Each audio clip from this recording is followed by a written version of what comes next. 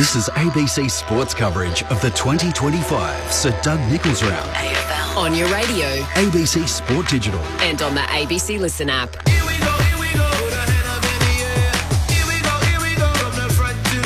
Welcome to Saturday Night Footy under the roof of Docklands. The Kangaroos might have their best chance to beat the Magpies in the last 6 years with a couple of late outs for the black and white. There'll be no Bobby Hill tonight and there'll be no Scott Pendlebury. So all of a sudden the opportunities for Kangaroos fans making their way along to the footy tonight. Olif Markov, who wasn't one of the emergencies, comes in, and also Will Parker makes his way into the selected side. Markov will be the sub, as will Fisher for North Melbourne. Matt Clincher called the action for you alongside Lauren Borden tonight. Welcome to you, Loz. Thanks, Clinchy. It's great to be here. The second of the doubleheader here at Docklands. So they've shipped everyone out and then shipped the fans back in for tonight's game. But you're right, it's so exciting. I feel like North Melbourne have been close to Collingwood in these last encounters and just falling short. But last year's was an incredible match. There were so many highlights between marks and that 54-point comeback. So hopefully we get something like that tonight as well again. Absolutely. It was 14 goals to 2 in the first half, and as you may mention, the Kangas got out by 54 points, but Collingwood kicked 8 of the last 9 goals of the match to prevail by a point. It's always a good night when you have the AFL Games record holder Brent Harvey in attendance. Welcome to you, Boomer. Good evening, guys, and looking forward to watching my old mob against a pretty fit and healthy outfit, because the Kangas have been all right the last couple of weeks. Had a draw against Brisbane, obviously, a couple of weeks ago, and then the win against the Tigers. So up and about the Kangas. Can they do it again against a very, very good outfit? It is certainly a good challenge to see where they sit against the table-topping Magpies. Daniel Harford is with us once more. Coach, of course, of the year with the Blues in the AFLW. Welcome to you, Half. Great to see you. Good on you, Clinchy. Loz, great to be with you. Can't wait to work with Boom. I'll tell you, there's moments in your life you remember forever. and one of them was when I walked in. Well, when Boomer walked in, we were already here. He's like, we were here, and he walked in, and the chest was out, and the shoulders were back, and the chin was high. And I said, "What's happened, Boomer? Why are you so good?" He goes, "Because Pendles is out." He's out, and the record's safe for another week. He's sitting on that record hard as our man. Pendles is coming. Daniel's son. Outside of that, should be a good game. I wasn't late. I was actually outside having something to eat. I know you might have been a little bit late. No, sorry. I was coffeeing with Clinchy. Okay. So no Scott Pendlebury tonight, and no Bobby Hill, which is a great shame. But North Melbourne get Paul Curtis back, who served his 3-match suspension for that rundown tackle, which was deemed dangerous on Josh Sin of Port Adelaide. And the Kangaroos, as Boomer may mention, winners last week over at North Melbourne, and they had the draw the week before against the Brisbane Lions in Tasmania. As it's become the tradition of Sir Doug Nicholls Round, the players gather in front of us on the broadcast wing here, and we're about to have the official welcome to country, which Auntie Joy Pedersen is out there in the middle, and the players are gathering on either side of each other in interlocked. And this is very much a strong message being sent to the broader AFL community and to those about the contribution in which our First Nations players have made to this great game in which we love. So the big floodlights have been turned off, and we're all in readiness for the official ceremony to get underway. The Kangaroos sitting in 17th spot, 2 wins, 7 losses and a draw, while the Magpies are on top of the table with 8 wins and 2 losses, a chance to record a 3rd straight win for the Magpies. Let's head down to the ceremony. For an official welcome to country. Thanks very much, Courtney. It's great to be here at Marvel tonight on yet another special occasion for our First Nations round. I'm very honoured and very proud and feel very privileged when I'm here with our families that have come here for years, but more importantly our players, all of our players that are present here tonight, and you've gladly welcomed them as we've walked in. And I do want to thank the current players who are playing for us and continuing that legacy of their older brothers. It is just a fantastic night. I do want to start by acknowledging that I am the senior elder of the Wurundjeri people, and Marvel is a part of my father's country. I pay my respects to him, to all ancestors, elders and communities across this great nation and neighbouring islands. I also want to acknowledge that it is the 10 years of Sir Douglas Nicholls Round, and to say that as a man that I knew when I was a very little girl, such a gentleman, but also had that way of inspiring people to try and have us come together, and this is part of what he was.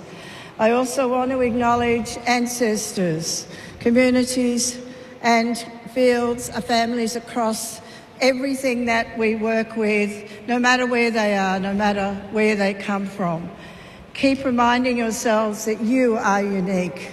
You have a place on this country and together with us. Also want to acknowledge that we have some young people with us tonight. This is a legacy driven by so many people, and because it's a North Melbourne game, I want to thank North Melbourne for putting this such a wonderful performance together. I feel very, very honoured. I feel very, very proud.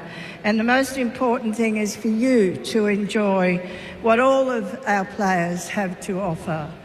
I've been, been around a long time, and I don't think I can ever wipe the smile from my face or tears from my eyes. And that's what Aussie rules means to me.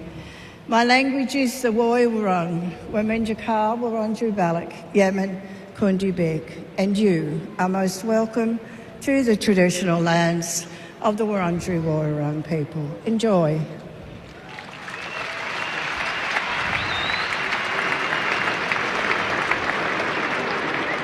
Thank you, Annie Joy, for that beautiful welcome to country. My deepest respects to you and your lands. I now would like to invite past, present and academy players from both North Melbourne and Collingwood Football Club to complete the gift exchange.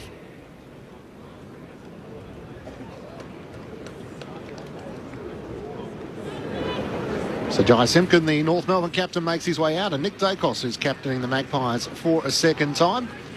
Exchanging Thank you, everyone. Enjoy the game. And we do have some of the past champions for North Melbourne, Daniel Wells and Byron Pickett, as a part of the ceremony. And Wally Lovett out there for the Magpies, and the NGA players that have been involved in the academy for Collingwood and North Melbourne as well. It's Saturday night footy on ABC Sport. North Melbourne taking on Collingwood. Just repeating those late changes. If you've just flicked on the radio, Bobby Hill is out due to personal reasons, and Scott Pendlebury is out through illness, meaning that Olaf Markov, who wasn't initially named as one of the emergencies, has been given permission to come into the Collingwood lineup. And also Will Parker, the former Victorian leg spinner, comes in for an opportunity to play for the black and white. It is just his sixth game and his first game of the season. Matt Glitch and Lauren Borden to call the action. Brent Harvey and Daniel Harford, your experts tonight. So on paper, Collingwood have been pretty strong so far this season, just the 2 losses. Those absentees, how much does it swing the possibilities as to what we might see tonight? Well, you'd think, obviously, the Magpies come into this favourite boomer on the back of what they've done for the year, as Clinchy said, 8 wins, 2 losses. But the last month of footy, we have seen a much improved North Melbourne Football Club. And even just the last 2 weeks, you go down to Hobart and they play the Brisbane Lions. They come up a draw against the reigning premiers. Now, it's familiar territory for them down there and not so much for Brisbane. So that's a factor, but they still play really well. Probably should have won that game. Last week, they hang on and they defeat the Tigers. The MCG get another win for the year. In the last month, Boomer, they're number 1 the clearance team in the competition, number 2 for contested possessions. So things have flipped. They've been able to get their hands on the footy around the contest, and that's given them a chance to get some territory, some forward half opportunities, and they've been able to go to work. Paul Curtis coming back into this team is a huge in, without a doubt. Like, he's had such a good year before that 3-week suspension, which is probably a little bit arduous anyway at the best of times. But anyway, we won't get bogged into that. So their source pressure has been really good. So they've adjusted something there. They've got a few different players rolling through. Harry Sheasel's playing forward of the ball more now, which I like, I must admit, playing as that sort of high half forward, comes up to the ball and gets back to goal as that deliverer, which you were the best at. And the Magpies are just the most ruthlessly efficient team in footy, and always have been. And this is the way they play. There's no doubt that North Melbourne's last 3 to 4 weeks have been much better. They need that. They need to show that consistently. Yep. I look at the Pies. I think Bobby Hill is a big out. His speed back towards goal, and that's the way Collingwood play, with speed on ball from half back. He starts at the middle of the ground. You see him running into open goals so many times. So I think he's going to be sorely missed tonight. Does North Melbourne do anything with the Dacos boys? And I say Dacos boys now because Josh deserves to be recognised as well. Nick's a sensational player. We all know that. But Josh just does what he wants out in the wing. He sits back as a quarterback, handball back. He ends up with 30 every single week. So it'll be interesting to see if North can do anything with the Dacos boys. Averaging 27.1 disposals, Josh Dacos, so far this season. The final member of our team is sitting in the front row tonight. Lex Pesher is with you once more. Welcome, Lex. Hello, guys. What a fantastic night for football it is down here. This is the biggest crowd I've seen at Docklands in weeks, I reckon. So it's getting really excited. The atmosphere's already building. We haven't even started. And sitting in front of me is Laura Kane. So what an evening to be at the footy. Absolutely, Lex. Keep a close eye on her as she watches proceedings so far tonight. So Collingwood don't play at Docklands all that often. North Melbourne get the chance to play here regularly. So can North Melbourne upset the ladder leading Magpies? We'll find out on Saturday Night Footy on ABC Sport. Here's Lauren Borden to get us underway. 1v17 coming into this round. North Melbourne and the Pies, and the umpire bounces the ball in the centre of the turf. Cameron just gets a touch to it, hand passed along, and it will be a free kick in the centre of the ground in the ruck contest to Tristan Sherry. Great battle that Cameron and Sherry, two real informed rucks. Sherry's probably the informed ruck of the comp. Sherry hand passes it back towards Hardiman, puts the ball inside 50 for North Melbourne off the hands of Larkey. Here's Curtis, return game, hand pass across to Wardlaw, tackled the moment that he got the ball from Allen.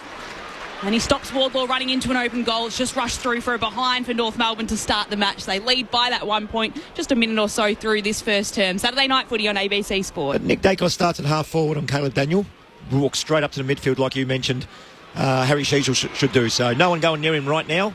He'll have a ton of it tonight. Collingwood transition from half back. Howe works it through McCreary up to half forward.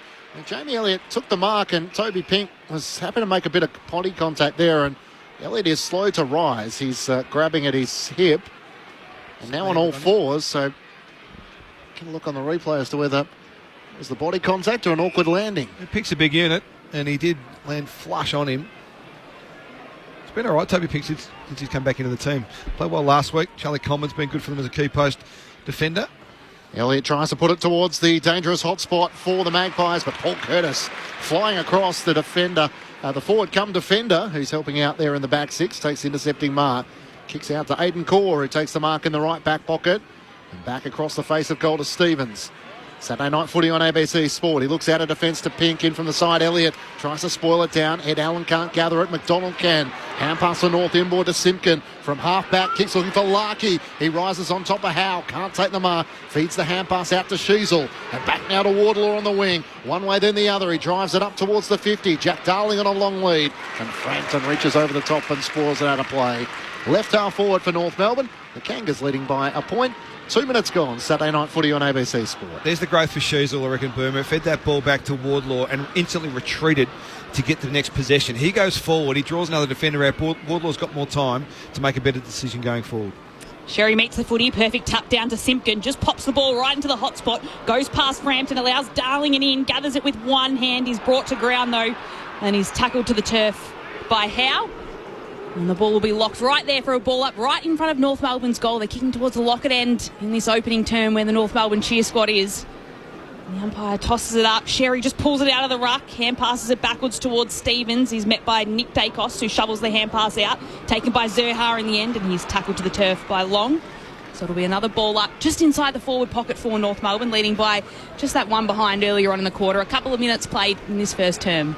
13 disposals to 6. The way of the Kangas is on the move as Paul Curtis, and he fends off Nick Dacos, but lost the footy in the end. Spills out towards Davey Uniacke and Allen, and off hands it goes out of play. A throw in the left forward pocket for North Melbourne. He's a threat early, isn't he, Curtis? He is, yeah. Very strong. You see, he goes always for the fend off. And North Melbourne set up really well behind the ball. Aidan Corr the +1. They'll just be looking for repeat inside 50s. Kangas have it inside 50 once more. As it's thrown back in, a shallow throw in which Sherry tries to slap it to the back. Quaynor gathers to Collingwood. Hand pass to Maynard. Kicks off the bottom of the boot. Up to Elliott at half back. Fires a hand pass out to McCreary and Collingwood away. Takes a bounce as he runs the wing. Tries to go a barrel up towards half forward. Awkwardly bounces in front of Pink and Myercheck. Pink takes it. Myercheck takes him. Throws him to the turf and the umpire says he'll ball it up. It's in the right forward pocket for Collingwood. Boomer. Interesting kick, wasn't it? Yeah, with the barrel. There's a barrel that didn't turn out to be a barrel and rolled a couple of times, but worked out all right. Well, no, that's where Bobby Hill would have been on the end of that one. Yep, good point. So Membry taps it out, Long as front position. He's driven down into the turf by Wardlaw. Ball spills out, McKercher grabs it. Hand pass comes out to Davies Uniacke. Dispossessed of the footy, back to Wardlaw. It will be called holding the ball. Will be pinned for it. Incorrect disposal. It'll be a free kick for the Pies right at the top of their 50. Ed Stevens running boundary side to LDU there before he got caught. Just feed that ball. Georgie Wardlaw's going to come off. Lex in front of you with the blood snoz. Yes, but also Jamie Elliott's come off getting some treatment, and Braden Maynard went straight down to the rooms hobbling. So a bit happening on the bench at the moment. Already had a few issues tonight. Pendlebury out with illness, Bobby Hill out for personal reasons, and some early injury concerns as well for Collingwood. As Long comes in to take his kick close to the boundary line, steps past the pain of 50. It's offline. No mark can be taken on the line. It's punched over twice, and Corr puts it through for the decisive one, just for a behind. So scores tied at 1 point apiece, 4.5 minutes played. Saturday night footy on ABC Sport. If you want to join us on the SMS, 0437 774 774 throughout the night. Caleb Daniel into Hardiman. Great searching kick up to the wing where Larkey takes the mark and Curtis is working hard. Chips it out in front of him at right half forward. Houston couldn't keep up. Curtis looks up. Zerha's on the lead. It doesn't get to him in the end. It's chopped off as Houston works his way back. Darcy Cameron gets the hand pass out to Lipinski at left half back for Collingwood up towards the wing. Parker couldn't get a flight in and the intercepting mark taken by Hardiman. Comes in more to Simpkin. Couldn't take it with one hand. Great gather by McKercher. Drives it towards the teeth of goal. Quaynor was waiting. He's in front of Sheasel and he picks it up for Collingwood. 1-2 with Allen. At right half back, Quaynor doesn't have a lot of options, so has to just kick a high ball as far as he can. McDonald's told to stay at it. Toby Pink says, I have it covered. That's great communication between McDonald and Pink. Knew exactly what was required there, both players. Good leadership from McDonald, but also Pink to call it. Pink retreats to Core, who then moves it to Davies-Uniacke. Pink retreats. He retreated by 40 metres. That was odd. And then it was just a chip kick to Davies-Uniacke, who's still defensive side of the centre square, and he goes back to Core in the defensive 50. This time he chips it forward towards Daniel, who marks. It's not 15, though, so he has to play on to Davies-Uniacke. They're forced to move it quickly through the centre. Davies-Uniacke kick is smothered by Nick Dacos, so the Pies will have it through the middle now. It's a kick inside 50 from Membry. He might just go all the way in himself, and he does. Oh, hit the post. Oh, it hit the post. It's just skimmed the right post after Membry went from long range. And just another behind for the Pies. They lead by 1 point. LDU will be wiping the sweat off his brow there. That was a bad error, kicking into Nick Dacos in the middle of the field.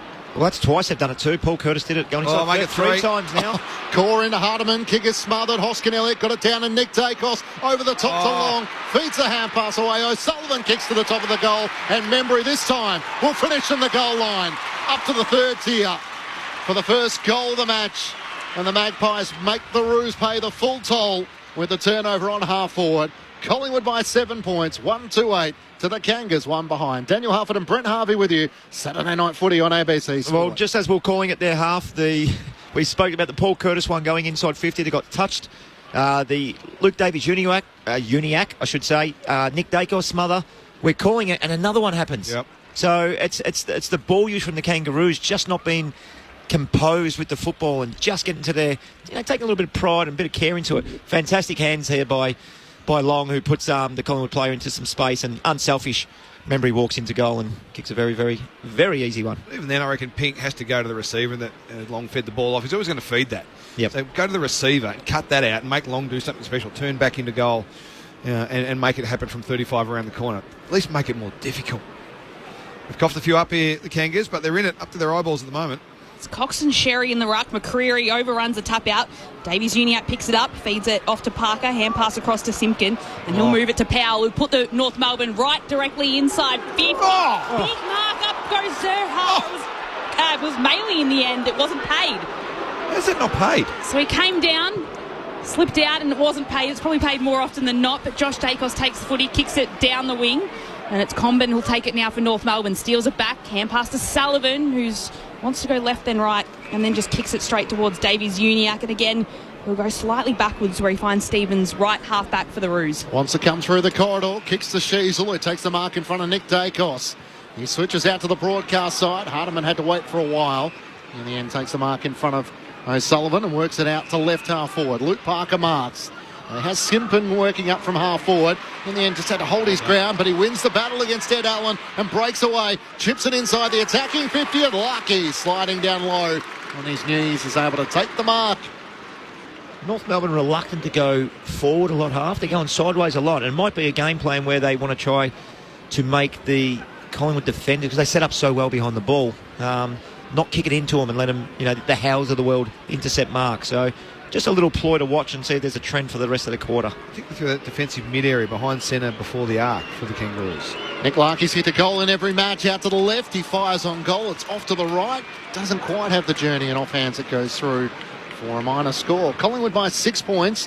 1-2-8 to North Melbourne. 2 behind. Saturday night footy on ABC Sport. So they're the things that they do have to get right tonight, the Kangaroos. Set shot opportunities, particularly from good kicks. They've got to make the most of them. Collingwood are ruthlessly efficient. Now chips it to Quaynor, removes the footy all the way right to centre wing. Players drop at in the packet, falls to ground. It'll be almost all wrapped up as Hardeman's taken in the tackle by Elliott and is in the end. The umpire will come and ball it up right in front of our broadcast position, dock side of the stadium. The second game at Dockland Stadium today. LDU pulls it out, fires off a hand pass towards Sullivan. He's got some pace and can pick it up cleanly, and he flares it out wide to Stevens. Again standing right half back for North Melbourne. I don't mind the theory, Boomer, of trying to make the Collingwood defence shift. But you've got to execute at half, and I'm not sure they're up to this execution game. Well, that's the challenge. Chips it across to Comben, who then just moves it forward to Davies-Uniacke, who's had plenty of the footy along that half-back line so far. He chips it to Sullivan, who marks on his hands and knees, and he's still defensive side of the centre circles. Looking around, and we'll find Hardeman kicking it laterally, so it doesn't gain any ground forward. Clear ploy to try and drag out the Collingwood defensive structure. And Hardeman will go long now here, kicking it right to left half forward, plays around the footy, it drops to the ground. Frampton, clever tap towards Josh Dacos, who was taken high and knew he was, so the free will go to Josh Dacos with Collingwood leading by a goal. I think there's another kick from that one there, half. You centre wing and you're kicking the ball that's landing right on the top of the 50. Yep. That's the rebounding zone for Collingwood. That's where they score launch from everything. There's got to be one more short kick, 20 metres, so the next ball goes into 30-25 out. Great call. Brent Harvey and Daniel Harford with you for Saturday Night Footy on ABC Sport. Josh Dacos off 29 disposals last week against the Adelaide Crows. Short to Quainer. Sends it up the wing in the direction of Cameron. It clears he and Sherry. Not officiating umpires blowing his whistle. Free kick going the way of the Kangaroos. Charlie Coleman is going to take it. Lex Peshier on the boundary. Good news for Pies fans. Braden Maynard has made his way back from the rooms. He looks okay. He was in a bit of discomfort, but he's at the front of the bench, so good signs. Thanks, Lex. Coleman kicks the Kangas up towards half forward. Darling has a good sit. He rises on top of Billy Frampton in a 2-on-1 and takes the mark for North Melbourne at left half forward. 2 kicks out from goal though. Darling's thinking he might poke it into the pocket. He sets it in the direction of Larkey, and Finbar Maley in the end. Neither can get a fly out of it. It was too slow. Nick Larkey had the 1-on-1 that he wanted. All he had to do was put it to his advantage. He waits 3, 4, 5 seconds, goes in, the ruckman gets down, marks. Collingwood by 6 points as Cox kicks out towards half back. Hoskin Elliott had to sit underneath it. And in the end, Darling and Luke McDonald make the spoil. A throw in at left half forward for Collingwood. The Magpies with the only goal of the match through Tim Membry. They're 1-2-8 to North Melbourne, 2 behind. So it looks as though at this stage, Boom, I reckon, if it's not really fast transition, they're going to hold the ball up after centre, close to goal, and wait for numbers to get them represent, so that at least they can try and lock it in and reset. Davies-Uniacke with the clearance straight inside 50 for North Melbourne. Left forward pocket. Quaynor picks it up and he's taken in a tackle by Curtis and Darling, and there'll be a ball up about 30 metres out from the Kangaroos' goal. I reckon that Darling kick is the highlight of that. That really does signify it. So Cox and Sherry tangle right down to Luke Parker. Fends off Allen, then hand passes blindly behind him. Perryman takes it for the Pies. His hand pass is dispossessed. McKercher takes it this time. Shoves it on his boot to get some distance towards goal. Howe punches it over the line. And it'll be a boundary throwing now, about 10 metres around from the left behind post. North Melbourne still yet to score a goal so far in this opening term. We've played 13 minutes. Collingwood ahead by 6 points. Saturday Night Footy on ABC Sport. We talk about opportunities. 8 inside 50 to the Roos now, to 4 to the Pies. Got to score here now. Only had the 1 tackle as well, Boomer. The Kangas is thrown back in. Sherry takes out of the ruck. Tries to go himself. A left-footed snap. Clears the goal line over Isaac Quaynor and Jack Darling. Tristan Sherry trying to make a statement early here. And it gives the Kangas a chance to draw level here. 1-2-8 apiece. An imposing start from the Kangaroos ruckman. Brent Harvey and Daniel Harford, your experts on Saturday Night Footy. Well, I don't think that's going to happen all night. I'd be surprised if that was the formula they're after. The ruckman out of the ruck in forward 50, left foot snap around the corner. That's a beauty from Sherry, and he's had some sort of season to date. But what they did do was keep it in their forward half, Boomer.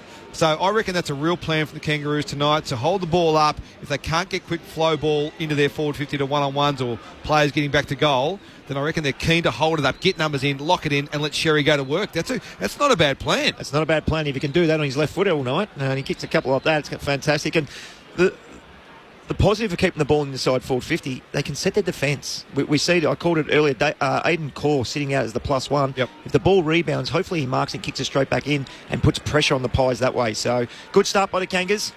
Problem is Sherry's on the bench now. So scores locked as Cox taps it out. Wardlaw picks it up, hand pass to Parker, who's driven down in a strong tackle by Long. It's long going in after it for the Pies. Darling picks it up. He's wrapped up and will have a ball up. So we head down to Lex Pesher on the boundary. How good was the atmosphere when Tristan Sherry kicked that goal? They're up and about. And great song. Half can sing it for you if you want. They, Jersey boys? No. Frankie Valley. Sherry Baby as it goes.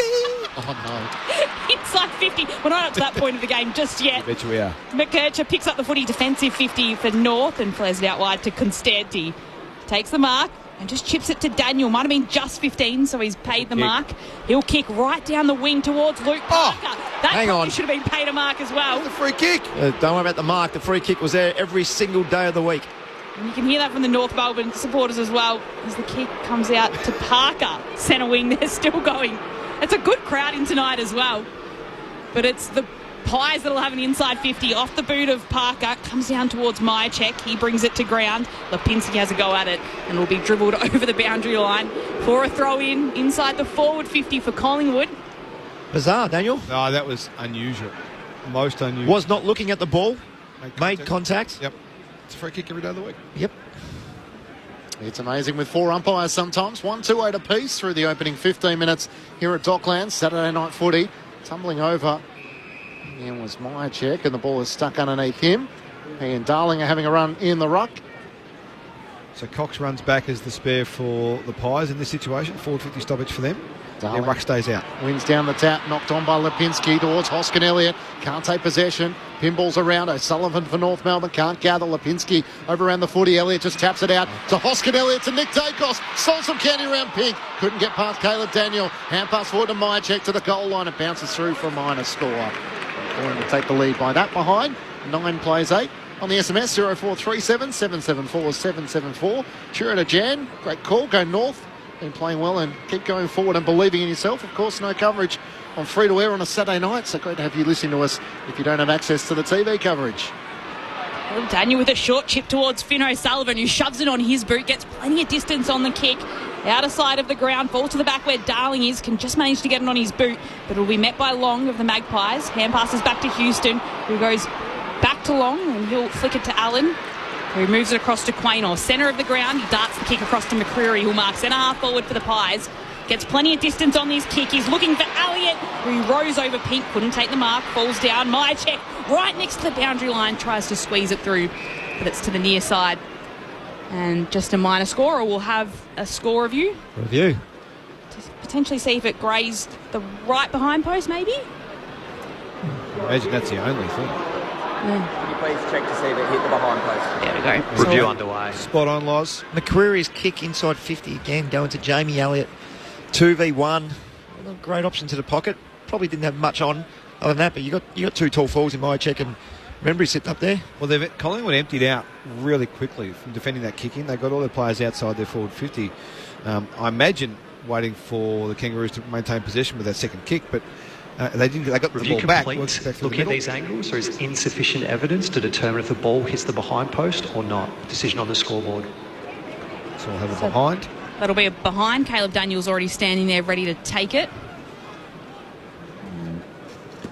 It'll just be one behind then for the Pies. Their lead moves out to 2 points. 1-4-10 Collingwood playing North Melbourne. 1-2-8 Saturday night footy on ABC Sport. Caleb Daniel brings the Kangas back into play. The kick in clears Combin, and in the end Zerha takes it out of play. Curator Rick from Mentone, who's listening on 0437 774 774. Listening with the Collingwood family in the car. Go Pies. And hello from Joanna, who's walking the Camino in northern Spain.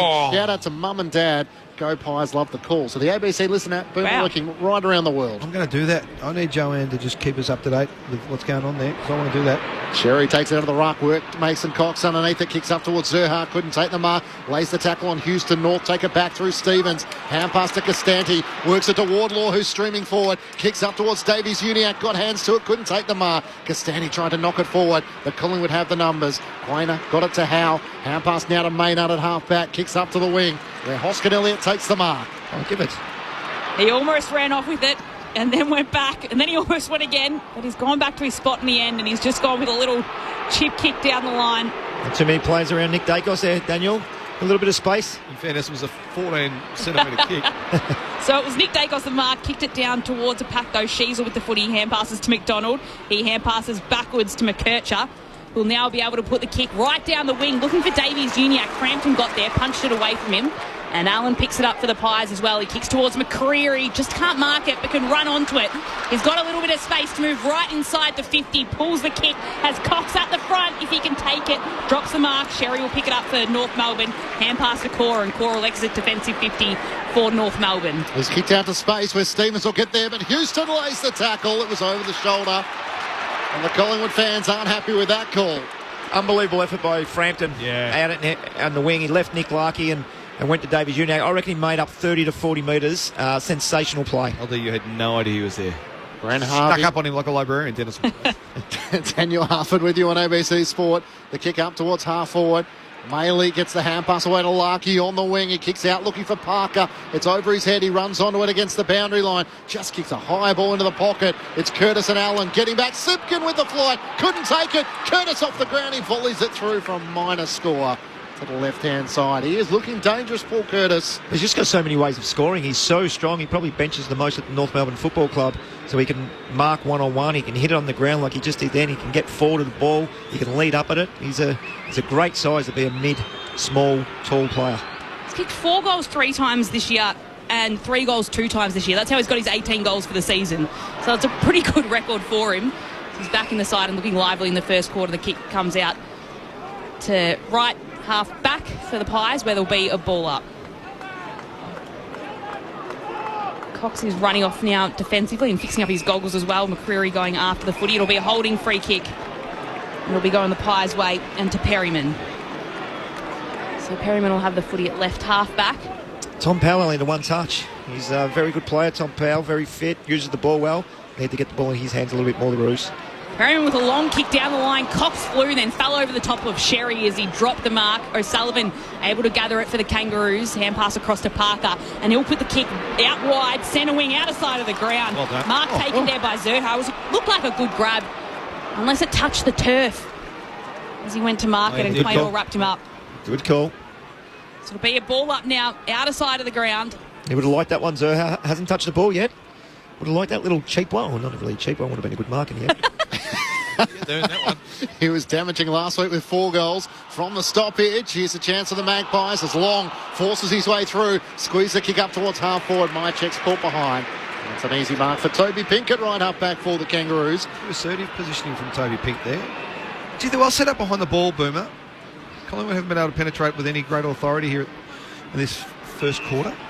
Back to Caleb Daniel, back inside the defensive 50 for Luke McDonald, and now to Colby McKercher, a true centre half back. He kicks out to Comben. He marks at left half back. Lex Pesce on the boundary. Braden Maynard has come off in clear discomfort again. You know he's just going to try and fight through because that's the kind of player he is, but he looks really uncomfortable at the moment. There's the acting captain for Collingwood last week. Lex, thanks so much for that. Kicks up towards half forward. And Frampton makes the spoil from behind for Collingwood. Spills out to Costanti. Little toe poke forward, but only as far as Josh Dacos at Collingwood. Hand pass to brother Nick. One way, then the other away from Costanti. Back to Cameron. Back to Nick Dacos. The captain tonight with no Darcy Moore. Up towards Mason Cox in a one-on-one. Comben brought it down. A little toe poke from Powell. Got it back to Daniel. Hand pass to Hardiman. Kicks up towards half forward. Marley! Big fly again on the back of Darcy Cameron. Couldn't hang on. It spills down to Simpkin. A centering ball looking for Zerha. Up with one arm. Fended off Quainer. Couldn't tame the mark. Curtis front and centre. Kicks towards the goal square. Great defending. Billy Frampton got back once more and denies Nick Larkey at the top of the goal square for Collingwood as he kicks out to Josh Dacos in the back pocket. Billy's having some moments. He's having some very important moments for the Pies in his first term. Josh Dacos with a bounce before he kicks it out to centre wing. Daniel can run onto it, just tries to tap it behind him. Myercheck's there for the Pies though. Hand pass to Will Hoskin-Elliott close to the boundary line. Lipinski gets the footy, hand passes it over the top back to Myercheck. Hand pass to Sullivan, left half forward for the Pies. He should be holding the ball and it will be free kick North Melbourne. Great tackle. Sullivan wrapped up and gives us a chance just to check in with Lex Pesce down on the boundary. Yeah, that's it for Braden Maynard. He is done for the day at the back of the bench with the warm-up jumper on, so Oleg Markov comes on as the sub. Rightio. It's a blow for the Pies. Where the ball is worked up to half forward and Cam Zerha takes the mark. So North Melbourne kicks up towards Simpkin. Juggling mark taken by Darcy Cameron at left half back. So no Bobby Hill, who was out tonight through personal reasons. Scott Pendlebury was a laid out as well through illness, and now Braden Maynard is off injured in the first quarter. The Pies are the few challengers here. As Josh Dacos in the back pocket receives it, works it up to half forward, where Ned Long marks into the middle of the ground. Houston had to wait a long time, and challenging the other way was O'Sullivan. He was able to take the mark. Down pass of the run of Jeremy Howe. Kicks up towards Mason Cox. Was he dragged down by Coleman? He was. Collingwood take the advantage. Jamie Elliott kicks to the teeth of goal. Myercheck up. Can't take the mark. Pick desperately defending, and the umpire says it's a behind. There's the even upper. Oh, sure you can do that. What's going on here? Has the rule changed midweek? It might have from last night, maybe. Is there a memo that I didn't see? Toby Pinkers crashed face on into Brodie Myercheck, who was going up for the ball. And a did minus not look. score. Collingwood by 2. Blanchie did not look at the ball once. Unbelievable. Front on contact. Even Stevens, I suppose. Just another issue the umpires are having this year. As Hardiman kicks it from left half back right down to Larkey, who marks the footy and is tackled a little by Frampton afterwards. But Larkey has it just in front of the North Melbourne interchange bench.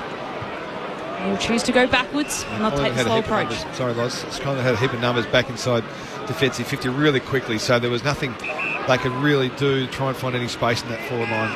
So McDonald had the footy and then chipped it out towards Powell. So what they don't want to do now is go long to the top of the arc, like Boom was talking about. Yeah, there's one more kick. There's one more kick.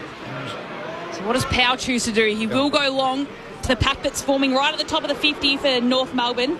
Bailey got a tap down, but it's taken though by Cameron of the Pies. Hand pass to Josh Dacos, then got it back. Hand pass across to Houston. He's kicked and bumped as he's kicked it away. It gets down to right half back for the Pies. He's just pushed over the boundary line by Perryman and will have a throw in. So that's the growth opportunity for the coach's box, I reckon, at quarter time. When they're held up just behind centre wing, don't go long, find another one. Get to the corner of the square, just behind that, and then get it inside 450 over all the numbers. They need to launch from 70 to 80 out, not 80 to 90. And that's what they're doing at the minute, the Kangas. Sherry front position got a hand on it just to bring the footy to ground. It's anyone's ball as Simpkin takes it and he's then taken to the ground by 3 different Pies. And the ball will be locked up at left half forward for North Melbourne. We'll have a ball up. Pies ahead by 2. Steak and egg, bacon and cheese, just traditional meat pie, 3 different pies. Sherry wins down the tap. Quick kick by Sheasel. Curtis thought he had the mark. The umpire plays, or waves play on. The umpire will ball it up 45 metres out from North Melbourne's goal. Both sides happy to play a loose in defence. It's Josh Dacos for Collingwood. It's Caleb Daniel for the Rouge. Sherry wins down the tap. Serha trying to struck the footy. Can't do so. Wardlaw through 3. He can't find an avenue through. He is playing like a man possessed so far, George Wardlaw. As it's thrown up, Cameron and Sherry spills down the way of Quainer. Kick towards half-back. It's gathered by McKercher for North. Quick hand pass to Sheasel, to Powell. Now Wardlaw tackled, dispossessed. Ball spills out to Sheasel. Play on's the call. Hand pass to Hardiman. On the left drives North Melbourne into attack. Maley can't get a flight at it. Billy Frampton, another great mark. He's been good. Isn't his confidence continuing to rise? The Premiership Pie, who got called in to play on Harris Andrews, takes a good mark just millimetres out from his goal. Collingwood by 2. Billy Picking he is. And Frampton, long kick out as well. He's got Cameron there, and in the end, flying at the back was Membry. Couldn't take the bounce, picked it up. Couldn't take the mark, picked it up on the bounce. Hand pass across to Allen, who hand passes it to Long. He weaves around his opponents and he kick towards the centre of the ground. At the back was Myercheck, who just punched it down. Gets the footy back. Hand passes to McCreary, who's running towards 50. He won't go all the way. He'll drop it towards Elliott, who marks directly in front of goals. Beautiful ball use. The most important kick in football, Daniel, the inside 50 kick. McCreary had the fortunate to have a little bit more time than normal. I thought he was going to take a bounce, but Elliott reset back towards goal and just hit up. Easiest kick in football when you're on the run. So Jamie Elliott, the small forward, will have a kick after the siren. There's only been a couple of goals in this quarter so far, 1 to either side. And with Collingwood leading by 2 points, it'll give them a nice buffer at quarter time.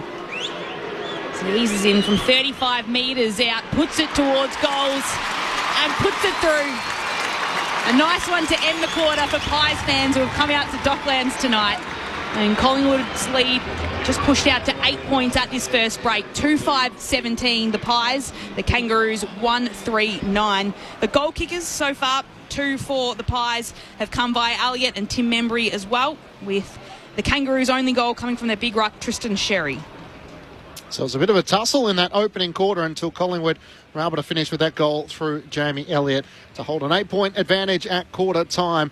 Earlier today, it was the Brisbane Lions who defeated Hawthorn by 33 points, 14-9-93 to the Hawks 8-12-60.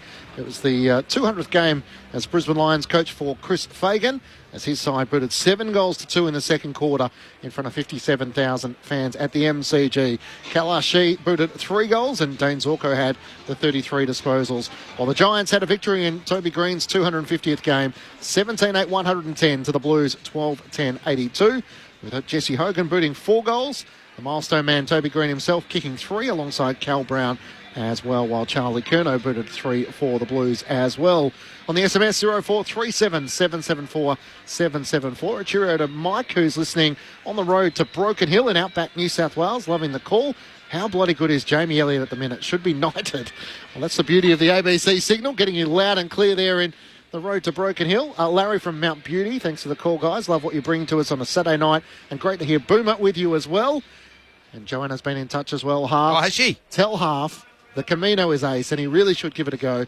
900 kilometres in 38 days walking. Wow. Well, my wife and I, we've got a mission to do a few of these things. We did Machu Picchu a couple of years ago. We've got Mont Blanc coming up some stage. We'll do Kilimanjaro. Camino is going to be next. Stop well, it. It's not next. It's going to be on the list. What a life. See how the other that's half over live. that's the next 20 years. We'll see how the other half live. I've got 20 years to do this. This is what happens when you're Daniel Harford.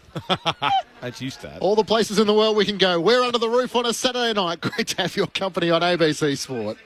ABC iView covers every angle. Insiders, Who will govern Australia for the next 3 years? swingers, Swing voters are where all the action's at. and Gruen Nation. You can trust me. ABC iView, always free, always informative. This is the Sir Doug Nicholls round. On your radio, Sport Digital and the ABC Listen app. Core into Hardiman, kick is smothered. Hoskin Elliott got it down, and Nick Dacos over the top to Long. Feeds the hand pass away. O'Sullivan kicks to the top of the goal, and Membry this time will finish on the goal line. Up to the third tier for the first goal of the match.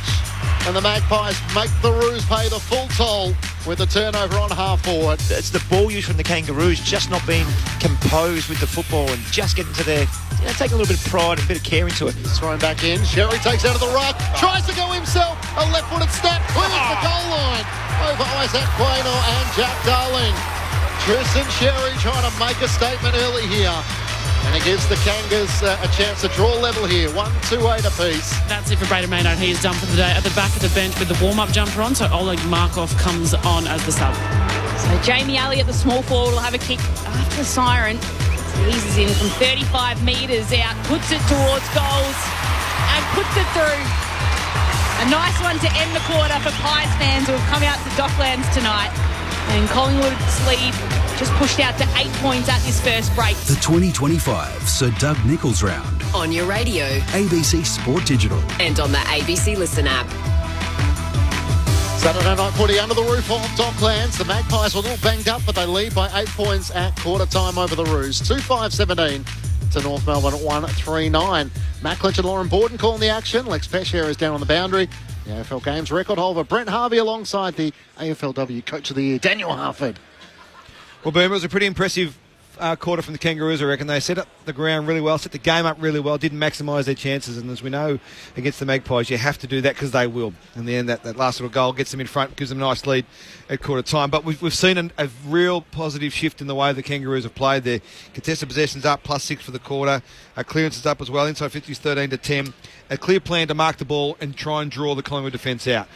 The problem with that, as you rightly said, is going to be able to execute that all night long against the pressure that the Magpies come forward with. They just can't constantly come forward towards the kicker, towards the runner, and make a decision. So that's going to be their challenge. They've been found wanting a little bit, but they've taken a lot of the strength and the power away from some of the key playmakers of the Magpies. You look at all the stats getters in that first quarter. They're all defenders from both teams. They're the ones that are owning the game at the moment. Yeah, you're spot on. The other thing too, 7 scoring shots of the Pies to the 4 to the Kangas, but you mentioned the 13 inside 50s to 10 Pies way. Last week, the Pies went inside 50 34 times to 62 Fremantle and won the game. Yep. So they need to give the forwards more ball. 10 tonight, it's not a lot, but it's a start. So they need to give more. The other thing with the Kangas, and we talk about their launch where they're launching the ball from. They're going sideways, they're going backwards, but then they're kicking the ball from centre wing. The ball's landing 40 to 55 out. That's where Collingwood want the ball to land, so they can get all their score launches from back there. So North Melbourne have to find one more kick that goes, I think you might have mentioned, to the corner of the square thereabouts, then can go inside 15 to 30 out. That makes a huge difference. They are set up well behind the ball every time Collingwood look to kick it out. We mentioned Aidan Corr set up there a couple of times, so doing a lot right, the Kangas. They would be very disappointed with that last goal by Jamie Elliott. It was just too easy. A beautiful contest by Myercheck, who probably deserves the pat on the back for that goal, but doing a lot right. Hopefully they can continue and hit the scoreboard a little bit more. Brent Harvey and Daniel Harford with you for Saturday Night Footy on ABC Sport. Tony also on the SMS, 0437 774 774. Driving through the French countryside listening to the game. How about that from Tony? Pies. I'm sure that's on your bucket list as well, Half. No, that'll be next year. I love that it gets to May, June, we get all the European texts coming in. Yeah, Everyone's headed over to Europe. That's great. Yep. Good John luck to you, in West Footscray asked, why is there a double header at Docklands tonight? Hey, yours guess is as good as ours, John. Another one coming up in round 17, I think. Yep. They'll have a double header again at Marvel Stadium, at Docklands. Second quarter underway. It's the Pies who lead by 8 points. Cameron won down the stoppage, but a free kick going the way of Jai Simpkin. Alongside Nick Dacos at that start of the quarter. Hand pass to Luke McDonald. That's a spiralling ball inside the attacking 50. No mark claims. Sherry becomes the tackler with support from Costandi. And the footy is locked to the chest of Will Parker. The late inclusion for the Magpies. So he's playing his 6th game of his AFL career. Also seeing William Hayes on debut, the Western Australian. Hand pass to North Melbourne comes out to Jai Simpkin. Feeds the hand pass back to Caleb Daniel. Inside 50, Lucky. In front takes the mark of Billy Frampton. Only about 20 to 35 metres out from goal, but directly in front. I don't want to say it. He hasn't kicked well tonight, but he won't miss this, Big Larks. This is what he does. No. This is his bread and butter. I'm telling you, 35 metres out, he'll just kick it over the man on the mark, over the guy standing on the line. Won't go over the fence. SMS machine's about to blow up if he misses it. 23 goals of the season for Nick Larkey to try and get the Kangaroos going in this second quarter. And he sends it straight through the middle. Just a minute into the second quarter. Collingwood's lead is cut from 8 to 2. Daniel Harford and Brent Harvey, your experts. Saturday Night Footy on ABC. No commentators curse there. That's what he does. That's his bread and butter. 35 out, directly in front. Does not miss them once. Well, what they've done, the Kangas, we talked about this at the start of the game, Boomer, with the last month and being the number 1 clearance team in the competition. They've shown a real strength in that area tonight. They've got field advantage many times on the back of it. Just centre clearances, they're 3-0 up for the game, so that suggests that they've got a pretty good system going on in there at the moment. If they can continue that, they'll get opportunities. That was just a quick kick forward in the end from Daniel, who they retreated the ball back to the back of the stoppage. At least he got himself in the right spot. Quick kick forward and put a bit of pressure on the Collingwood defence. Poor old Billy Frampton wasn't able to save that one. So Nick Larkey extends his run of a goal every game this year. Last didn't kick a goal in round 25 of last season, as he kicks the most recent for North Melbourne and brings the margin back down to 2 points the Pies' way. As Long takes the footy, hand passes it to Josh Dacos. He'll flick it down towards Perryman. Luke Parker does well to stop him from picking it up, and he'll be pinned for it. So Minor got him low on the legs, and it'll be a free kick to Perryman of the Pies, who can just dab the kick towards Josh Dacos. Play on, wasn't 15. He spins around and will put the kick inside 50 for the Pies. It was on the chest of Hayes, spilled out straight to Sullivan. He'll have a shot at the goals and pops it home. So the turnaround from the free kick down to Sullivan, who scores the goal, and it's a very quick reply for the Pies to stick the margin back out to 8 points. 3-5-23 Collingwood, North Melbourne 2-3-15. We've played 3 minutes in this second term. It's Saturday Night Footy on ABC Sport. I absolutely love that you can do anything on the goal line. You can pick him up, put him over the fence. You can do whatever you want. We've got luxury of the replay up here, but just a little push on the North Melbourne player pushes him into tomorrow, pretty much. But we have seen 2 of them in general play tonight, so it doesn't matter. But just a bit of scramble play, bit of chaos ball there for the Pies. Short little kicks, and that's what put pressure. That's what puts the defence under pressure. Constant ball movement. Nick Dacos was burnt by his brother and by Sullivan in the same passage of play, and was filthy till it went through. Lachie Sullivan in his 6th game for the season. His 3rd goal As a hand pass comes forward from Jai Simpkin, who got it from the restart in the middle of the ground. Knocked out in the end by Parker to Sheasel. Inside 50, Lucky had a big piece of it. Not paid the mark as Frampton knocks it down. Allen has to fire a hand pass out to defensive halfback. It's picked up by McKercher for North. Hand pass away to Zurha. Kicks towards the teeth of goal. Darling used his body well, and it's going to bounce through. The most incredible goal. Wow. Have a look on the replay of this one.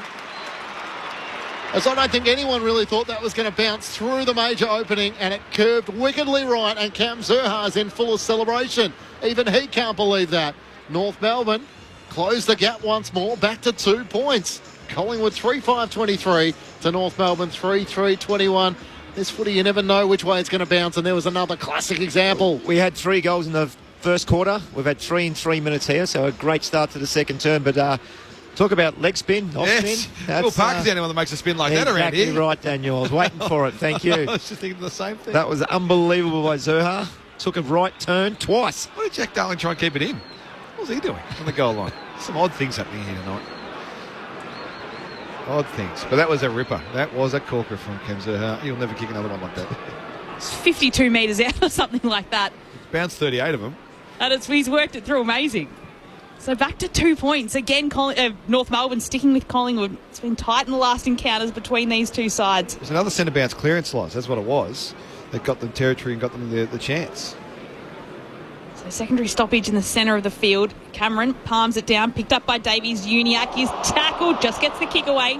It'll be Powell will have to run onto this for North Melbourne. He does. Hand passes it to Pink.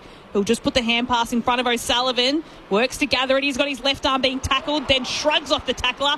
Dodges forward, dodges back, and chips backwards towards Pink. It won't be 15. And again, North Melbourne will retreat as the hand pass comes to Powell, and he'll work it to his captain, Simpkin. Centre half back, hand pass across to Daniel. He'll flick it into the centre of Dockland Stadium where Parker takes it and then chips the kick just slightly forward to Davies Uniacke. North Melbourne looking to set themselves up here. He kicks out wide to McKercher. Somebody get it to Darling, for goodness sake. And they build inside 50. McKercher's kick dinks inside 50. And it'll be a mark to Constanti of North Melbourne. And they'll have a shot at goal, looking to put 2 in a row on the board for the first time tonight. He's been important, Boomer. Luke Parker. What's he had there? Inserted himself into the contest in the midway through the first quarter. This quarter already he's been really prominent through the middle of the ground. A couple of clearances. Yeah, he's had the 6 touches to date. 4 kicks, 2 handballs. Impact. Jacob Constanti has played every game this season from 48 metres out. Will not make the distance or the accuracy either, and in the end it's tapped through for a behind. Just you got to know your distance. So he's kicked there from 48, I think you called, Loz, and it landed 5 or 6 metres before the goal line. You've got to know your distance. If you can't make the distance, that ball cannot land where it landed. Either drop your eyes and hit someone or put it at the top of the goal square. Brent Harvey and Daniel Harford, your experts. Matt Clinch and Lauren Borden calling the action. Lex Pesher is down on the boundary. Howe brings it into Allen. Kicks up towards half forward. Core tries to fly over the top of Myercheck. It spills off hands. In the end, Caleb Daniel is going to be penalised for insufficient intent. All right, change the rule. Been tackled. Just change the rule. The last person to kick it or handle it out is opposition ball. And Harneman forwarded the contest, which was trying to get it to, whilst being tackled.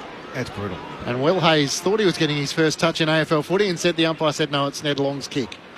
So he has it in front of the 2 benches. 5 score involvements for him as he kicks up towards the 50. Myercheck and Cameron's there off hands. It's gathered by McDonald. He's tackled and brought down by Elliott. Great show. Spills out to Pink. Kicks a long ball to halfback. Big fly from Wardlaw, but behind Curtis. Takes the mark.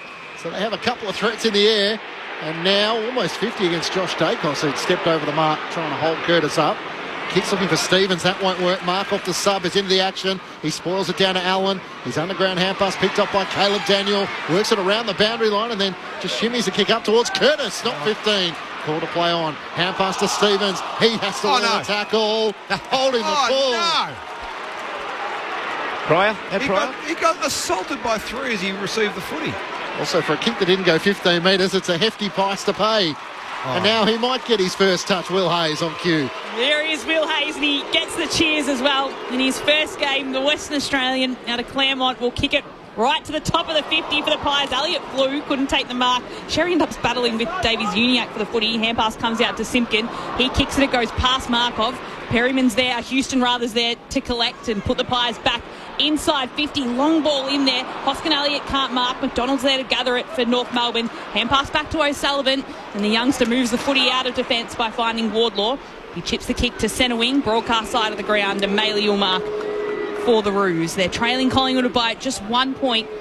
8 minutes played in the second term. Finbar Maley inboard to Caleb Daniel. Goes short to O'Sullivan. He's between the centre circles and centre half forward. He's going to switch into the middle of the ground where Toby Pinker's pushed forward. He feeds the hand pass away to Powell, who chips it over the top to Jack Darling. He's worked a long way up the ground at left half forward. It looks like he's playing the open side forward role where he's just trying to drag out Collingwood's open side defender and create some more space for the narrow kick. Darling puts it long towards Bailey, Sherry, Larkey. Cameron was knocked down before the ball was in the vicinity. And we'll get a free kick. Darcy Cameron in the right back pocket for Collingwood. Yeah, Paul Curtis just checked his run on the way through. So Darling needed to get that ball in there anyway, because Darcy Cameron was nearly probably going to take the mark if he had got to. He just needed to get the ball in. Stop wasting time and give Larkey the one-on-one that he needs. He's a bloody good player.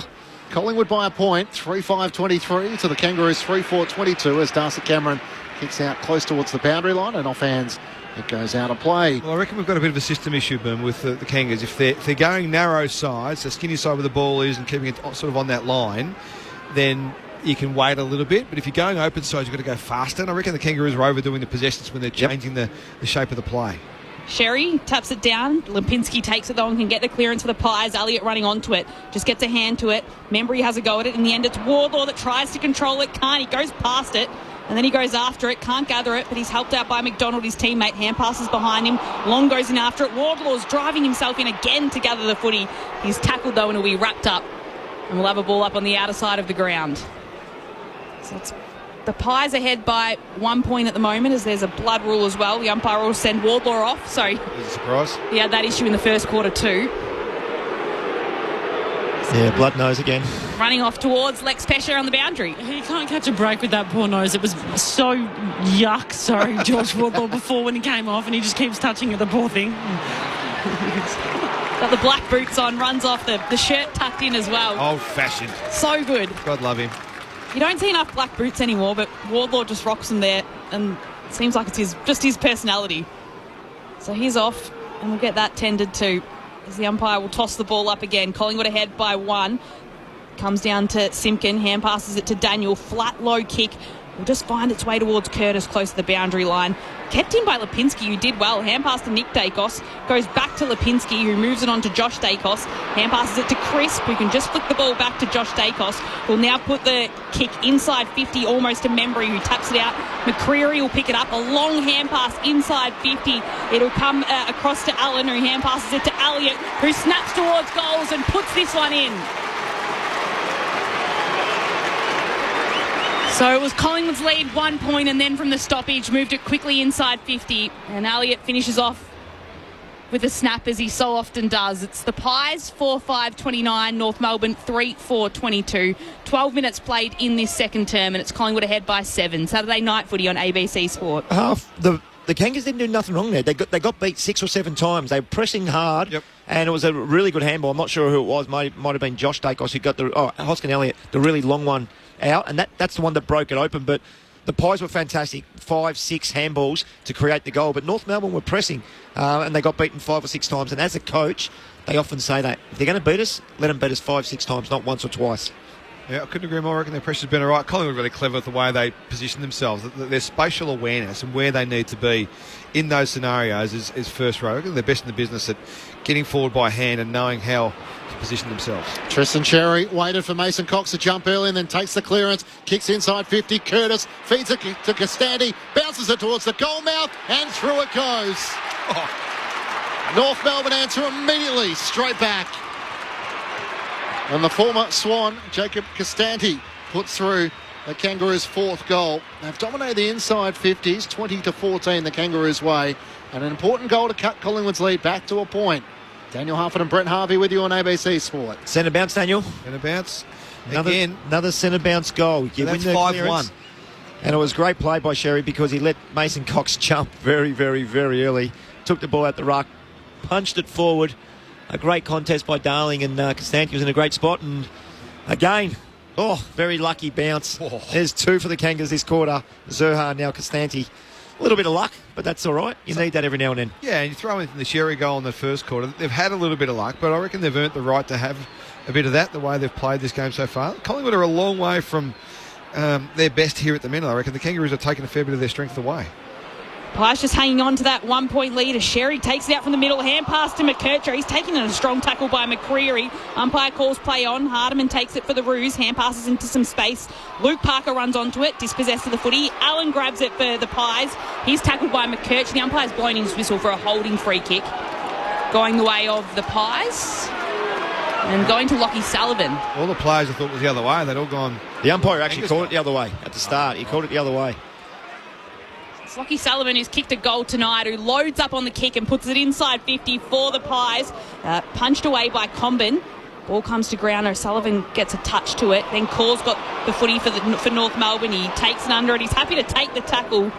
And the umpire will finally cross his arms and will ball it up just inside that forward pocket. It's Collingwood ahead by 1 point, 14 minutes played in the second. Saturday night footy on ABC Sport. Spills down the way McKercher, who knocks it out to Davies Uniac. High ball towards halfback. It won't quite get to Finbar Maley, who came charging down. Lucky tries to knock it out. Tackled by Lipinski. Hand pass forward in the end for the Pies. It works out to Billy Frampton. Top of the centre square. Kicks along towards Myercheck. 2-on-1. Clears Jack Darling in the end. Trying to get back to help Toby Pinky. Failed to get a glove to it. And out of play for a boundary throw in the right forward pocket. I thought that was the first time Jack Darling ever tried to spoil the ball in defence. The way he went about that. Collingwood 4-5-29 to North Melbourne 4-4-28. The Pies lead by 8 points at quarter time. Jamie Elliott has a couple as it's thrown back in. Knocked away in the end by Jack Darling for North in the back pocket. McKercher might have given away a free kick. Sliding into the back he has here. And the free kick is going to go the way of Harry Perryman. Hard against the boundary in the right forward pocket, who just peels himself off the Docklands turf. It happens 100 times a game these days. In the back isn't seemingly not a rule. But I'll put one out there. The former Giant in the right forward pocket. With no Scott Pendlebury tonight. Bobby Hill missing for the Magpies, and Brandon Maynard subbed out in the first quarter with a foot injury. They need some of their senior players to stand up. Perryman in the right forward pocket looking to thread the needle. And misses to the right-hand side and a minor score. Collingwood doubled their lead. It's a 2-point advantage. 16 minutes gone, second quarter. Saturday night footy on ABC Sport. 36,468 people here today for GWS v Carlton. What do you reckon? More tonight? Yes.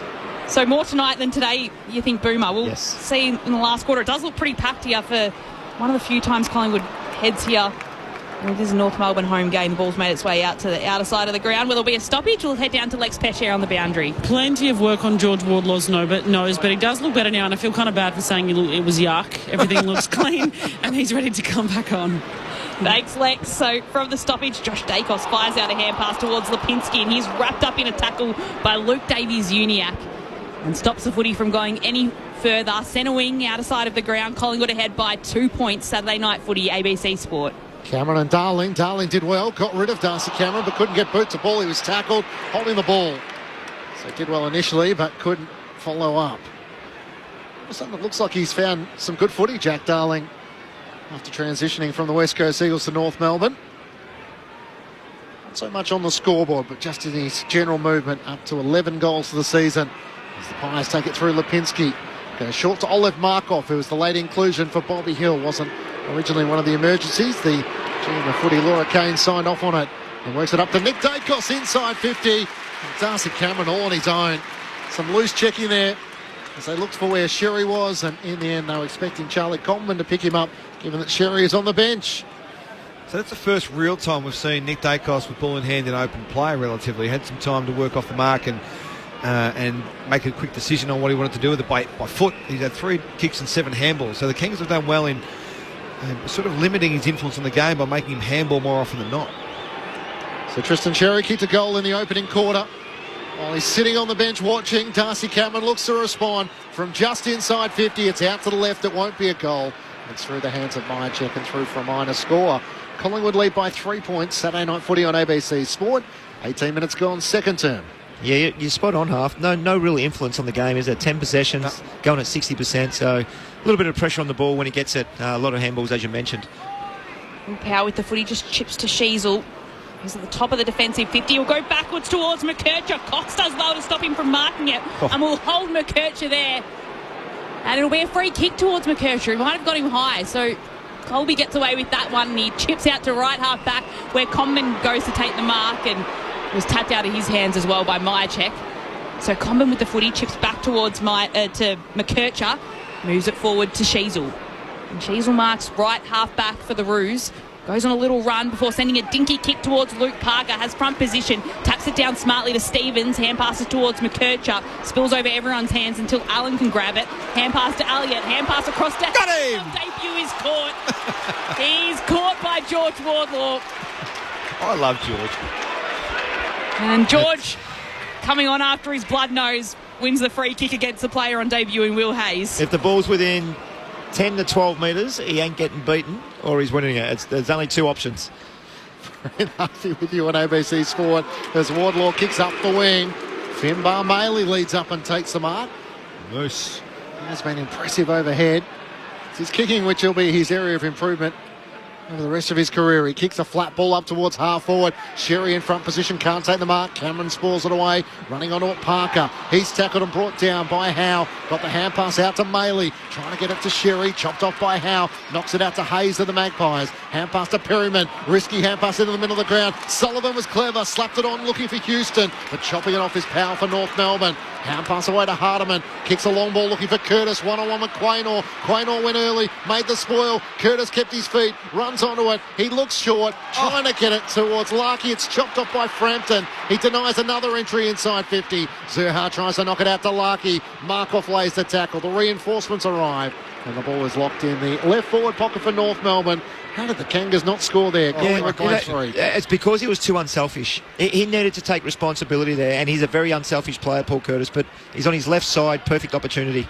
Still got a chance here. Ball tossed out. It's pulled out by Sheasel. He just kicks towards goal. It's across the face, and that looked like it bounced out of bounds on the floor. It might have touched the line. Still had two blokes in the corridor though, Boomer.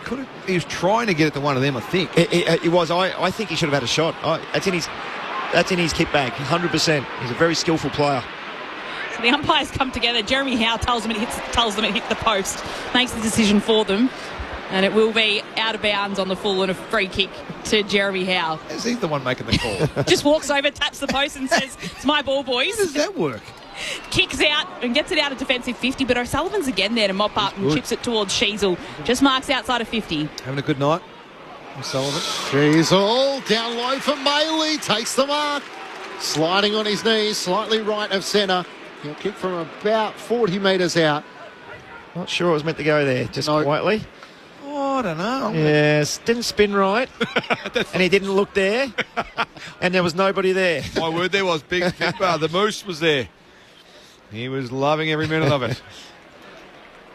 So a chance to put North Melbourne in front.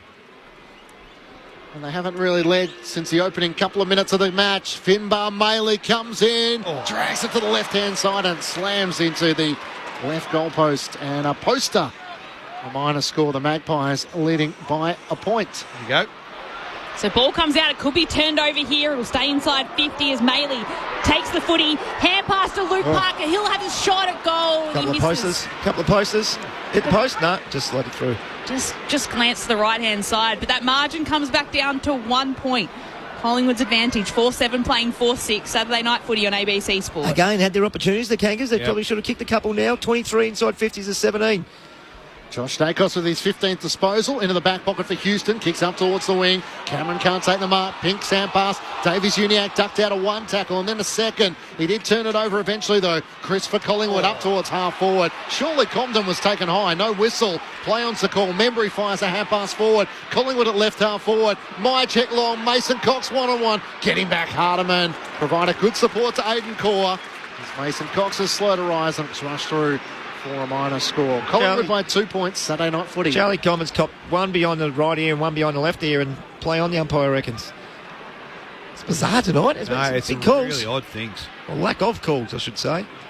North Melbourne working around the outer side of the ground. Hardiman kicks down towards Larkey. He was taken high. The umpire will stop it this time. Hallelujah. It was a late call, though. It was. There was an extra second there. It was an out of zone umpire that called it. Umpire Matty Nichols, who I went to school with, missed that one right in front of him. There you go. He was never liked at school. That's not true. I'll make that up. Where was that? Parade College? You betcha, the home of champions. Oh, no. He was a good fella. Still is. You're backtracking now. No, I was trying to be funny. Kicks to McDonald and he flares it out to Stevens, who will put North Melbourne inside 50 as Jai Simpkin runs into some space in the right forward pocket. And Simpkin will tuck his mouthguard in and have a shot from here. It's a tight angle, about 35 metres out. Part of the Diamond Creek brethren. Boomer, you don't mess with those boys. The old the Creekers. Down there today. Don't mess with the Creekers. A little bit of boxing down there today. Who were you punching today? Yeah, it's little Nick, the coach down there. He's punched me a couple of times too. I'd love to do that. So Jai Simpkin skips in, lets loose with the kick. It's a good-looking kick, and it is there.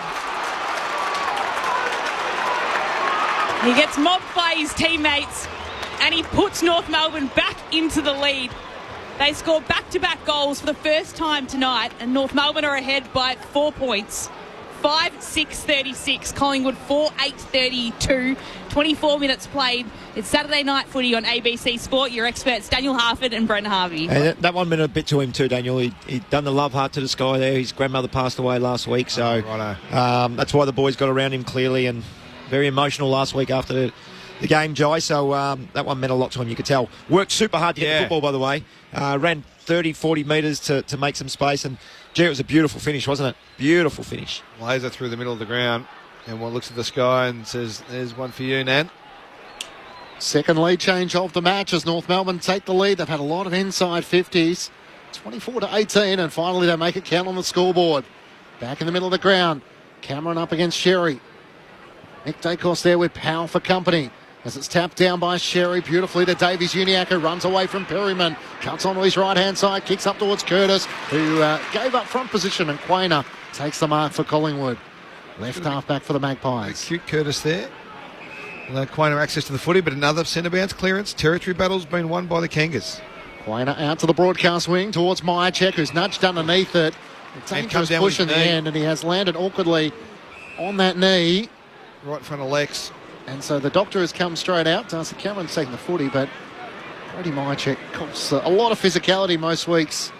And he's once more trying to hobble back down to the forward line. Now, the doctors might want to bring him off here, and he will eventually have to concede. We have held the game up for this, just by the way, as a reference. It's more a limp on the left knee than any concussion concern, but the Kangas lead him by 4 points. He makes his way to the bench. It's been pedantic, but he didn't come off through the gates then. He's about a foot outside the gates. I like it. Darcy Cameron kicks Collingwood up towards half forward, where his opponent's in ruck. Tristan Sherry takes the intercepting mark at right half back. Matt Clinch and Lauren Borden calling the action. Lex Pesce on the boundary. Daniel Harford and Brent Harvey, your experts on ABC Sport. Back inside the defensive 50 as Hardiman looks to switch out to Luke McDonald, who marks at left half back. Fantastic, Hardiman. Give us a real drive out of the half back line for the Kangas tonight. It was up to 13 touches so far tonight.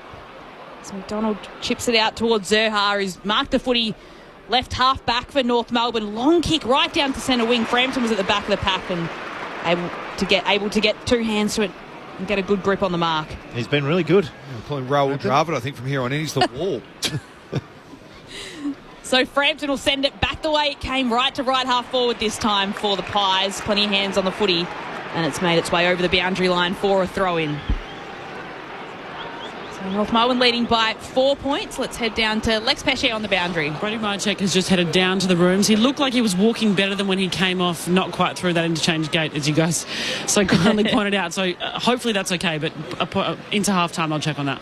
Thanks, Lex. So Maynard already off with a foot injury, the sub made, and Oleg Markov on for Collingwood as the ball comes back in and Simpkin grabs it, hand pass to McDonald, and he flares the kick out wide just into plenty of space. It's Crisp that'll track it back. He's got Stevens closing on him, but Crisp has time to gather, collect, and just chip the pass to McCreary. McCreary has it centre wing. Collingwood trailing by 4 points. Sides against going to Nick Dacos, who's the acting captain tonight without Darcy Moore. Drives it long inside 50. Billy Elliott with a big fly. Can't take the mark. Harry Sheasel front and centre. Dacos still winching. He's doing the arms are out, aren't they? Tonight? He's the captain. He's got to be a little bit careful of that. I haven't seen that from Nick. Coaches don't like that, Daniel, do they? Not in front of the bench either, just by the way. Just getting a little frustrated as Mason Cox and Tristan Sherry tangle. Sherry gets a hand pass out. It's pinched by Long, though. Hand pass to Hoskin Elliott, who jags it on the right boot and misses to the left-hand side. North Melbourne lead by 3 points. 28 minutes gone, second term.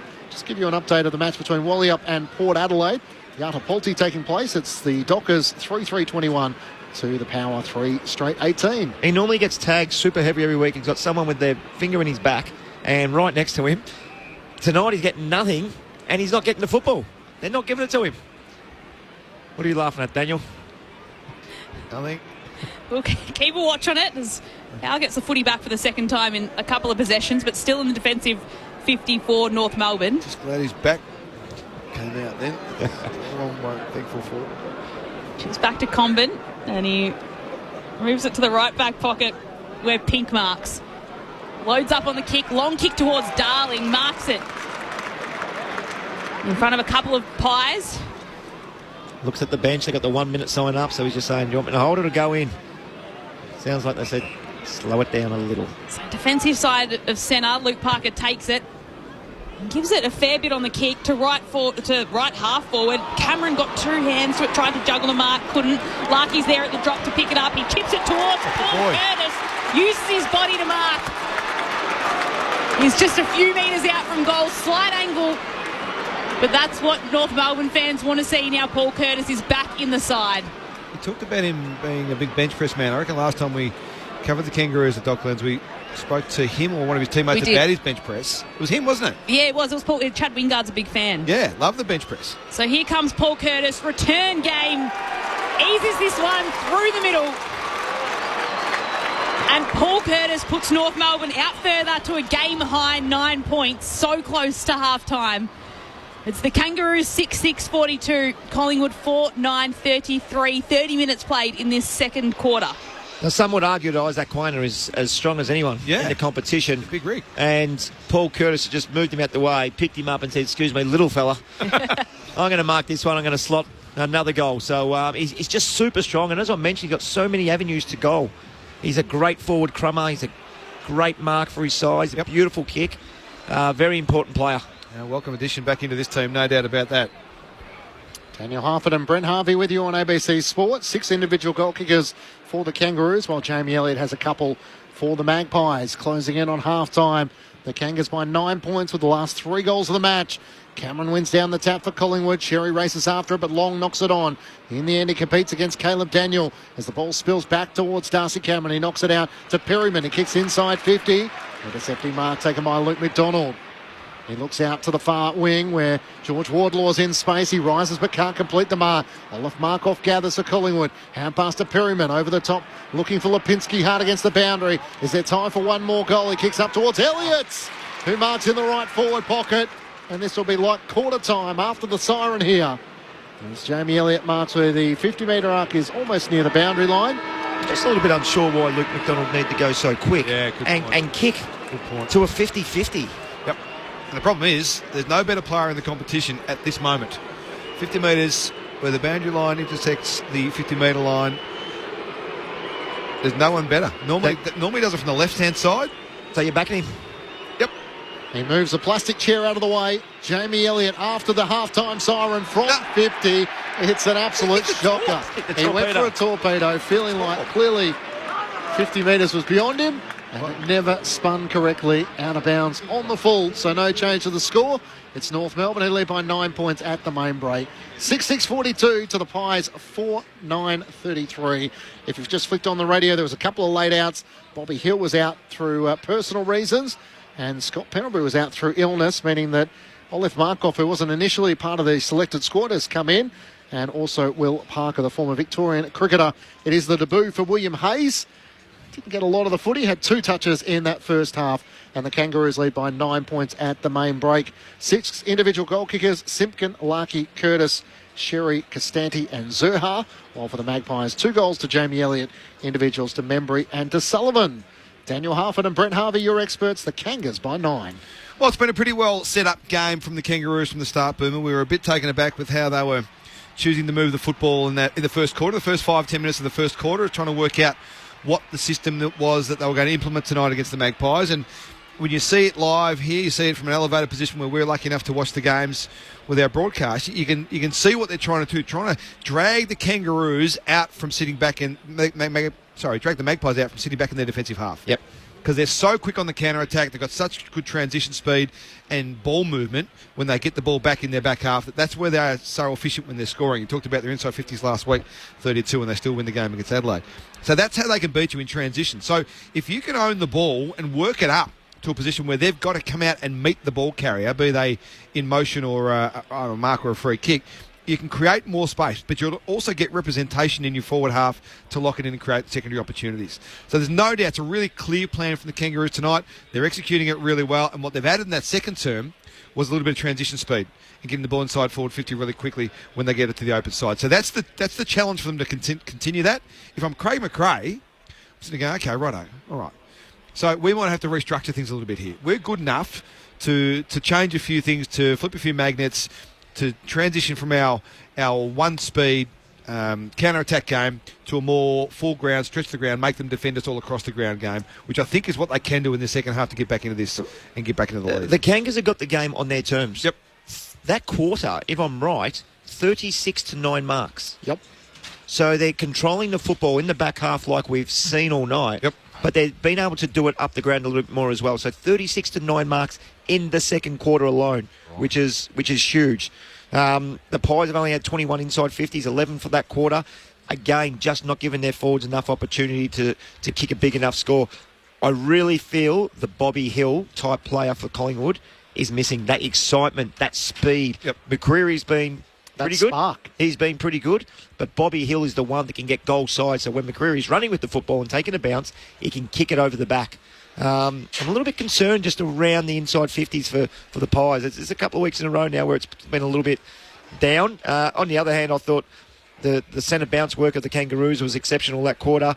And Luke Davies-Uniacke, who has had the 7 for the quarter, it just felt like so much more. He was breaking and getting the ball into space. I thought he had an outstanding quarter. So they might have to look for something like that. And we mentioned Nick Dacos, Daniel, just having the Con Brits a little bit. Yes. With his teammates. He had the arms out a number of times saying, just give me the ball. Yeah. And you know what? I don't blame him. You're a bloody good player, mate. Collingwood, he's won so many games for you. Just give him the football. He'll get around someone. He'll do something. He's one of the best kicks inside 50. He's got great decision-making. When he's on his own, give him the football. 3 disposals for the quarter. Nick Dacos, just the one kick. It was an inside 50 where Darcy Cameron had a shot on goal 45 metres out. And nobody going near him. Like, he's not getting tagged here. Yep. It might be a team defence. They might have something around that, but there's not one player going to him. Braden Maynard has been subbed out of the match with a foot injury in the first quarter. Olaf Markov came into the match, and it's the Kangas who lead by 9 points at half-time. Of course, Collingwood have won the last 5 between the two sides. And the Kangaroos have only won on 2 occasions against the Magpies in the last 11 years. So trying to upset the team on top of the ladder with 8 wins and 2 losses. Or I should say the Brisbane Lions have just jumped above them with victory earlier today. If we can go back to this time last year, 54 points the Kangas were up by at half-time. We had a premiership reunion here. I was sitting next to big Mick Martin, and every guy will kick him, we'll cheersing, and then we got carried away with ourselves. 54 points down, they come up and won the Pies. So fairness, hopefully... I reckon you're a bit stiff late in that game. Yes, but hopefully the Kangas can hold on for a little bit longer than they did last year. Yep, Collingwood kicked 8 of the last 9 goals of the match, come storming home to win by a point. Meanwhile, over in Perth, it's Wally up Fremantle, the Dockers, who lead 3-3-21 to Yatapolti Port Adelaide 3-1-19. Mitch Georgiadis has a couple of goals for the Power. Saturday night footy on ABC Sport. We'll pause for the moment from Docklands and bring you the latest from the ABC newsroom.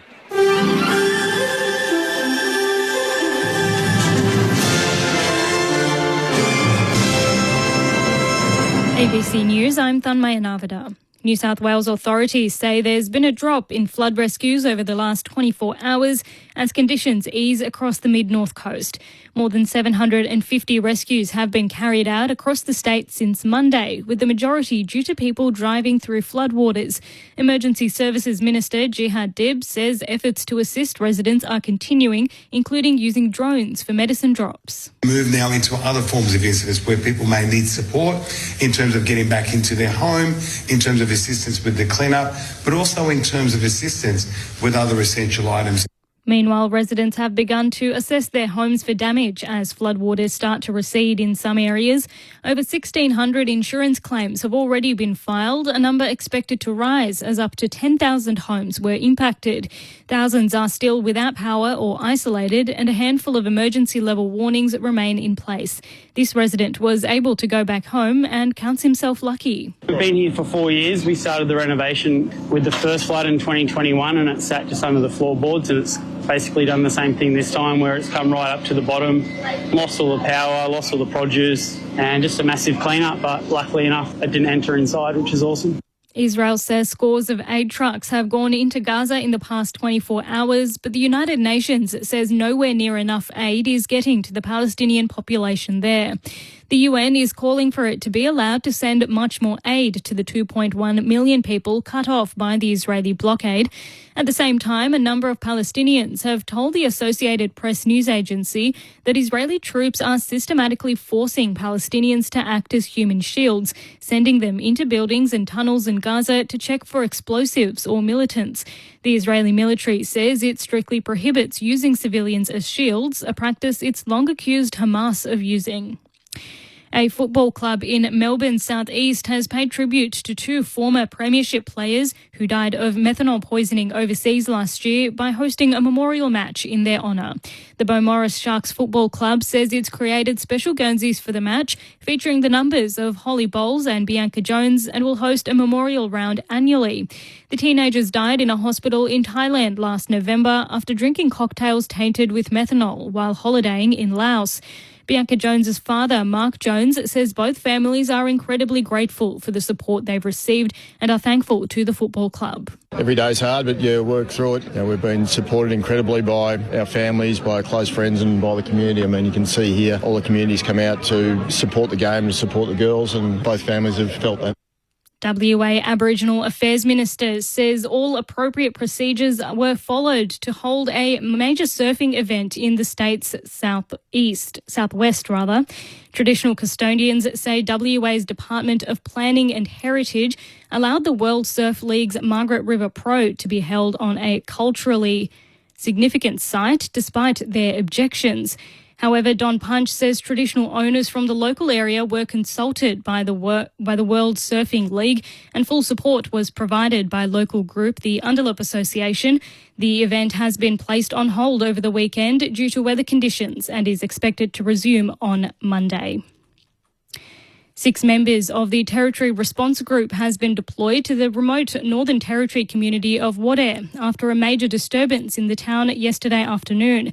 Isabella Tolhurst reports. Police received reports of a disturbance outside of a Wadeye childcare centre around 4:15 yesterday afternoon. As the 3 officers left the station to respond, they were approached by a group of 30 people, allegedly armed with bows and arrows, steel rebars and window louvers. 2 men allegedly threw the steel rods at the police car, piercing the windscreen and bonnet. The officers retreated back to the station and the group allegedly began rioting, throwing things at the building. The officers were unharmed. No arrests have been made yet, but 6 TRG members have been flown out to assist. And in sport, men's tennis world number 3, Alexander Zverev has revealed his plane was struck by lightning while en route to the French Open. The 28-year-old says the plane, which was also boarded by Czech player Yuri Lehechka and American Brandon Nakashima, was forced to do an emergency landing back in the German city of Hamburg. Zverev says the lightning strike was largely uneventful, other than delaying their arrival into Paris. You're up to date with the very latest on ABC News. For more news at any time, download the ABC Listen app. The ABC Listen app has it all. The British and Irish Lions Tour of Australia, Wimbledon, the World Test Championship, and West Indies versus Australia. Oh, and did I mention we're doing the footy every weekend? ABC Sport on the ABC Listen app. Storytelling is highly important because it really connects people. I think it's nice to be inside the story. To bring people to my eyes. ABC Radio. This is the Sir Doug Nicholls round. On your radio, Sport Digital and the ABC Listen app. Feeds the hand pass back to Caleb Daniel. Inside 50, Lucky. In front takes the marker, Billy Frampton. Only about 20 to 35 metres out from goal, but directly in front. I don't want to say it. He hasn't kicked well tonight, but he won't miss this, Big Lark. This is what he does. No. This is his bread and butter. 23 goals for the season for Nick Larkey to try and get the Kangaroos going in the second quarter. And he sends it straight through the middle. Just a minute into the second quarter, Collingwood's lead is cut from 8 to 2. Allen has to fire a hand pass out to defensive halfback. It's picked up by McKercher for North. Hand pass away to Zurha. Kicks towards the teeth of goal. Darling uses his body well, and it's going to bounce through. The most incredible goal. Wow. Have a look on the replay of this one, as I don't think anyone really thought that was going to bounce through the major opening, and it curved wickedly right, and Cam Zurha is in full celebration. Josh Dacos will now put the kick inside 50, almost to Membry, who taps it out. McCreary will pick it up, a long hand pass inside 50. It'll come across to Allen, who hand passes it to Elliott, who snaps towards goals and puts this one in. Tristan Cherry waited for Mason Cox to jump early and then takes the clearance, kicks inside 50. Curtis feeds it to Costandi, bounces it towards the goal mouth, and through it goes. North Melbourne answer immediately, straight back. So here comes Paul Curtis, return game. Eases this one through the middle. And Paul Curtis puts North Melbourne out further to a game-high 9 points, so close to half-time. The 2025 Sir Doug Nicholls round. On your radio, ABC Sport Digital. and on the ABC Listen app. And it is the Kangaroos who lead at half-time by 9 points, 6-6-42 to the Magpies 4-9-33. Matt Clinch and Lauren Borden calling the action. Lex Pesce down on the boundary. Daniel Harford and Brent Harvey, your experts on ABC Sport. The Kangaroos trail by 8 points at quarter time. Jamie Elliott has a couple for the Magpies, while 6 individual goal kickers for the Kangaroos. Earlier today, it was the Giants who recorded a victory in Toby Green's 250th game. They prevailed by 28 points over the Blues, 17-8-110 to the Blues, 12-10-82. Jesse Hogan finished with 4 goals, Toby Green with 3, and Cal Brown with 3 as well. Charlie Curnow booted 3 for the Blues, while the Brisbane Lions had a 33-point victory over the Hawks in a top 4 shaper.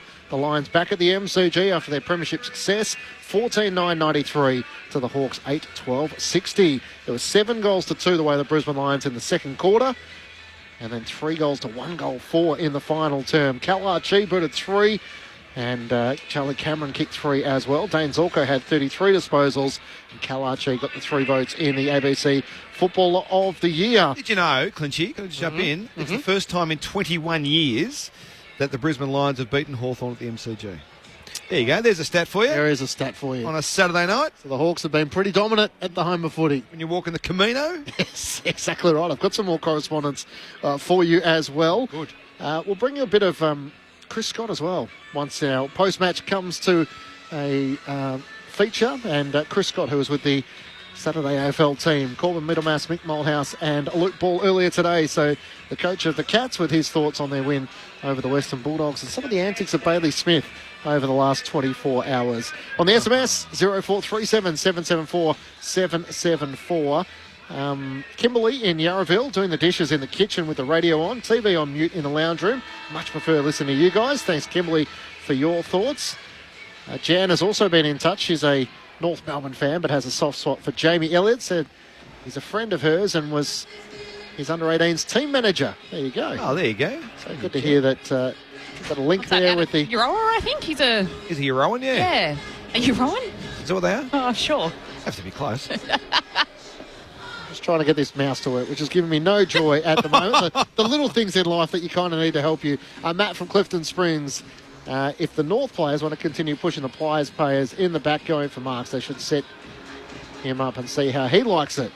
So I'm not sure if that's to any particular player. There was a bit of pushing and shoving going on in the marking contest. Who's that man from Birdsville that texted in earlier? Yep, Mark from Upway is on the Kangaroos tonight. Cheerio to Christine and Coxie from Launceston in Tassie, loving the footy talk. And Joe has been in touch, driving around County Kerry, home of Gaelic footy and origin of one of our many Irish Aussie rules footballers, listening to the call. Go Pies. He's normally in Poowong North, of course, the home of John Newcomb, but he's in Ireland at the moment. Well, the AFLW players have come out of County Kerry in recent years too. It's a very strong program.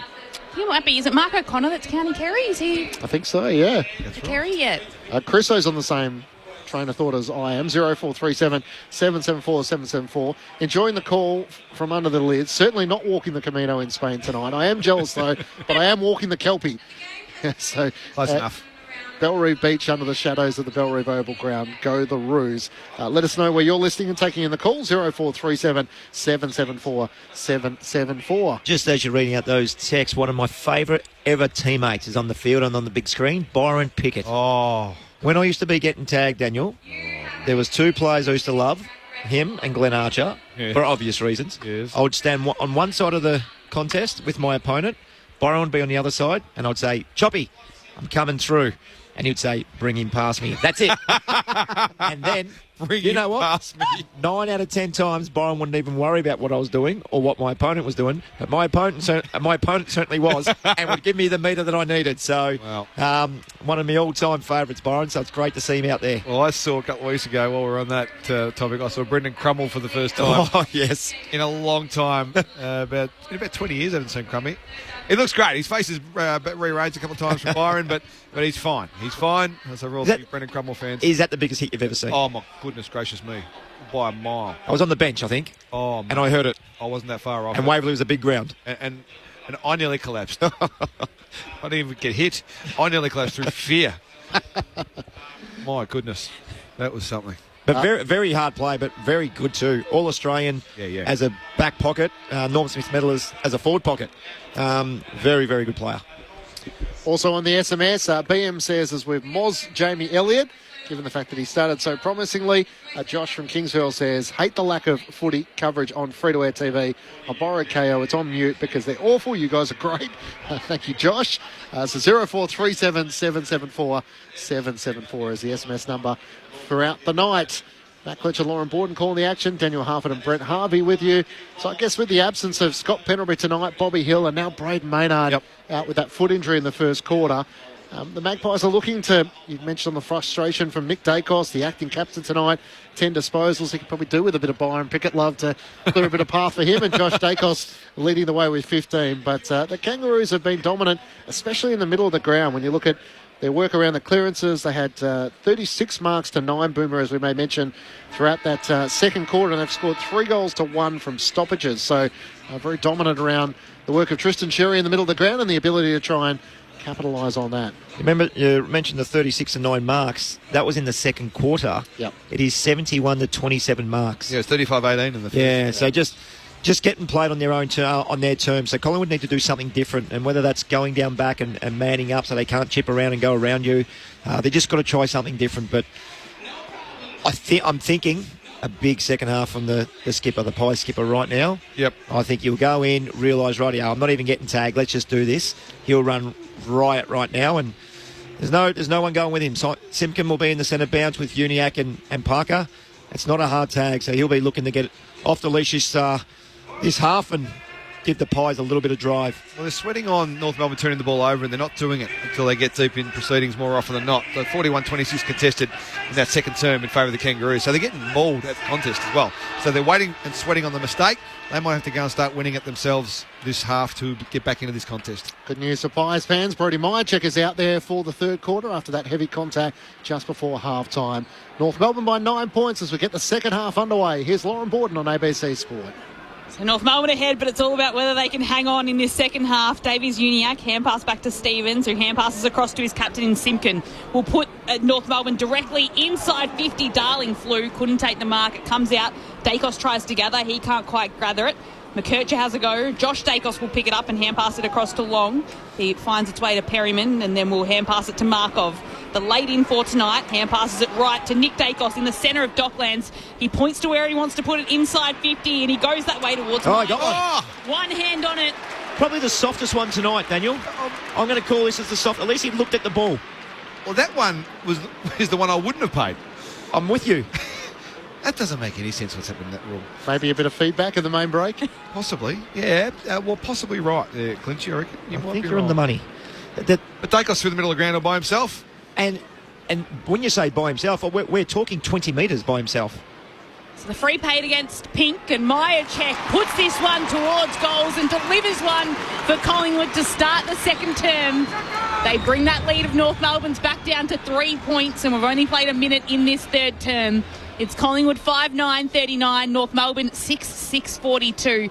3 points Kangaroos lead that they're holding on to. It's Saturday night footy on ABC Sport. That's what I didn't want to see from the Kangaroos. The team defence on Nick Dacos has been okay, but you don't let one of the best players in the competition have 20 metres. He literally walked into the forward 50 before he kicked it and put it in a fantastic area for Myercheck. And in the end, that free kick's a little bit bizarre because it's nowhere near as bad as the other ones.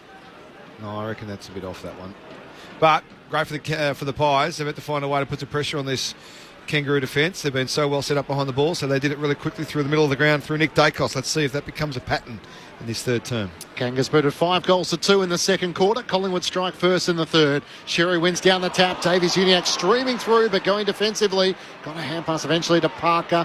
Hand pass away to Simpkin. To McDonald, who panicked, trying to give it back to Simpkin. Chopped off by Nick Dacos, who blazes out to the right forward pocket. And it bounces over the boundary line for a throw-in. The difference between the Kangas and the Pies right now, and it's obviously a very good game of football, but the Pies put the handball into space and create depth, as you mentioned earlier in the first quarter half. Kangas are giving the ball just a metre away and putting their direct teammate in under fire from the Collingwood defenders. Yep. Brent Harvey with you on ABC Sport. Myercheck gets it down to Jamie Elliott in the right forward pocket. He curls it this time through for a goal.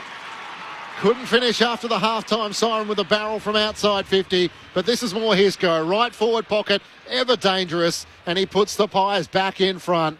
Collingwood by 3 points, 6-9-45 to the Kangaroos 6-6-42.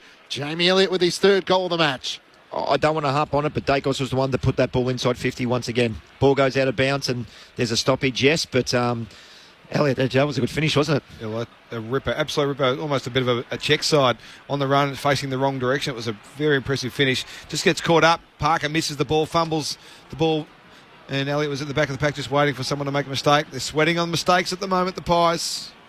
Alexia Pescier on the boundary. Guys, George Wardlaw's making it too easy. He's got his whole face strapped now. He does too.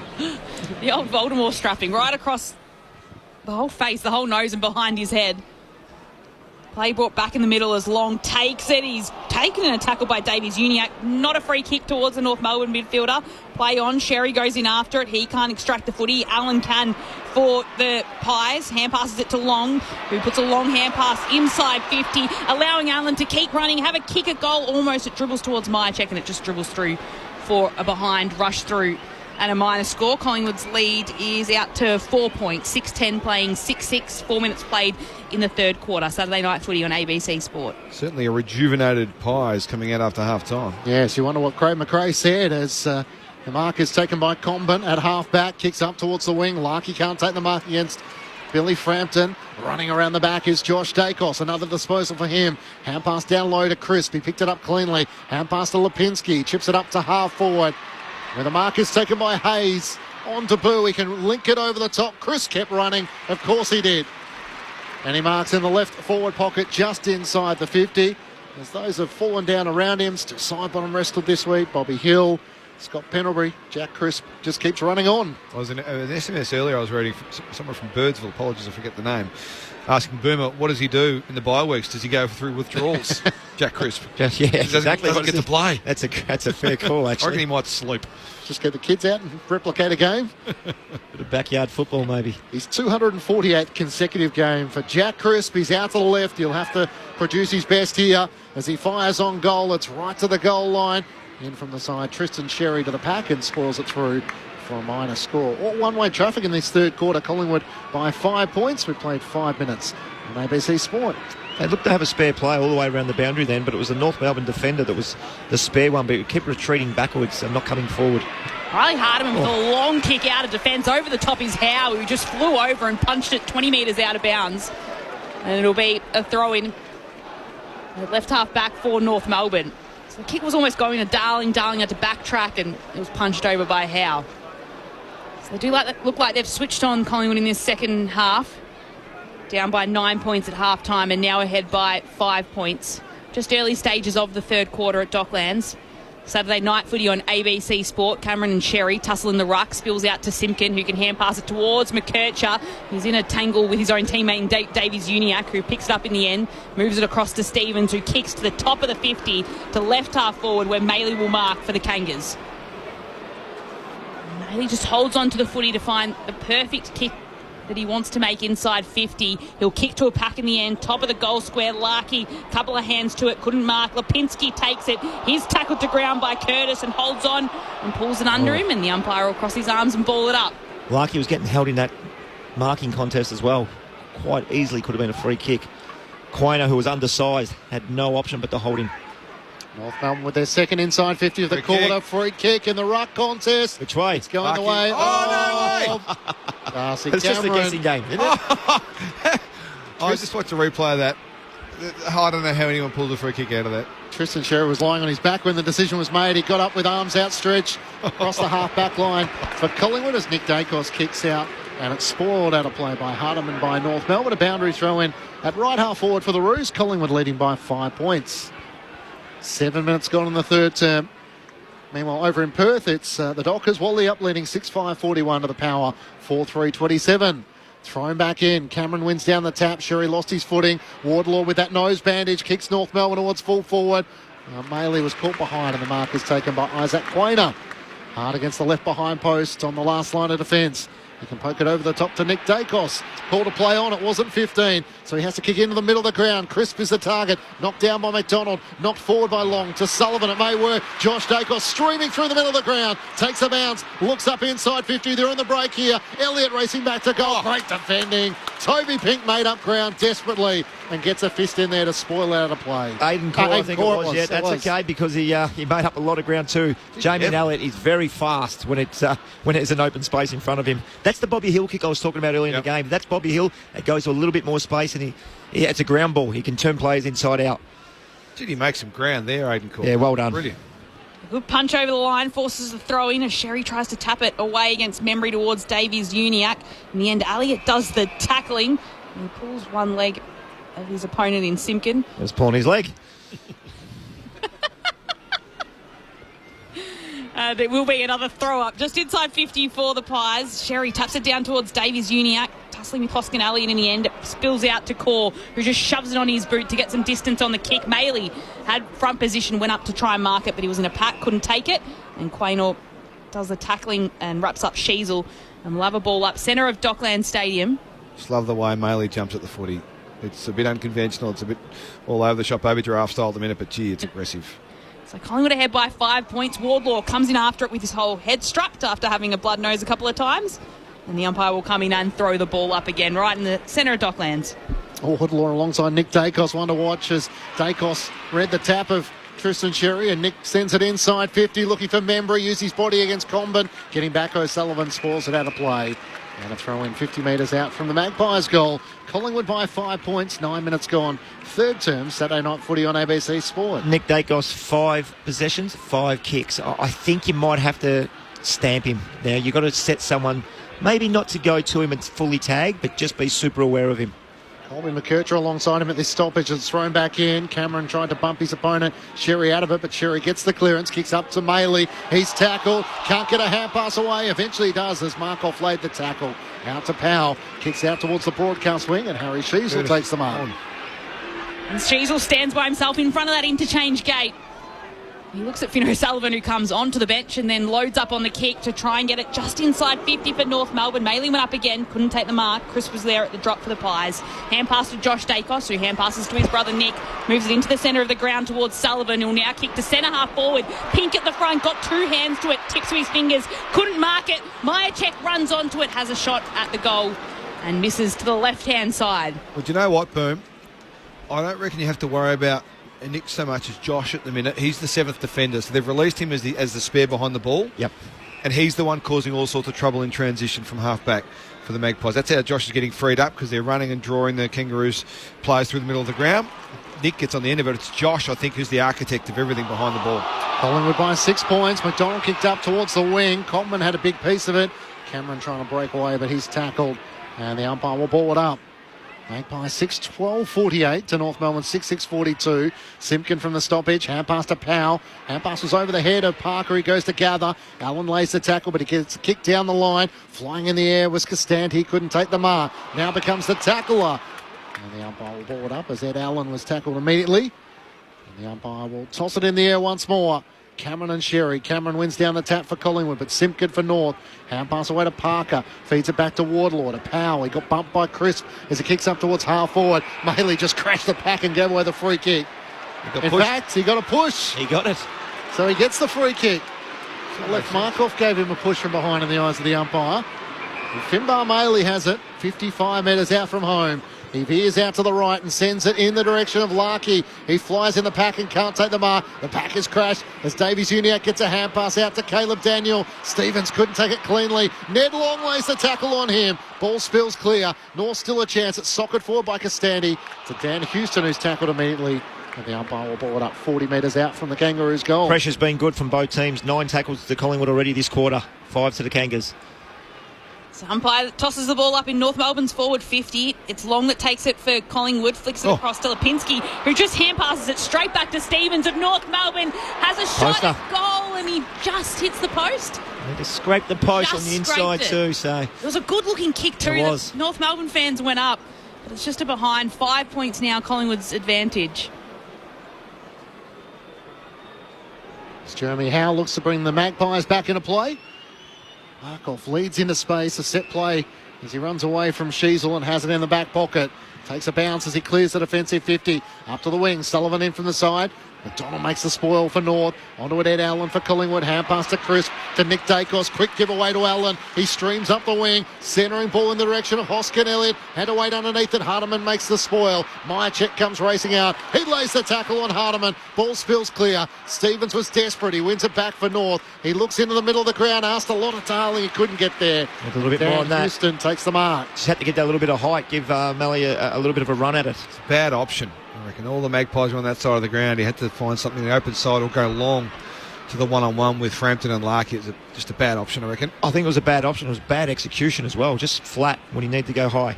Houston pops the kick over to left half forward to Lipinski, and he'll put it into the forward pocket for the Pies. Cox at the front, couldn't mark. Myercheck going in after it, so does Caleb Daniel.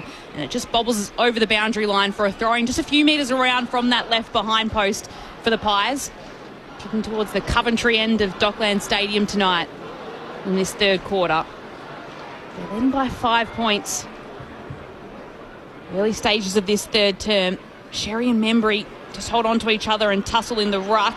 And then Hoskin Elliott comes in to grab the footy. Luke Parker takes him down. And we'll have a ball up directly in front of goals for Collingwood.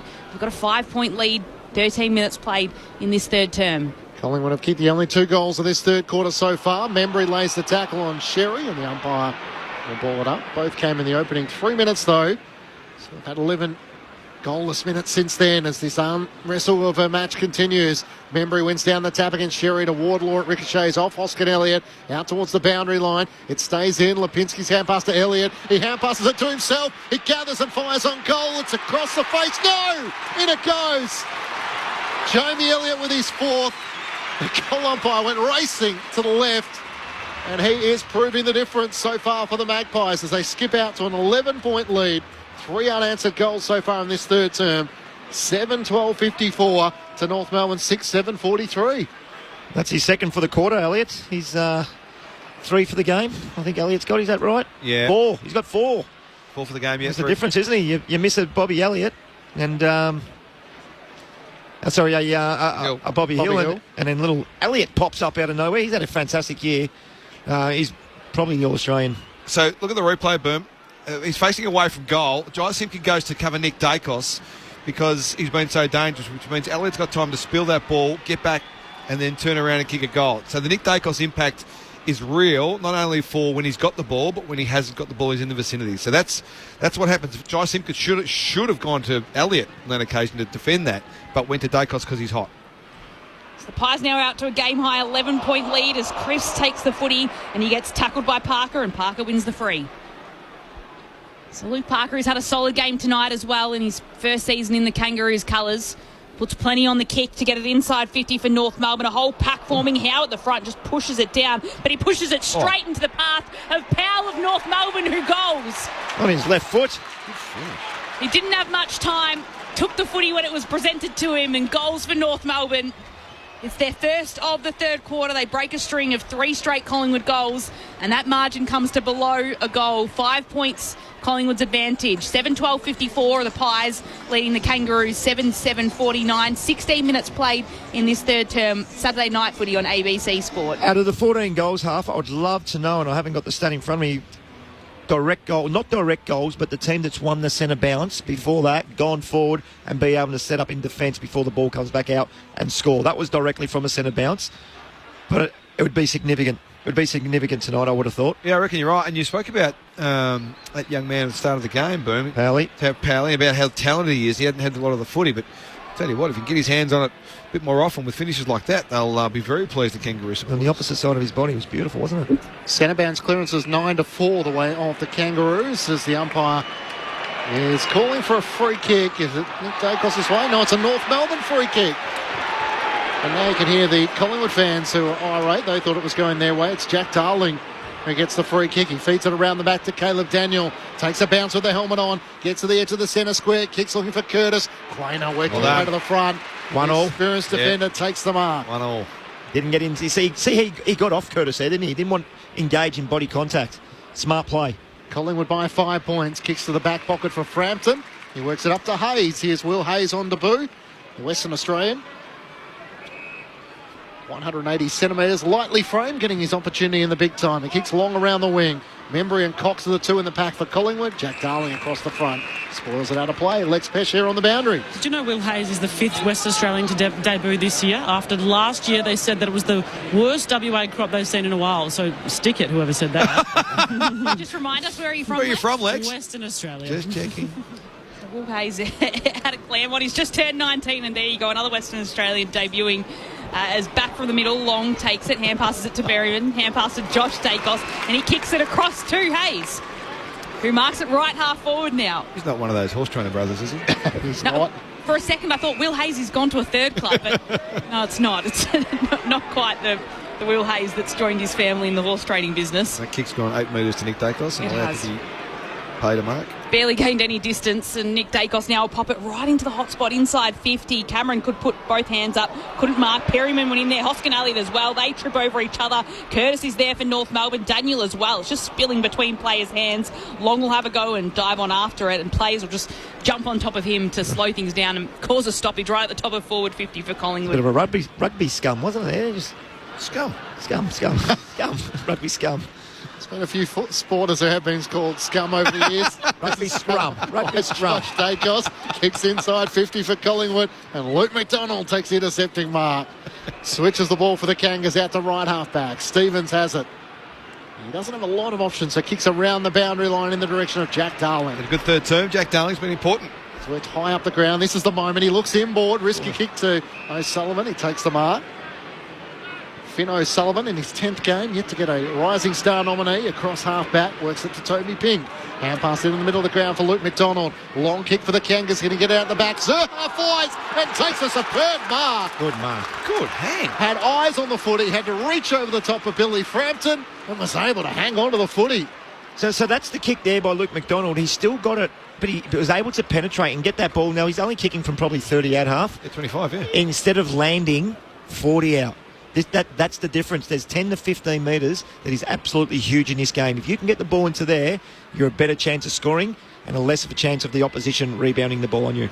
That's a really good jump. 190 centimetres. These are the times where he looks unstoppable. Cam Zerha for his second.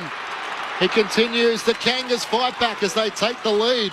Collingwood booted the first 3 goals of this third quarter. All of a sudden, the Kangas are back in front by a point after the last 2. Cam Zerha with a superb mark. 8-7-55 to Collingwood 7-12-54. Daniel Harford and Brent Harvey, your experts on ABC Sport. Well, they look to go a bit more direct this term, Boom, too. They've gone through the corridor a few times. They're not afraid to bring the ball back through, switch the angle up and then get the runner past. Caleb Daniel's done it a few times. Luke McDonald on that occasion. That's how you break that line. That's how you don't get held up behind centre, kicking long to the top of the arc and the rebound zone, as you called it, really accurately at the start of the game in that first quarter. So if they can continue to do that, Magpies sitting back, folding back into the defensive half, not really coming up at the runner, then you're going to get looks deep inside forward 50. So we'll keep an eye on that, but that's not a bad mode to play against the Magpies from what we've seen tonight. Fourth lead change of the game, and the Kangaroos are back in front after the last couple of goals. From the middle, though, it'll be McCreery in the black and white, who'll directly put a kick inside 50 towards Cox. He fell over at the end. Mychek takes it, though. Hand pass to Sullivan, just tries to dribble the ball towards goals. And it goes through for a minor score. Caleb Daniel breathes a sigh of relief. He came off, didn't get anywhere near impacting that ball that came in. His opponent Sullivan just sat there in the good space. Should have kicked the goal there for the Pies. Scores a level again. 7-13 plays North Melbourne 8-7. Aiden Core into Caleb Daniel. His kick up towards O'Sullivan never got to him. And the intercepting mark has been taken by Will Parker. He was the late inclusion. Scott Pendlebury out. Olive Markov came in for Bobby Hill. Kicks into the pocket looking for Membry. Flies from behind against Core. Comes to the front where Stevens has tackled.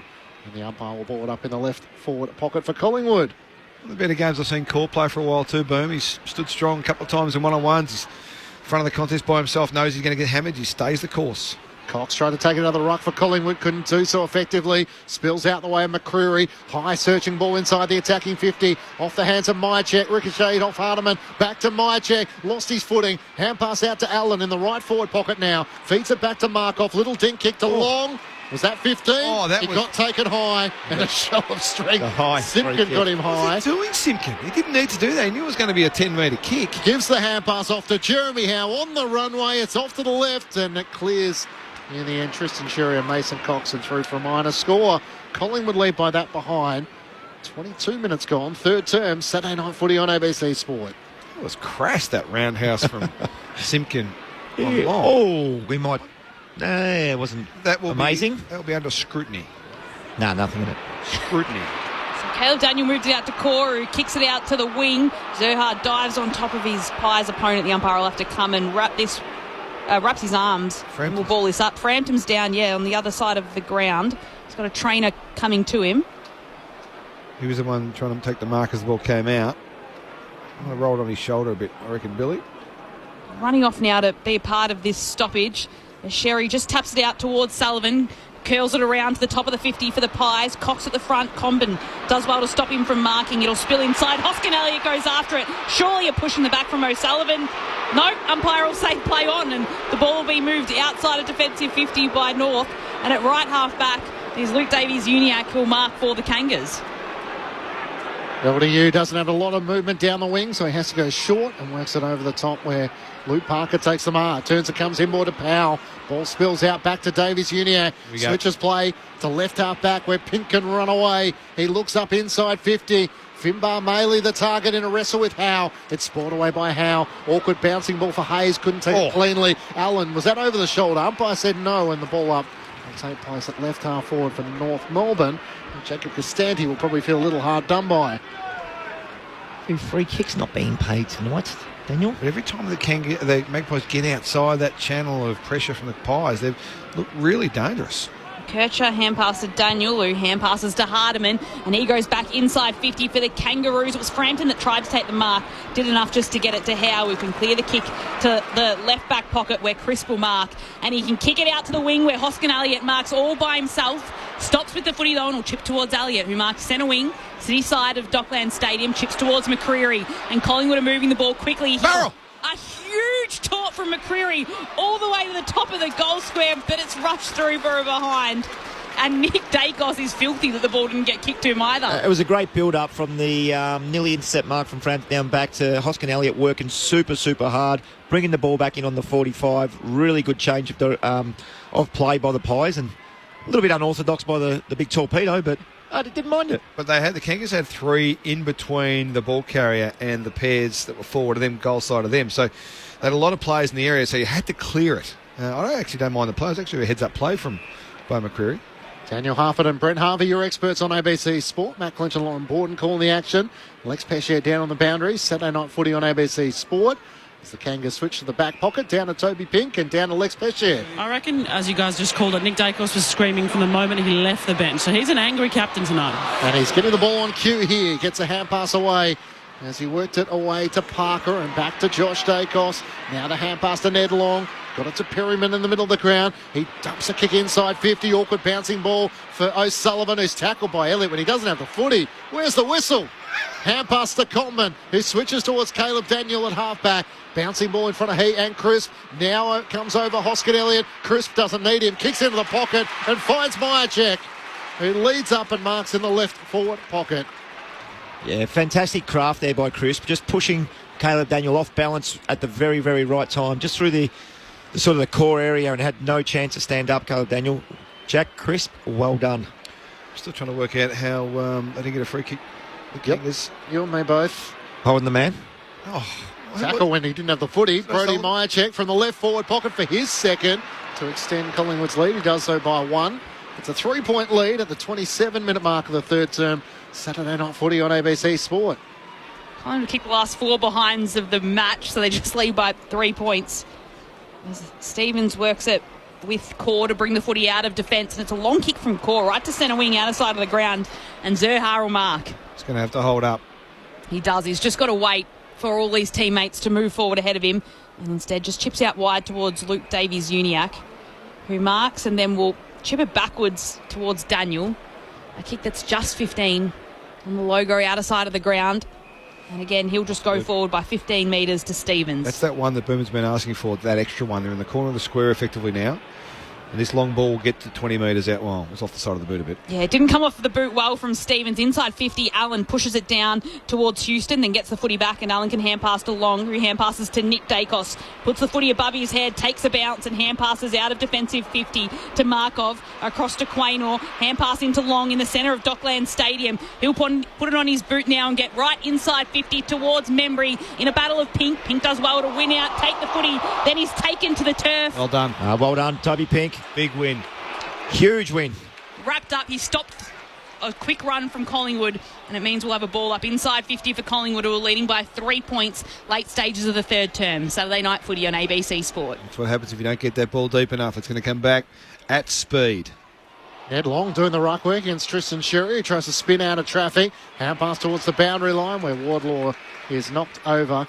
And Bo McCreary using his body well there against George, who's got the headband around the nose, continuing to toil away despite the blood streaming down from his nose earlier in the match. Collingwood 7-16, 58 to North Melbourne 8-7, 55. Pies missing a number of senior players, but managing to soldier on as Sherry wins down the tap. Got it to Powell, risky kick in the middle of the ground. Houston takes the intercepting mark for Collingwood. He dinks the kick back into the middle of the ground for Quaynor. It opens up the ground. He streams towards Larkey, trying to draw a couple of opponents. He's gone. Never saw Stevens, who got him holding the footy. Kangas have to get going here. They've got the chance to really break it. Dylan Stevens moves his feet left and right and sprays the kick into space on the outer side of the ground. There was no one around. It's taken Lipinski this long, the Collingwood midfielder, to pick up the footy. And Stevens wastes the possession. Lipinski with the footy just puts it up high. Nick Dacos at the drop can dart the kick inside 50 to Membry, who is all alone, got a lead on Toby Pink. And it's Membry who's marked the footy for Collingwood inside 50. Toby Pink's not allowed to have a phone during the game, but I guess you get to the bench, get a phone, and text, who was it, Stevens, and say, get stuffed. Dylan Stevens. Where did he kick it? Well, it went sideways. You can't defend that ball coming back in. So that's the problem from a defensive perspective. But what was he doing, Boomer? We didn't get off the mark quick enough, number 1. And he had the open side out here, and he elected not to take the easy kick. The turnover gifts Tim Membry a shot at goal. He puts it towards the goal face. It's just off to the left-hand side. So Stevens might be sighing a sigh of relief at the moment that he's only cost his team 1 point.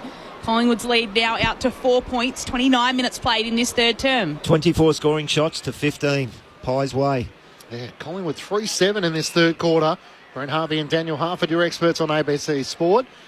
Powell works it to Hardiman at left half back. Dacos had 3 kicks to half time. He's had 7 in this quarter. He's had 11 for the quarter, 7 kicks, and he is dangerous. Hardiman up the wing, free kick for over the shoulder before the ball got there, and Paul Curtis is going to take the free kick. He's tangling with Jeremy Howe. He's at the job on Nick Larkey at times, and Nick Larkey, as Neil and Coburg makes the point on the SMS, is struggling to get in the game. Kicks up towards half forward. Awkward bouncing ball for Jack Crisp, and Luke Davies-Uniacke is tackled on the ball up at left half forward. Will Parker had the ball in his hand. It was Paul Curtis's free kick, and he dropped the ball on the ground. And that once upon a time was a 50-metre penalty. Should be all upon a time. Not tonight, as Sherry wins down the tap, but it's locked up. Happily ever after it should be for that one. How can they get Nick Larkey more into the game? Well, I think they're going to separate their bigs when they get forward. They're waiting for all the numbers to get in and reinforce the chance to lock it in, but you can't get separation when you do that. So Simpkin tried to knock it forward. He was being held. He didn't have the footy.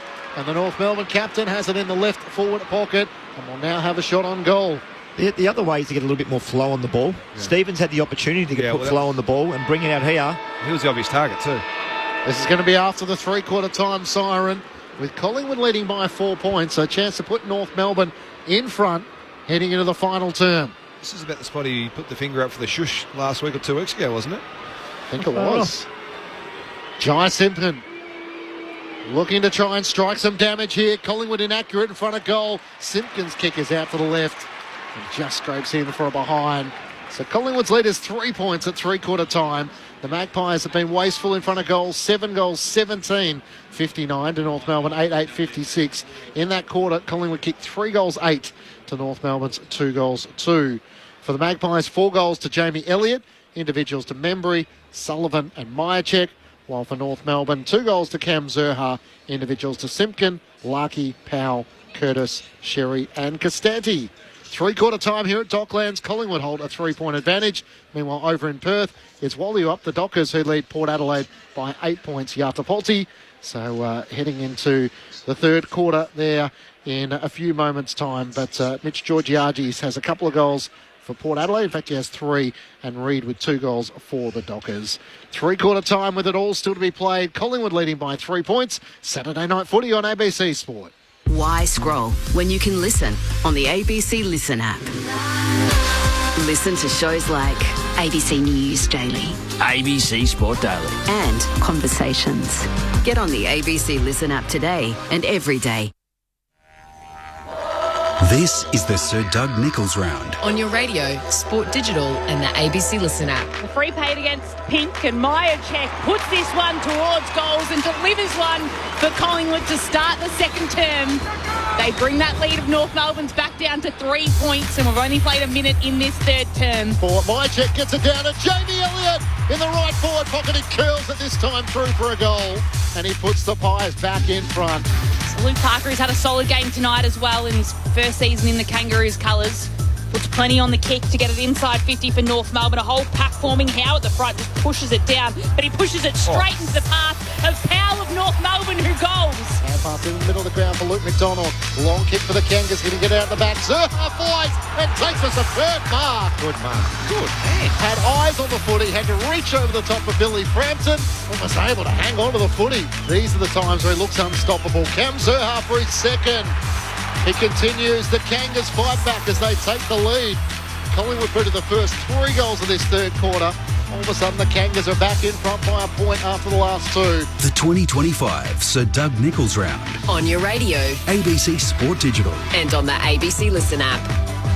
The Kangas have won 2 games so far in season 2025. Collingwood looking for a third consecutive win and a return to the top of the AFL ladder. It's the Magpies who lead by 3 points at three-quarter time. 7-17-59 to North Melbourne, 8-8-56. Matt Clinch and Lauren Borden calling the action. Lex Pesce down on the boundary. The thoughts of our experts, Brent Harvey and Daniel Harper. Well, a much better quarter from the Magpies. They came out with some real energy and zest at the start of that third term.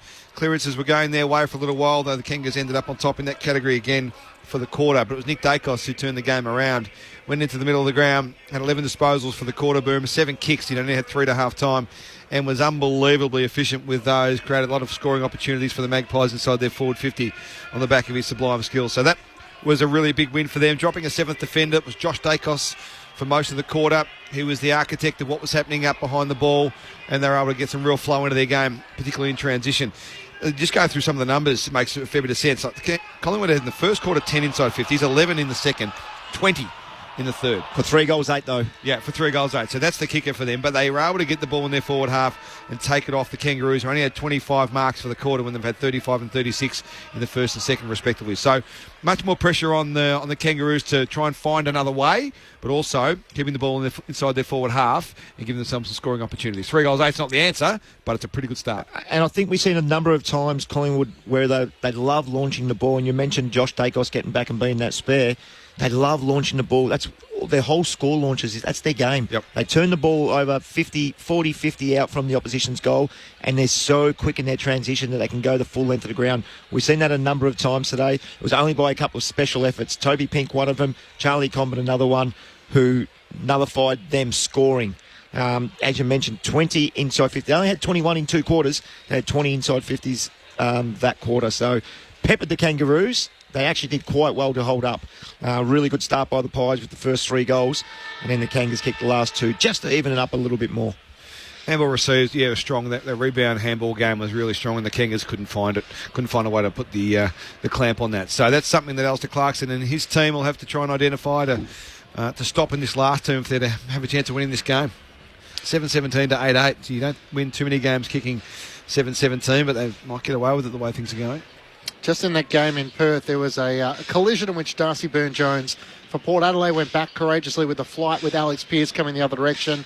It was a big collision in which Pearce's eyes were on the ball but launches into a brace at the last moment, and Darcy Byrne-Jones comes off a second best. So that will be one, no doubt, Michael Christian, the match review officer, will have a good look at. But it's been the Dockers who have led for the majority of that match, and they hold an 8-point lead with the third quarter about to get underway. Here at Docklands, there's less than a kick in it. Collingwood leading by 3 points. As the players are heading out into position, there's no Scott Pendlebury tonight for Collingwood. There's no Bobby Hill, and Braden Maynard suffered a foot injury in the first quarter. So it's the young Pies who are getting their opportunity, their depth being tested, and the Kangas with a golden opportunity to try and claim their first win over Collingwood in 6 outings. Last tasted success back in 2019, back in round 5. They played a match last year in which the Kangas got out by 54 points in the third quarter, and Collingwood came rattling home and kicked 8 of the last 9 goals of the match. The game on the line here as we head into the final term, with Collingwood leading by 3 points. Plus 12 clearances, the Kangas, plus 24 contested. They're good numbers. Inside 50s, they're up as well. Final term underway as Darcy Cameron wins down the tap against Sherry, spills out the way of Nick Dacos, can't get an effective disposal away. Little towboat from Perryman out towards Crisp. His hand pass chopped off in the end by Jai Simpkin, but he can't take possession of it. It spills out to Darcy Cameron. The umpire will ball it up. Lex Pesher on the boundary. It's North Melbourne have made their sub, so it's Finbar Maley who comes off and Zach Fisher is on. Thanks, Lex. So both subs now activated for the match. As play restarts in the middle, Stevens grabs it on the wing.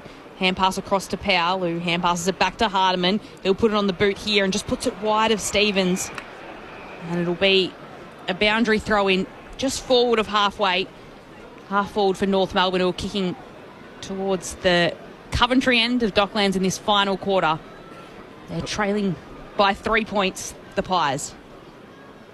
So tossed in Sherry and Cameron. Cameron reaches over Sherry. No whistle called in the end, so Powell goes in and digs it out. He's tackled by Chris. Can get the hand pass away to Wardlaw, who kicks as he's falling inside 50. Quaynor's there. Houston's there as well, but Larkey gets there first for North Melbourne. Hand passes it away towards the sub in Fisher. He doesn't get a hand on it because it's Quaynor that picks it up and can clear the kick out to the wing for the Pies. Core running after it. It'll be a free kick here. No.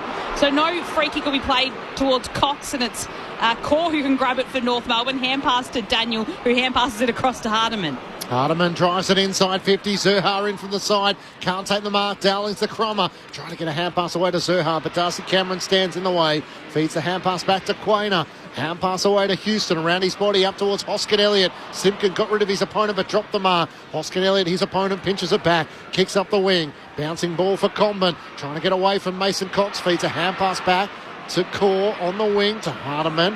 Back to Comden. Around the body. He blazes up towards half forward. Sheasel read it best. He marks just inside the boundary line at left half forward. Pretty well worked there by the Kangas under a fair bit of pressure from the Pies. Had to be patient. As Sheasel looks into the pocket. Tristan Sherry's there. Zurhar as well. Sherry reaches up but can't hang on to it. And off hands it goes out of play in the left forward pocket for North. Not a bad result. If you can't mark it, got to go out of bounds, give yourself another opportunity. Set up behind the ball. So deep inside 50 for North Melbourne.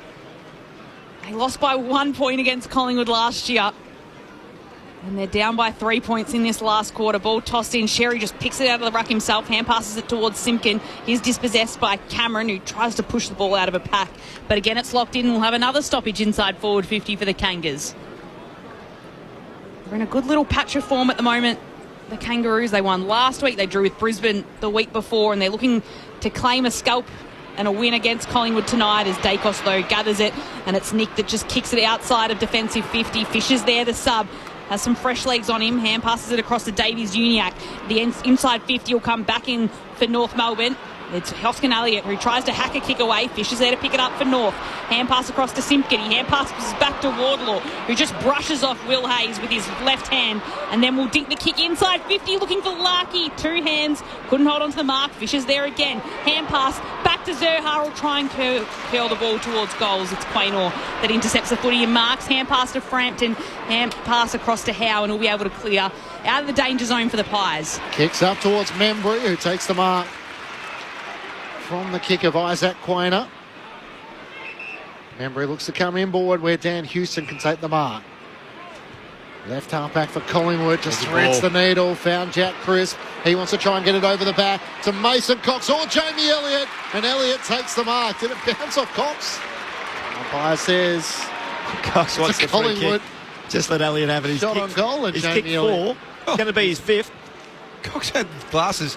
You know, he wears those glasses on his head. Goggles. Like you're driving in the car. What's going on there? It's 25 degrees, arm out the window. Sunny's on the head. I'll tell you one person who wouldn't like that. That's Dennis Pagan. I'll tell you a quick story when I get an opportunity. Here's Jamie Elliott, an important opportunity to strike first in the final term. Elliott for number 5. He comes in, and with the number 5 on his back, sends it through the middle for an important goal for Collingwood. Out to a 9-point advantage early in this final term. 8-17-65 to North Melbourne, 8-8-56. The Magpies strike in the opening 5 minutes of this final term. Brent Harvey and Daniel Harford with you on ABC Sport. They were pretty composed there, weren't they? Remember, he got the ball in centre wing and he could have turned. He had Elliott streaming towards goal, but he elected to go back through the middle. Houston hit a Collingwood player who then turned and went with speed, but it was really composed football. They didn't rush it. They were quick, but they didn't rush it, which is fantastic football. Transition from that the kick from Zerha, which didn't have enough on it. Quaynor all the way from basically the defensive goal square for the Pies all the way up the ground. Kangas didn't touch the football. Did not get near it. The winner won a 1-1 win from Membry here in front of us at left half back for the Pies was significant. So it's Collingwood out by 9 points. Ball back in the middle, and it's Perryman who goes in after it. Might have been taken high again, no whistle. Hand pass across to Nick Dacos. Back inside 50 for Collingwood. It's a long kick towards Elliott, of course. He can punch it away from Pink, and he'll cause a throw-in inside forward 50 for Collingwood. He's really got the wheels on tonight, or the second half, Nick Dacos. He's taken this game by the scruff. Well, I'm not going to say I told you so, and I said the Dacos boys will have a lot of possession tonight, 25 to Nick and 23 to Josh. I'm not going to say that, but I told you so. I'm glad you didn't say it. But I told you so. Come back in the second half as Davies Uniac takes it, hand passes it across to Sheasel, hand pass to Hardeman. He's taken down in a strong tackle by Membry. Didn't have prior opportunity, so it will be a ball up 40 metres out from goal for the Pies. They're leading by 9 points, and there's 6 minutes that's been played in the fourth. Sherry tries to take another ruck. Hand pass to Simpkin under pressure. Hand pass is turned over. Hayes knocks it forward looking for Crisp off the deck. Myercheck. It ricochets off Pink. Just millimetres out from Collingwood's goal. Comes out to Hardeman. Hand pass to Wardlaw. Had to fire the hand pass away from Hoskin Elliott. Back to Hardeman. To Powell. The overlap to Fisher. It never got to him. Cameron turns it straight over though for Collingwood. Hand pass away. Holding the ball. Didn't need to do it. Didn't need to have that handball from Powell, I reckon, early in that chain. Didn't need to pull the trigger. Had to run and draw the defender. But they've lifted the pressure of the Pies. Yeah, they're coming forward. They've really lifted their pressure in the last quarter. Will Hayes with the tackle on Tom Powell. Chips it over the top to captain Nick Dacos. Around the boundary line. Kicks inside 50. Crisp takes the mark. In front of Lipinski and Luke McDonald. Collingwood set that up well, and in the end they had 3 players in the front of the pack, and North just couldn't have a defender that could really imposed themselves. Can I just... I don't want to harp on it, but Nick Dacos has had 9 inside 50s, and I think 7 of them have come in this second half. Well, we'll be able to check that for you, but I reckon you'll probably be... Well, he had 5 in the third quarter. He just had another one then. Plus the clearance. Clearance. Yep. Collingwood's most durable player, Jack Crisp, comes in for 2 goals to start the final term. In the right forward pocket, he has his arms in the air in celebration as the Magpies have made a statement here to start the final term. A 15-point lead now, 9-17-71 to North Melbourne 8-8-56, and the Pies are rising to the occasion. Daniel Harford and Brent Harvey with you on ABC Sport. Yeah, well, you talk about the impact he's had. We're just seeing the kick on the replay screen here around the stadium. Tom Powell got on the mark, looked at the umpire. Dacos has called the play on, so if he had just been aware, he would have been able to stop him getting around and kicking that ball inside forward 50. But he's just so lethal with that right foot. You can't allow him the time and space to kick the ball. They did a good job managing it the first half, but as I said before, he has single-handedly turned this game in the second half. It's been quite something to watch. So the Pies have kicked 5 goals to 2 in this second half. They're now out by 15 points. 8 minutes into the final term at Dockland Stadium. So Doug Nichols round, and it's Long that takes it from the middle, spun around in a tackle, but hand passes it back to Crisp, who's in the middle now. Kicks inside 50. It'll be a mark to Membry. Centre bounce clearance. He took it on the chest against Core, who was right beside him. And Membry clunked the mark, and he'll go back now to have a shot from 45 metres out, a tougher than 45-degree angle. It's so crucial in today's football, half the centre bounce clearance, isn't it? You get it going forward. We've harped on it all night. Your defence gets to set up, you push forward, you can press and put the opposition under pressure. And you've got no extra numbers to deal with. Tim Membry's already got 1 tonight, and he puts a lot on this kick as he kicks towards the goal. And it will be through. He's got that one through the middle, Tim Membry. And that goes a long way to securing the win for Collingwood tonight. It's his second, and importantly, Collingwood push out to a 21-point lead, the biggest it's been at any time tonight. 10-17-77 are the Pies, and North Melbourne 8-8-56. Nearly 10 minutes play in this final quarter. It's Saturday night footy on ABC Sport. Well, that's 3 in 5 minutes. Yep. That's 3 in 5 minutes now for the Pies. As we mentioned, come off the back of a centre bounce clearance, and you're spot on half at 6v6. It gives you your best opportunity, and North Melbourne haven't had a lot of ball inside 50 where it's been one-on-one tonight, and the Pies got that opportunity just then. And 3 in 5 minutes now, it's going to be really hard for the Kangas to peg back. They've got to kick the next goal very, very quickly. Good strong work from Ned Long at the clearance too. He's a bullocking player. I like watching him about it. And Membry's one-on-one capacity has shown up tonight too to be quite significant in this game. Another clearance coming from the Pies. Here's McCreary on cue, gets the clearance, hand pass to Crisp, who's within range from 55, goes for home, it's offline to the left, and a minor score. Collingwood are threatening to blow this game wide open. It's a 22-point lead. 3 unanswered goals in the final term. Now, it was a bit easy there. Come out the front of the stoppage. That's something you don't want. Sweeper's got to hold. I like McCreary in there every now and then for the Pies. He creates different dynamic. Quick, isn't it? He's got the leg speed. He's got the power. They've got to do something with these possessions now, North Melbourne, as Stevens kicks down the wing towards Darling, very close to the boundary line. And it'll be a throw-in. Centre wing, city side of Dockland Stadium. They're now trailing by 22 points, North Melbourne, in this final term.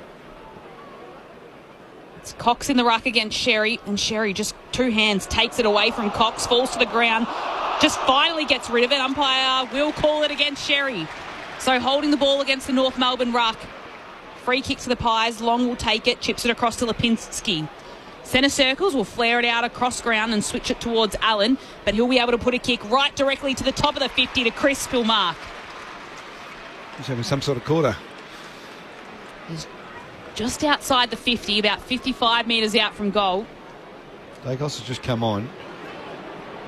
He's running to the left of Jack Crisp, and he's pointing towards the pocket, and that's exactly where Crisp will go because Markov was standing there unchecked, and he'll mark 35 metres out from goal, but it is a tight angle. Well, because he came on, Constantine was paying attention to Dacos running forward. As a result, Markov drops back into the pocket a bit. Constantine still looking at Dacos. Good kick from Crisp to find the free player effect. And Crisp didn't have the distance, and he was going to kick it from probably just before 60. So it's a great choice. Fantastic moustache on Ollie, just by the way. Fantastic. Starts his run up from the advertising hoardings and then runs over the pane of 50 to kick towards the goals. It is a beautiful looking kick. And that should do it for the Magpies tonight. He wasn't even on the team sheet coming into this match, and he has kicked a goal as well. The laid in, and every single player on the Collingwood with a Collingwood jumper on. It's not only run onto him, but he's dancing around him as well. Righto, half. What was this goal celebration as we see Olaf Markov now going back into position, and he is high-fiving anyone and everyone. Yeah, he's taking all the love he can get at the moment. He's searching, he's looking for people to high-five.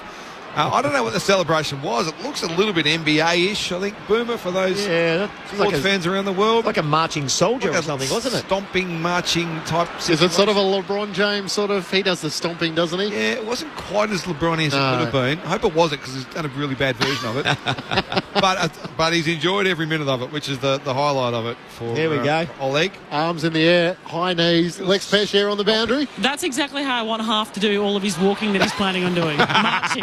He's Camino. Darcy Cameron volleys it to half forward. Sullivan worked underneath it, and the mark is taken by Charlie Comben. How this has swung for North Melbourne. All of a sudden, it's a 28-point lead. Collingwood's way. 4 goals in 11 minutes to just break open this match. And the Roos have been left helpless. As Aidan Core has it at left half back, called to play on. He looks out the outer wing and sends it up in the direction of who? No one's there, and Darcy Cameron takes the intercepting mark for Collingwood. Have you seen the battle tonight, Half and Boomer, between Sherry and Cameron? Can we get the stats up for the whole game? Because it's actually been pretty even, I would have thought. I think Cherry got a goal very early in the piece. What's he had there, Big X? He's had the 17 touches and a goal. You go through the stats for a minute as Nick Dacos gets possession number 27. Chips it over the top to brother Josh, and they're waxing like they would in the backyard. Josh Dacos kicks up towards Mason Cox. He flies over Cameron, clears to the back of the pack. Ned Long, hand pass inboard on the run. Perryman from 45 for another one for Collingwood. Festival. Hot pies at the moment. And they are streaming clear of North Melbourne here. Injury riddled, but charging in this final term. And it's a 34-point lead, having led by just 3 points at three-quarter time. 12-18-90. To North Melbourne 8-8-56. 15 minutes gone. Final term on ABC Sport.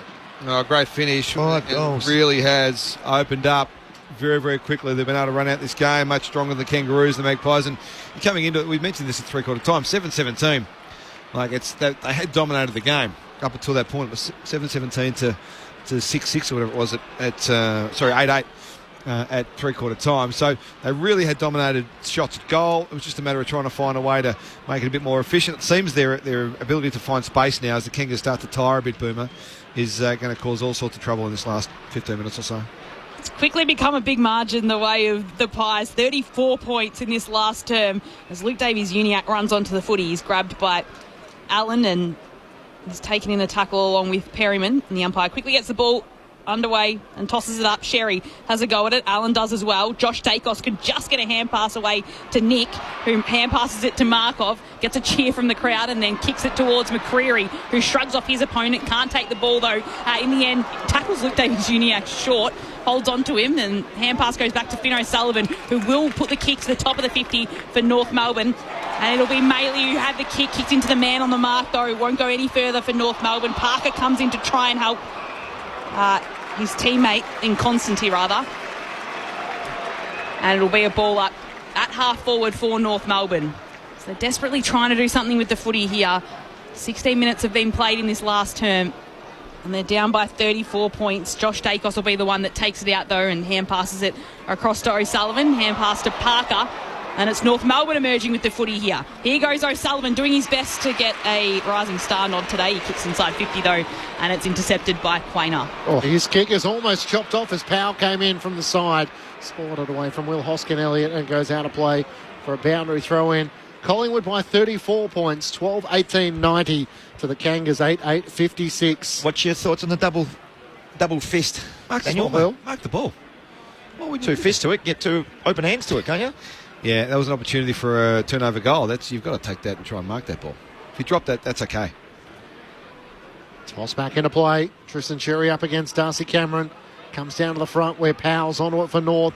Spears back on the right-hand side, kicks a high ball to half-forward. It's over Zerha, and Costanti is running back onto it. Markov, the last goal scorer, as he gets the hand pass to Quainer, kicks out towards Ed Allen at half-back. It trickles on the ground. He runs onto it at left half-back. Pokes a kick up to Mason Cox and the big American Risers. Takes the mark, feeds it off to Allen. They're playing with freedom now, Collingwood. Hand pass to Nick Dacos, over the top to Long. Look away, hand pass over his shoulder to Ed Allen, to Lipinski, into the pocket to Myercheck. And the Kangas are witches' hats at the moment. Their players are plenty inside the forward 50. He centres it to Hoskin Elliott. It's 1-on-3. Curls around on the left, and he joins the growing list of goal kickers. Will Hoskin Elliott with his first of the night. And that is Collingwood's 6th of the final term. 6 goals to none. As the inside 50s are only 9-7, but Collingwood ruthless with their efficiency. Collingwood by 40 points. 13-18-96 to North Melbourne 8-8-56. So we've seen that a number of times tonight, Half. The ball from the full back line, transition the full length of the ground. In the end, that was a little embarrassing. There was 3 Collingwood players that could have raffled it off. The ball missed Hoskin Elliott by 6 or 7 metres. He had enough time to go pick it up, could have ditched it off to 2 players and kicked it over the man's head from 4 metres out. We've said this before, Boom. There is no better team in football than working the ball quickly from half-back, deep inside D50 than Collingwood. They make you look silly, and they did to the Kangas on that occasion. So Collingwood have scored 6-1 in his final term. North are yet to score as Sheasel goes after the footy, then falls over, and then looks like he got kneed in the head as well by Perryman. So he tripped over, then Perryman came in after and caught him very high. It wasn't deliberate. Just have a look at the replay, so that's okay. Sheasel gets his kick and puts it inside forward 50. It'll dribble its way to the right forward pocket, just punched away Allen, tracking it back, and it'll be a throw in inside forward 50 for North Melbourne. So their last goal came at the 20-minute mark of the third term, off the boot of Cam Zerha. It was only 1 point in the margin at that moment. North Melbourne took the lead, and since then it's been all Collingwood as they've pushed their way out to a 40-point advantage. Inside 50 for the Kangas. The umpire will toss the ball. It's pushed away by Cameron. Hand pass from Quaynor across to Ed Allen. Nick Dacos works his way through some traffic. Hand passes it to Long. Clever just tap.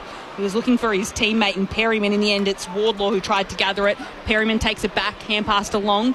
Chips it. Hand pass to Nick Dacos, who chips it down to Membry. And he'll mark left half back for the Pies. Moves it inside to Lipinski. Who moves it across to Markov. Puts it on his boot. He's got Myercheck there at the back against Toby Pink. Couldn't take the mark. Doesn't need to. Has a shot at goal, but he's worked off the footy by Core. He's a little sore too, Myercheck. But we'll have a ball in inside forward 50 for Collingwood. They're up by 40 points late in this fourth term. Probably should have scored out of that one too. Myercheck just a drop mark. Lex Pesher on the boundary. It looks like Jamie Elliott was done for the day. He came off and said, I think I'm done. I've done 5 straight. I'm good. But in a good way. No injuries. Yeah, well, the Pies have had their challenges with personnel in recent weeks as Myercheck, hand pass away. Hayes on to Boo over his shoulder, won't have the journey. And it's marked on the behind line by Aiden Core, who switches towards Powell, had to wear the contact of Hoskin Elliott, knocks it down to Sullivan. He's tackled by Powell, he's trying to redeem himself, and he locks the ball just up inside the attacking 50 for the Magpies. They lead by 40 points, 6 goals to none so far in this final term. So surely another big crowd tonight, the second of a doubleheader at Docklands. It's the first time I can remember that it's been done. As the ball will be hand passed over the boundary line. We'll have another ball to be tossed in. So there's been 94,387 fans at the MCG and at Docklands today. And another big crowd tonight. So probably a fair bit of traffic around as well on the way home. It's almost our very own gather round. 7 games of Victoria this week. Not sure interstate. It's always gather round every week in Melbourne. You know what I'm... As the ball's tossed in, it's taken by Daniel, hand passes to Hardiman, kicks outside a defensive 50, pushed back by Hoskin Elliott, and he does well to get it to Nick Dacos, who just definitely puts a kick in towards Lipinski.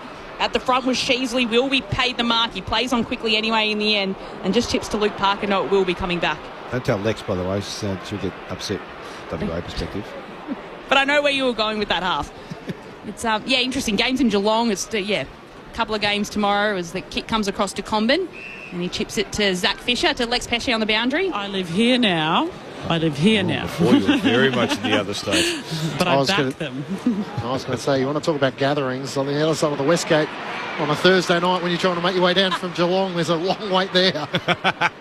They spent a lot of money on those roads. Here's Caleb Daniel on the wing for North Melbourne. Hand pass to Luke Parker. Hand pass away to Powell. Can he finish here from 50? He misses to the left-hand side. Still certainly out of this game, and Collingwood leading by 39 points. Kangas searching for their first goal of the final term at the 22-minute mark. Saturday night footy on ABC Sport. I wonder who's going to feature in Boomer's votes. There's some quick hands for you, isn't there? So the ball moved out by Josh Dacos, who takes a bounce, runs right up the middle of the 50 and kicks out. And he kicks it straight to Combat in the end, who's in the centre of the field for North. Can just chip it to Davies Uniacke. So the average losing margin for North was 18 points in their last 5 encounters. It's blown out to 39 points in this last quarter. Kick comes to Stevens. A couple of kicks from home. He just chips it towards Daniel. And it was Houston Easley coming over the top to punch it out of bounds, and we'll have a throw-in just outside of forward 50 for North Melbourne, trailing by 39. Just not sure kicking to Caleb Daniel, running in between two players a foot and a half taller than him, trying to drop it in a bucket's the right option. He's better than his other kick on the Over in Perth, it's the Dockers who lead by 27 points over Port Adelaide. Darcy Cameron does the ruck work and the roving, kicks up towards the wing. It was touched off the boot. Pink is tackled, and the umpire will ball it up in front of the two benches. Craig McRae's down on the bench having a chat with his charges. Jamie Elliott done for the night, as Lex Pescier told you, and he told her. As here's Zach Fisher, the sub into the game in the final term. Kicks up inside 50. Larkey presents. Spoiled away by Frampton. Running onto it, Stevens. Hand pass to Powell. Hand pass to Caleb Daniel. Kicks inside 50. Backing back, Zerha. Excellent mark. Had to deal with Ed Allen, and then coming from the side was Perryman, who slaps the turf in frustration. Cam Zerha has a few moments where he's looking a class above when he can present like that. Yeah, if he kicks this, he kicks his 3. He hasn't had a lot of the ball. This will be his 7th disposal, but if you kick 3 as your sort of mid-sized forward, you've done your job every week. Signed the long-term contract till 2029. Cam Zerha out to the right, comes in and gives North Melbourne their first goal of the final term. His third of the night. He's the only multiple goal kicker for the Kangaroos in this match so far. Collingwood's lead cut back to 33 points with the Kangas' first goal of the final term coming at the 24-minute mark. Collingwood 13-18-96 to North Melbourne 9-9-63. Daniel Harford and Brent Harvey, your experts on ABC Sport. What are you thinking, Harf? That's their first goal for the quarter. No, they've been mauled in this last term. The way the Magpies have rebounded, 6-1 on them. Yeah, it's been a mauling. So a lot of things to learn. I saw an SMS come through before. No Pendlebury, no Hill. Maynard out early from a Kangaroo supporter who was very, very disappointed. Yep, that's from Neil. Neil saw that come through. Look, I think they put up a really good fight. Had a good plan, I reckon. We talked about that through the first half. Boom. Nick Dacos was quelled, and they had a really good opportunity to get the game on terms. Then they did in the first half. And then from then, this young man, Nick Dacos, who's got another clearance, has set the game alight, and the Pies will come with him. And the class has shown. Nick Dacos put it out wide. McCreery ran onto it, and Dacos has run all the way close to McCreery to get the hand pass from him, then just darts the kick to the top of the 50. It's rolling in. Cobman first to meet it, takes it, hand passes it away to O'Sullivan. Allen gets his body in the way and does well for Collingwood. Simpkin picks it up for North and just hand passes close to the boundary line. Congan can get a slight boot to it towards Darling, but it's taken over the boundary line, and we'll have a throw in at half forward for Collingwood. It's just a matter of whether or not the Pies were going to be able to stay the course, I reckon, today, and just withstand the storm for a bit and then let the game open up and find their groove when they got a chance, and they've done that in the second half. Josh Dacos, hand pass to Allen inside 50, Membry on the end of it, and will mark. So 3 goals, 8 in the third quarter. What was it, 6 goals? How many this last quarter? 6 goals to 1. 6 goals, 1. Right, so 7 shots. This will be 8. So there'll be 19 shots in the last half without even trying, really. Yep. It's a lot of footy, isn't it? So now Tim Membry with Luke McDonald, his hands on his hips, standing on the mark. Will run over to kick from 40 metres out. He's looking for his third for tonight. He starts it right. He brings it back in. Membry has 3, and the Pies just add on another one in this last quarter. They've got 14 for tonight. 14-18, 102. They lead North Melbourne 9-9-63. 39 points they go back out by. 27 minutes played in this final term. So 48 inside 50s to North Melbourne to 53. So they average 46.2, the Kangas. So they're up on that, and the Magpies average 52.6. So they're on par. So you're looking just at, 5 extra inside 50s, but the scoring shots, 32 to 18. So this is what I was talking about before, trying to paint the picture before, that they empty out so quickly and make the opposition try and find a way through all the numbers in their forward half. And then when they get the ball in that scenario, they are so fast and so quick to transition the ball back to goal that the opposition don't have numbers in there. So there's more space for forwards to work into, and therefore they get better looks. That's why they're such a dynamic team on the transition counter-attack. A 7-goal final term, 7-1 the way of the Pies as Josh Dacos gets the clearance of Collingwood, kicks out towards Crisp, caught behind against O'Sullivan, it trickles past he and Luke McDonald, who slaps it away from McCreary and over the boundary line for a throw-in. So the coaching challenge on the back of that playing Collingwood, what do? Do you hold your shape behind the ball and make them just come past you somehow and work through with their ball use rather than their running hands? Or do you back yourself in to keep coming up with them into your forward half space and cutting and slicing your way through them, like the Kangaroos did a bit in the first half? From the throw-in, Darling gets it down to Fisher, switches for North Melbourne out to half-back. And sub as he finds Stevens. He looks up and Larkey's on a long lead. Frampton's in tow. Frampton makes the spoil. Markov is able to gather and gets the hand pass away. Works it to Parker, who kicks up towards Membry. Tim Membry chips it over the top to Nick Dacos. Possession number 35 coming up for him in the match, including 14 in this final term. 14. Next best is Hardiman with 8 for North Melbourne. As Dacos is acting captain tonight, kicks inside 50, looking for Myercheck, and Comben is able to juggle the mark for North Melbourne in the left back pocket. The other thing, Boomer, with Collingwood is they are super fit. Like, they might be old, but because they've had so many pre-seasons and so well conditioned over many years, they are super fit to run at games. Yep. Comben kicks to Darling, who sprays it out of bounds on the full. What did Dacos have in the first half there, Clinchy, if you can 10. bring that up in the first half? 10 touches. What's he on? 35. I'm not a great mathematician, but it tells me he's had 25 in the second half. Yep. And I would suggest most of those be kicks, as opposed to 3 and 7. 3 kicks, 7 handballs to half-time. Yeah, his influence has been clear to see in this second half. It was always going to be, because he wasn't getting tagged, and he was frustrated in that second quarter where he should have been getting football, but they didn't give it to him. So now he comes in at half-time, reassesses, come out, his work rate lifts a lot, and he gets a lot of the football. Throwing inside 50 for the Pies. Can they get another one? Josh Dacos just skies a kick up. It's taken by Hardiman. Hand pass to Simpkin. Hand pass into the defensive goal square towards Comben, who shoves it on his boot to get it out towards Paul Curtis. Works his man off it in Perryman rather, and takes the mark. So Curtis in his return game has got a goal for North Melbourne. Looked lively as well in that first half. He puts the kick right down the wing, looking for Larkey. Cox was at the front, not pay the mark. Quaynor's there at the drop to grab it. Hand pass to Allen. Cox is still looking at the umpire. Allen's hand pass goes across to Quaynor, and he puts it on his boot. Inside 50, looking for Myercheck. 2-on-1. Pink wins out, and it's North that win out in this contest. And he'll flare it across to Stevens as Collingwood leads by 39 points.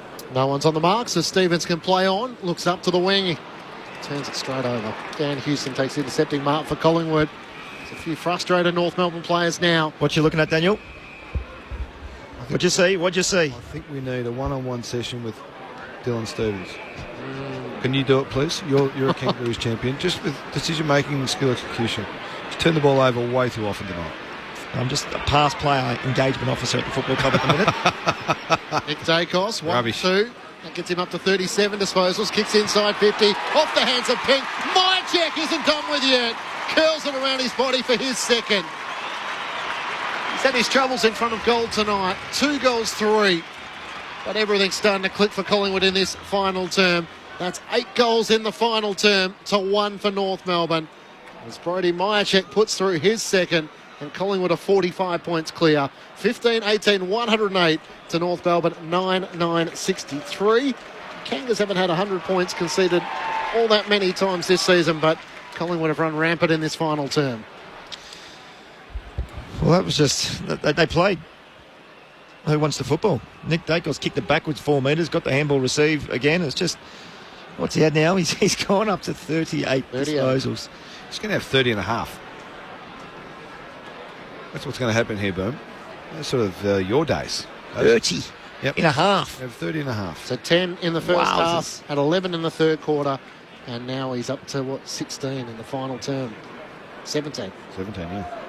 It's Powell now from the middle. Will kick away for North Melbourne. Just gets it away, but it's Lipinski who easily takes an intercepting mark.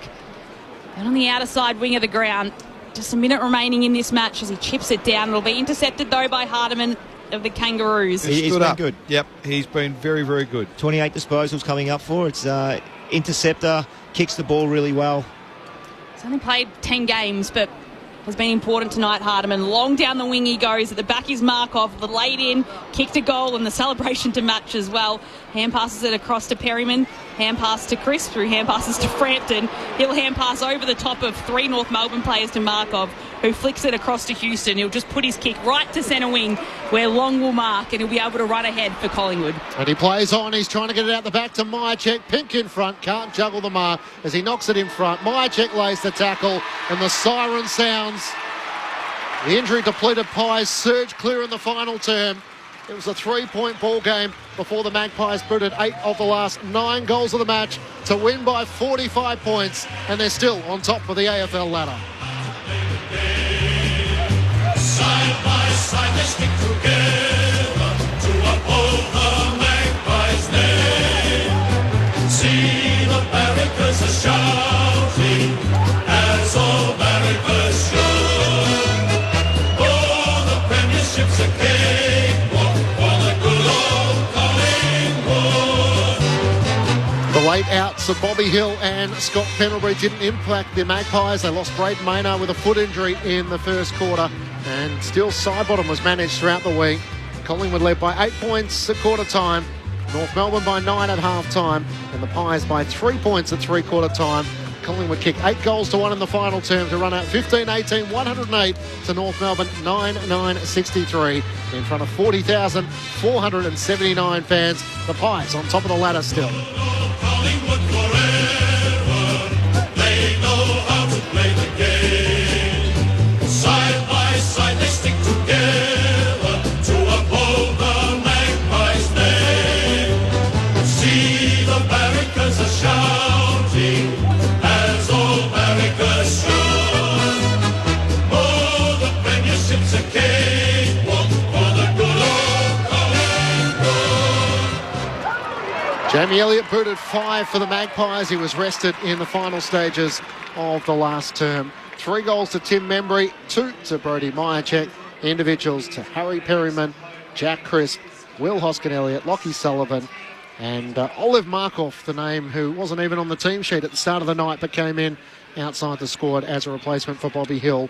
While for North Melbourne, 3 goals to Cam Zurha, individuals to Simpkin, Larkey, Powell, Curtis, Cherry and Costanti. The Magpies, despite missing the players tonight, prevailed by 45 points over the Kangaroos, and it's a sobering night for North Melbourne, who felt like in recent weeks they were starting to make some ground. The Magpies showed them exactly what work is still yet to be done. Yeah. Harford and Brent Harvey, your experts on ABC Sport. Well, I still think there's elements of tonight that Alistair Clarkson will sit back and maybe not go too public with, but he'll be pleased to a point what they were able to execute, particularly in the first half of the game where they had a plan clearly and they were able to go out there and do it. So that's growth for the Kangas, and they're able to hold on with one of the best sides in footy, and there's no doubt that, I mean, they're sitting on top of the ladder, for goodness sake. They're a seriously good footy team, a seriously experienced footy team. And this is the thing that the Kangaroos face every single week with their lack of experience all across the field, apart from the blokes who played 800 games between them, the ones that the imports from this year. So that's their learning. They'll watch this second half. If I'm Alistair Clarkson, whilst I'm happy with the first half, I'm watching the second half, and I'm probably displaying that in the review to the players on whenever it is, Boom, on Monday morning, and saying, well, this is how it got to what it got to. And this is why Collingwood are a seriously good team, and these are the reasons. And these are the areas we need to get better at to hopefully one day participate at this level week in, week out. They've been great the last month, but they've been given an absolute hiding in this second half tonight, and will have an enormous part to learn. But I don't think you throw the baby out with the bathwater for the Kangas tonight. You got beaten by a class team who are clearly one of the most dominant teams in the competition, and you roll the dice in the scenarios about how you manage those moments and what you get out of it. But if I'm a Collingwood supporter, I say, how good's following my footy team? Up against it to half-time, and then they had one player put their foot on the gas in the second half and set the game alight. Nick Dacos, who's captain, as you said, for the night. and they all came with him. And then all of a sudden, once he got going, the rest of it got going, and it was too hard to stop. It was a tsunami of Collingwood ball movement in the back half, from the back half to the front half in this second half, and they had no way to stop it. The poor old Kingers. It's probably the lapse in the last quarter. 8 goals to 1.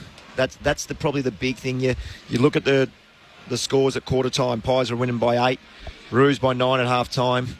3 points up. The Pies at 3/4 time. You think we're right in this. This is going to be a ripper game. Then they go out and kick 8 goals to 1. Yes, they are a good outfit, but it's always 1/4 of the Kangas. It's 15 minutes. It's a lapse of 15 minutes where they kick themselves out of it. Yep. And it's just not good enough, because how long can that go on for before you say, yes, we are making progress, and fully agree. Love this football club, but just 15 minutes of football is going to kill you every time. In this case, it was 30 minutes of football tonight that really hurt them. I was watching in the last quarter in particular, just watching the players off ball for the Kangaroos and how they were covering the ground. And I saw Finn O'Sullivan couldn't go. Yep. Like, just a boy trying to work his way through this. I saw even Tom Powell, who's been around for a little while, he couldn't go the distance. McKercher couldn't go the distance. So all the young fellas, and even some of the older blokes, we're just tonguing it a bit, because the Magpies made them run up and down the ground all night with the way they played, and they just ran out of gas. So, yeah, I absolutely get your point about 15 minutes, a quarter of footy being really frustrating for Kangaroos fans, and I just sit there and sympathise with you a little bit with that. But I just reckon there's enough tonight. If I'm coaching tonight, I'm really wrapped with the first half. Yep, absolutely. Really annoyed with the second half. We weren't able to shut down the Dacos situation. We didn't identify the seventh defender, Dacos. It was Josh in the third quarter, which set the game alight for the Pies as well. He was the one that caused all sorts of troubles. So that's what I'd be annoyed about. We weren't able to stop that, and the momentum shifting so quickly. But I still think there's a bit to like about tonight for the Kangaroos, I must admit. I know Kangaroo supporters are probably sick of hearing that, but I quite liked the way they put a plan in place and they executed. They ran out of gas against a team that's way too good for them at this stage of their development. Are North Melbourne fans, Boomer, sick of hearing the excuses? Are they probably expecting better than what they got on that final term? Yeah, I think they are. I think they... Yeah, I think when you serve up what they did in the first 3 quarters, and then you serve up that in the last quarter, I mean, they've had 20 inside 50s against them in the third quarter and 17 in the last quarter. They're lucky to be in the game in the third quarter. At 3/4 time, they're lucky to be. And 3 goals, 8 from them. I mean, you look at what they end up... What's that, 33 scoring shots? Yep, 33 to 18. It could have been a lot worse, actually, than what it has been, or what it is, I should say. But it was 12 to 13 at half time. To answer your question, Clinchy, yes, I think the supporters would be really, really disappointed in the last quarter. So it's 20 shots to 6 in the last half. Yep. That's a problem. Your old teammate, Winston Abram, went down to the club and he basically was quite direct with them. I saw the video on the website saying you're waiting for something to happen. You have to make it happen. Do you kind of subscribe to what he's saying? And I think it's what you're saying as well. You can't just, like Half was also mentioning, go, it was another, we've seen some positive signs for North Melbourne. Well, we've just seen it as people that love the football club and supporters. We've just seen it a lot. There's glimpses and you go, yes. You go back 2 weeks ago, you draw with Brisbane. Fantastic. You beat Richmond. Great.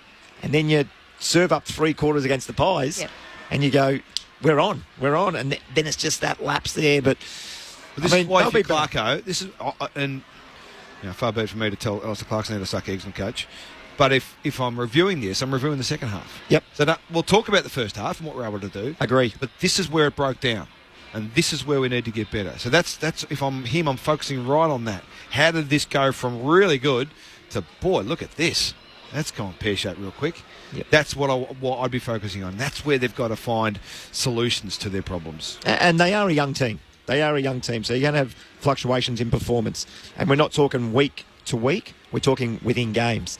In this case, it was 3 good quarters, 1 really poor quarter. And then you look at the scoreboard, like 45 points. It's a bit of a belting in the end, isn't it?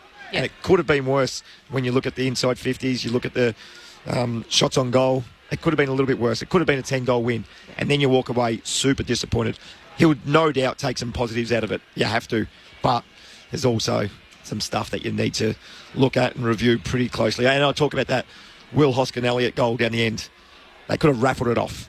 It was there for 20 seconds if they wanted to. 3v1 in their forward line. That's the stuff that was disappointing. Collingwood 15 goals, 18. So, it could have been a bit worse in front of goal as Nick Dacos leads the Magpies off for the second time in season 2025 in the absence of Darcy Moore tonight.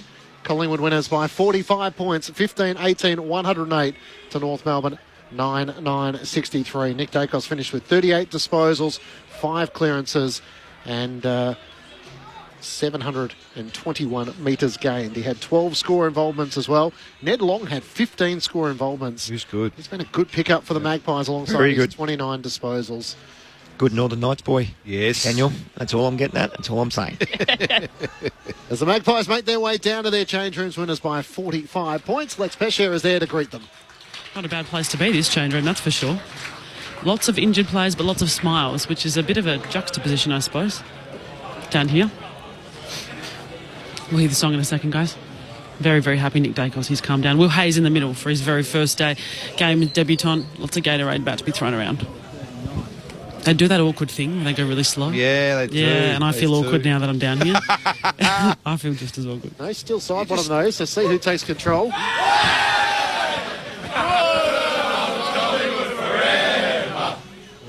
how to play the game. Side by side we sing together. So the ball, the Magpies, Magpie mighty. See the barricades are shouting, as all barricades should. All the premierships are cakewalk for the good old Collingwood. It's awkward, isn't it? Give you that 5 seconds, but you don't know if you're going to hear it or not. Just start singing yourself, Lex. I almost did, but I was like, I don't know the words all of a sudden. It gets weird. We're going to chat to Darcy Cameron very soon, guys, so I'll come back to you. All right, thank you, Lex. Collingwood by 45 points, 15-18, 108 to North Melbourne, 9-9-63.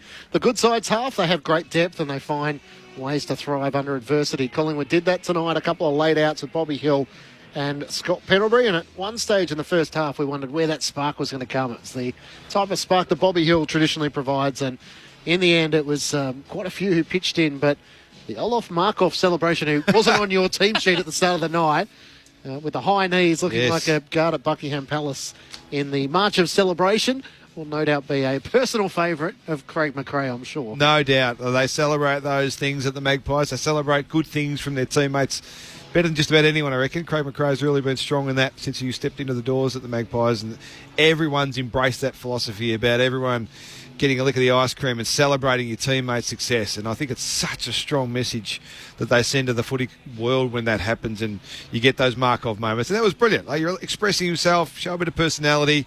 You're allowed to do that. Back in the old days, Dennis wouldn't have been too happy about that. Boomer. That's a story too. I haven't forgotten. Oh, yeah, Boomer. we've got that story too. Ken Judge wouldn't have been happy about it. I'll give you the tip. So the world's changed a bit and you're allowed to express it, and they embrace it. They embrace their individuality at the Magpies, but they come together collectively better than anyone. I still think, regardless of, I know they're on top of the ladder, but I still think they're the best team. We talk about teams in footy, the way they play together and know every part of the machine and what their role is in that machine. I still think they're the best at that, Collingwood. So that's why I'm not too surprised in the end with the outcome we got here tonight. I'm surprised it took so long for it to happen. But, yeah, they're brilliant. And the Markov celebration is great. You know, get out there and do your thing and enjoy yourself and let your teammates be a part of your world. I think it's fantastic. Do you think there was anything, I guess their slowness to adapt to North Melbourne in Pendlebury and Sidebottom not being out there, and they didn't have those cool kind of heads to slow things down and get the game moving on their own terms? I'm not sure they would have expected the Kangas to play the way that they did. I'm keen to talk to Darcy Cameron about that when Lex gets a hold of him shortly. Gee, she'll need a stepladder. Yeah.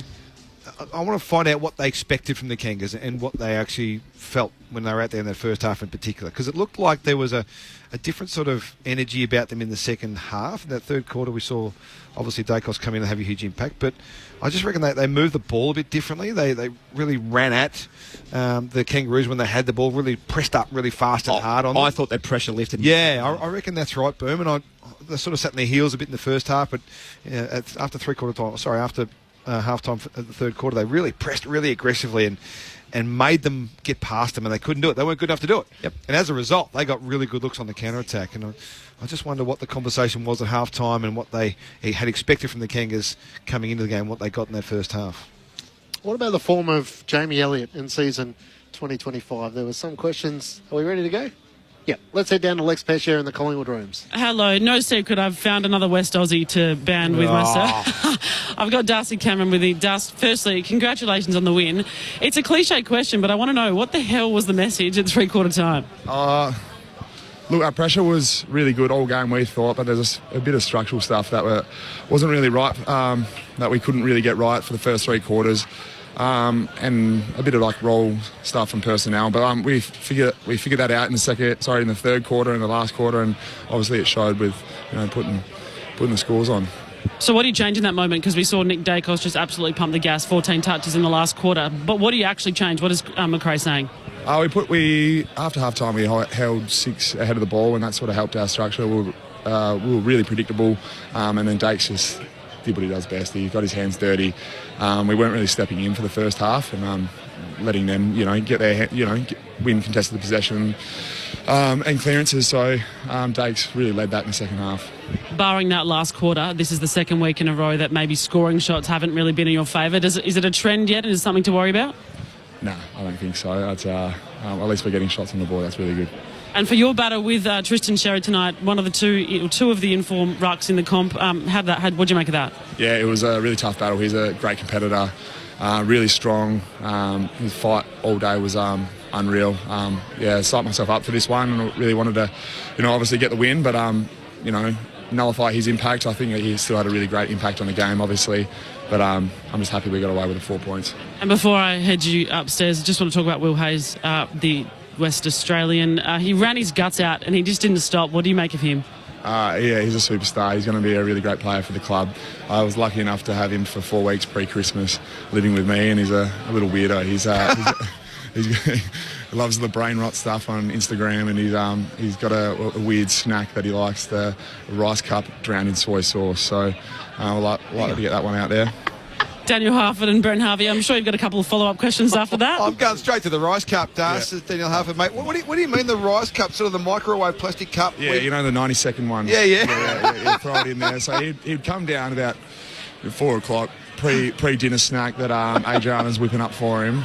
And he'd microwave up for 90 seconds and then just drown it in soy sauce. It's disgusting. You West Australians are weird. Hey, I'm keen to find out. We talked before about the changes in the game energy from the first half to the second half. What did you expect from the Kangaroos in terms of system and how they would try and get around you today? Was it different to what they actually came up with? Because it looked like they had a really good plan. They executed pretty well in that first half. Yeah, they did. Their kick mark game was really good. They're going around us. They weren't really forcing that ball long, and their defensive system was really good too. They held us to, I'm not sure how many points we were at half time, but they went in there with a lead, so credit to them. They played really good footy today. They're 33 points at half time, so they held you to a pretty low margin. Then you keep 20 scoring shots to 6 in the second half, so you really opened things up. Obviously get a full toll in that last term. Is that the sort of maturity you've got within this group to be able to just manage those moments through the first half like it was tonight when it's not going your way, that you know that if you just stay the course you'll be able to get on top eventually because you've experienced and quality? Yeah, I think that's a perfect word for it, is maturity amongst the group.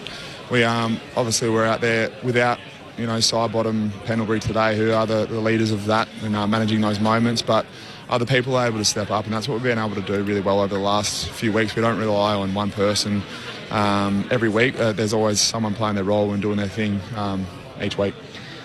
Darcy, Brent Harvey up here. Congratulations on the win. You just mentioned the two guys, Sidebottom and Pendlebury. Some people look within the football club and go, rightio, who's next? Who's going to stand up after these guys leave? You had two in particular tonight, in Ed Allen, who had 24 possessions, and Ned Long, who's had a bit of a journey in football, comes in and has 29 disposals tonight as well. You must be wrapped with those young boys coming through, and without those leaders, they're really stepping up. Yeah, they're really exciting for the club. Longy, I'm just looking at him doing an interview right now. His ability to fight the tackle, drive corridor, he's really strong, and his tackle pressure that he puts on each week is unbelievable. And then Ed just runs his guts out each week, and he's just getting better and better with each game. Darcy Cameron, Collingwood Ruck with us on ABC Sport. It's Lauren Borden here. Darcy, I listened to Craig McRae during the week where he said, I can feel the energy's changed since last year. And I mean, if you could put into words for me, if there's something that you've sensed as well this year that's the reason why you're now sitting on the top of the table after 11 rounds? Yeah, I think the energy's changed as well. I'm not sure, I can't put it down to what, but the boys are definitely hungry. We got that taste of success in 2023. And last year was very disappointing, and it just adds fuel to that fire, and we're excited about what we're doing at the moment and what the future holds. There is definitely a lot of cohesion. We see it out there, and we saw it with Oleg Markov when he kicked that goal. Could you explain to us what the celebration was when he was kind of marching on the spot? I think if you asked him, he would have no idea either.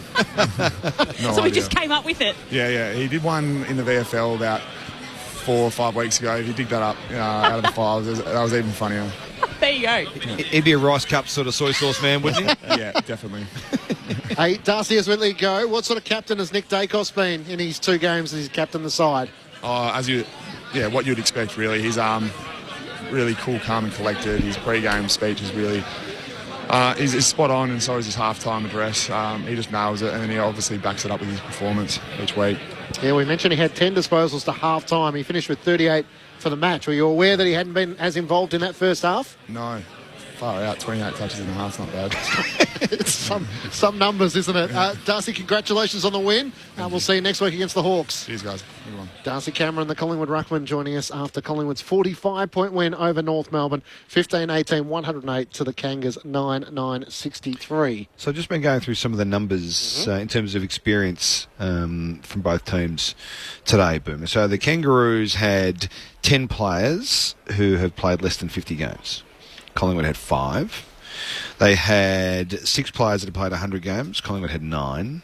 And they had 4 players that had played more than 200 games. Collingwood had 5 of those. So you break it down just purely from games experience. And I hate to add them up and work out what the number was, but it'd be a huge discrepancy.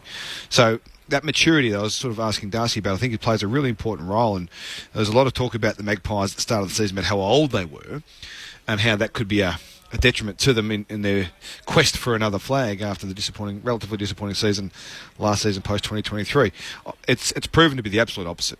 A lot of people jumped the gun after that first loss to the Giants and said, it's all over for these blokes. They can't go a yard. Too slow. But their experience, their maturity, and I can't get enough of their cohesion as a team. And I'll focus on it a bit when I talk about them because I just think it's the benchmark. It's the gold standard in knowing your role within a team and being just that soldier that the general, Craig McRae, requires you to be every single week you're out there. I just think they're magnificent the way they do it. And if I'm an opposition coach and I'm not playing Collingwood for 10 weeks, I'm still watching the Magpies because I want to see how they do it and why their players or how their players understand exactly what to do at exactly the right time. It's quite something to watch up live. I totally agree. And I see Ed Allen go from inside and play on a wing. Yep. Inside mid to play on a wing. I mean, him and Ned Long, they're both 194 centimetres. Yeah. They're bloody huge boys. It's unbelievable that they can run around and do what they do. But you're right about the structure. Frampton comes in. Now, I thought he played unbelievably tonight. Fantastic. I'd looked down at the stats and he's had 16 or 17 and taken 9 marks. He's had 8 disposals and taken 4 marks. Yep. That's nearly half of what I thought he would have had. But he played, and Nick Larkey kicked 1 goal and didn't really look like any. I'm hoping he gets in our votes, Daniel, when you finally help me. But you're right about the role, and that's what the good teams have. You look at Collingwood, I always think if you can have 18 contributors out of your 22 or 23, you're probably going to win the game. Collingwood get that 9 out of 10 times. Yep. Other teams, they have 14, they have 15. And you're carrying 7 blokes. And it's always a different 7, but that's what most teams do. I don't see that with Collingwood. I look tonight and the stats, Maynard goes down. Cox just played his role. Just compete up forward, mate. You don't have to kick 4 goals. Just compete up forward. Yep. Bring the ball to the ground. Elliott will kick our goals. They just do it every single week. But that's the thing, isn't it? A side's ability to adapt on the run. You mentioned there, Billy Frampton has 8 disposals, but he has 5 intercept possessions. And then Isaac Quaynor has 10. So Collingwood made that adjustment without Braden Maynard, that all of a sudden he has to be a little bit more attacking, have the ball a little bit more in his hands and try and provide that outlet from halfback. And Collingwood, Craig McRae, if you listen to his press comments throughout the week, a lot of the questions are around guys in the VFL. When does Charlie West get a look in? When do such and such get their opportunity to try and force their way into the side? And he keeps saying, playing good VFL form is what we expect, but it's not always going to be necessarily enough to get you a game, because just having a look, and so Swamp Thing on Twitter always provides the stats that round 13, 2009 was the last time Collingwood had a win without Steele Sidebottom or Scott Pendlebury. Is that right? So when you think about looking around the What year was it? 2009, round 13. Whoa. 16 years ago. Yeah, that's it. Which, again, both have played consistently over that period. So you wouldn't have an occasion where both are missing very often. No, and them losing clearly is a challenge in that regard as well. But having said what you said there, Clinchy, about not necessarily is good VFL form enough to get you a game because of their list and because of their experience. He's not afraid, Craig McRae, to throw him in. He's not afraid to get Will Parker a crack. He's got Ed Allen in some key roles. Lockie Sullivan, obviously a mature age player from the rookie draft. Hayes gets a look tonight. Ned Long, as you mentioned. So he's not afraid to throw them in and just trust that they know their job. And they don't need to be superstars. They don't need to get 25 and kick 6. Just go out there and do what we trust you to do, and the rest will unfold beautifully. So can we just really quickly, who do we have? Pendlebury? Yes. Side bottom. Yep. Wasn't there. Moore. Darcy Moore. Forgot about Darcy Bobby Moore. Hill. The Goey. Just the captain. Jordan the Goey. Bobby. Schultz. Did we say Bobby Hill? Yeah, well, no, but you should. Bobby Hill. Schultz. Schultz is still out. Who's a... McStay. Yep, McStay. Wow. And then you lose Maynard in the first 3 minutes of the game. Yep. How many are we up to? That's 7 or 8? 1, 2, 3, 4, 5, 6, 7. And then Maynard goes down 8. Of all senior core players, like proper starting 18 players. Yep. That's a lot. Yeah. Now, without being disrespectful, if that's against Adelaide, like from last week, that squad's out there from that, or against Brisbane or Geelong, or I think we get a slightly different outcome. But it's still the capacity to go out there and do your job. And it might look different because of the opposition every now and then, but if you can, more often than not, as you said, get 18 of the 22 doing their job and winning their position, then you're going to have a good day at the office, and gee, you'll enjoy your footy. And it looks like the Collingwood boys and they just do it all the time. Yep. They just step up, and Ned Long comes in tonight, 29 touches. What was it? 15 score involvements. 15 score involvements for Ned Long. 15's a lot. Yeah, you're not going to get him in the votes. It's unbelievable. How have you... You haven't put them in yet, have you? No, they're you not haven't in done yet. the votes yet, have you? No, not yet. What did you think of the double-header? Did it fuss you having 2 games at Docklands? I don't think I've really thought about it much coming here tonight. A lot of the staff are exhausted. When I pulled into the car park, the lady walked over to me, gave me the puppy dog eyes. I said, "Yeah, you all right?" She has been here since 10 a.m. Won't leave until 11. Yeah. So she wasn't happy with it. And I feel for her. For me, it made no difference. My young fellas today said that Carlton and GWS were playing at Marvel, and I said, no, they're not, because I'm working at Marvel tonight. And he said, no, they are, Dad, I promise you. And I said, no, they're not, mate. And I was arguing with him for 3 or 4 minutes. I thought, I better check that. And little Hudson, you're right, mate. Well done. To be fair, it's an abnormality that we don't really see, and I'm not sure we've really got an answer as to why it has taken place. But the ground looks like it hasn't. Yep. It doesn't get no rain, obviously, so it's not going to get chopped up as much as other grounds. So if you're ever going to do it, it probably needs to be here. But it is actually the point as to why they can't play AFLW games as curtain raisers when you have a men's game on in the afternoon, and then you're able to turn it around for the night. Then all of a sudden the logic starts to go out the window. Or a VFL game. Or a VFL game. Yeah. Are there enough change rooms? If you did the back-to-back, because this is not necessarily... This isn't a back-to-back. That is true. They've got back-to-back. extra change rooms here. They've got spare Are they? ones. Where are they? Down there. They're still Down there. What's down there? What is down there? Now, I know there's some rooms underneath we can come up through the middle where the umpires come out of. Maybe you could do it that way. When Hawthorn and Essendon played in the AFLW, they were definitely in the... They're kind of back rooms. It's not really explained. Yeah, I think I know we... Still underground car the park. bowels. Yeah. But I think that's been an issue. Yeah. From the conversation we had through my time in the AFLW, I think that was an issue, the change rooms for double headers. You wonder if they're testing something out with it today, though, maybe.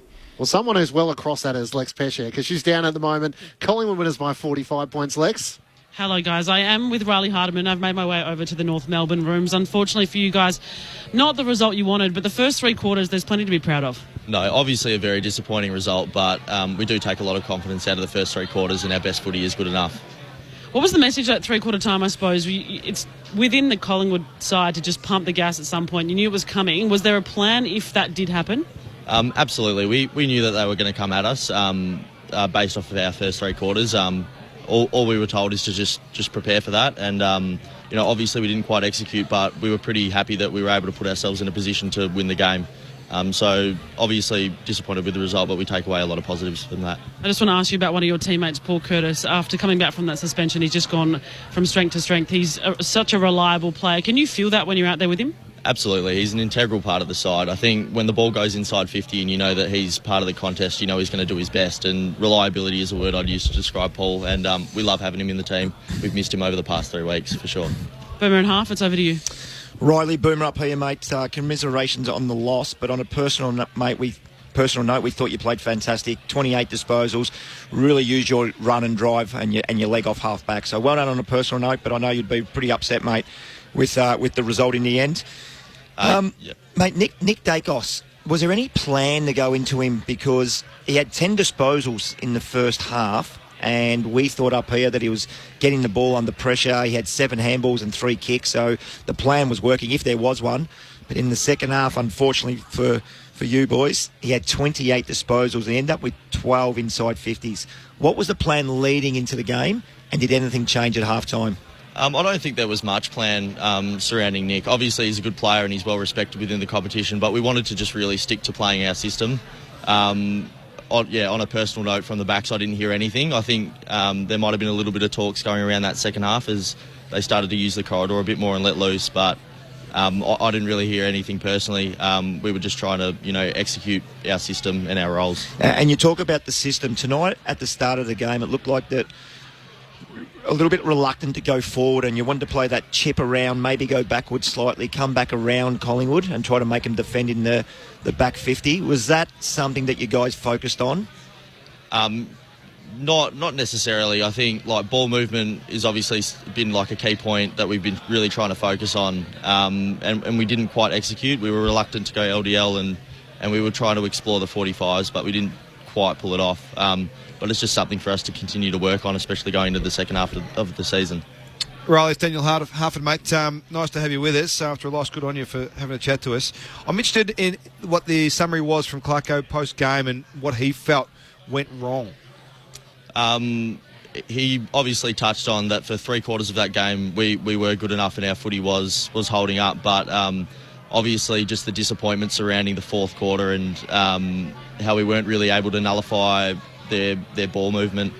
But in saying that, there was positives in the first 3 quarters, but obviously it left a little bit of a bad taste in our mouth. So he kind of just touched on that. It was pretty brief. So was it fatigue? Do you reckon that played a big part in that last quarter? Because you would have seen them coming straight at you at speed way too often, but just standing behind the ball a bit. Was it fatigue? Do you reckon that played a big part? Not necessarily. Both teams are playing the same game of football, so I think maybe, both teams would be fatigued. I think it's just surrounding us going a little bit into our shells, and they obviously kept on coming at us and they kept on being daring through the corridor, and we just weren't able to sort of crack that. It was certainly one of those nights where it felt like the game was there for the taking, Riley. What's it like when you have some of those turnovers at half-back, and really in those positions, there's not a lot you can do against the best sides who just make you pay?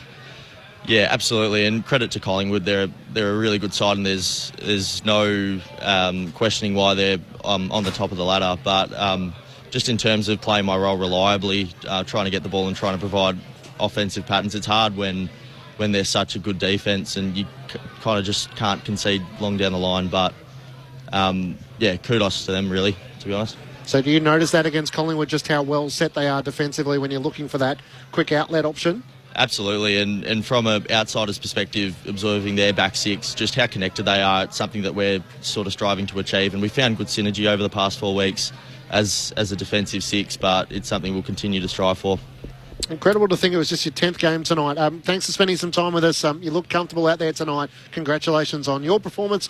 Commiserations on the loss. Thank you very much, guys. Appreciate it. Riley Hardiman joining us for North Melbourne, and thank you to him and to North. It's never great to come and front up after a loss, but had to double check it. It was only his 10th game. He certainly played like a mature player with 28 disposals, 774 metres gained. Yeah. So the potential to be that player that North are trying to get, to have the ball in their hands, to clear the defensive 50 and to find the right avenue.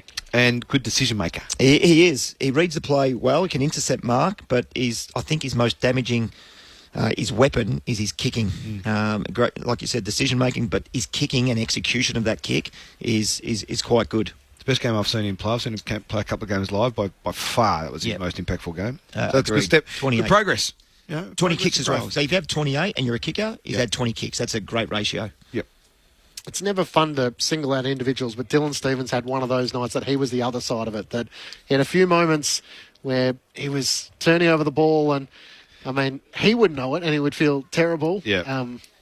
Players would review their performance as much as anyone would. So is there anything a coach can say after the game, or is that a development, sit down with your line coach and trying to work on the execution under pressure? Yeah, well, he'll go through that with his line coach individually and reflect on his performance. You don't coach mistakes. I think you coach decisions and habits, and I think Dylan found himself in the position where he got a bit of the ball tonight, but just I think the decision making and the execution in the end was off target. And that was disappointing for him because I think he worked really hard. And he's had 23 touches. So if you have 23 touches, you're going to stuff up a couple. Unfortunately, he just had a really big one where the ball went off the side of his boot. He didn't get off. His decision straight away not to get off the mark for me put himself under pressure. You always say you want to be quick, but you don't want to be rushed. He really rushed himself there, and unfortunately, the execution part as well, where it came off the instep of his boot and went bloody sideways, didn't help. Yeah, so they're the things from a coaching perspective. You're not focusing on the outcome, you're focusing on how it got to that point. Yeah. Why did you do that? Let's have a chat about why you did that. Why didn't you roll them when you got that ball at half back? Why did you choose that option instead of that one? Let's have a look at what you had in front of you. What do you think we can do next time? So that's the learnings and the coaching, the one-on-one coaching that he'll get on the back of that. As you said, Boom, 23 disposals. He's got a fair bit of the footy. And as I touched on before, he worked really hard. He was quite a good link player for the Kangas. He just had an off night with some of the decisions. And if that continues, that's going to be a problem. If that's just a one-off, well, you can work with that.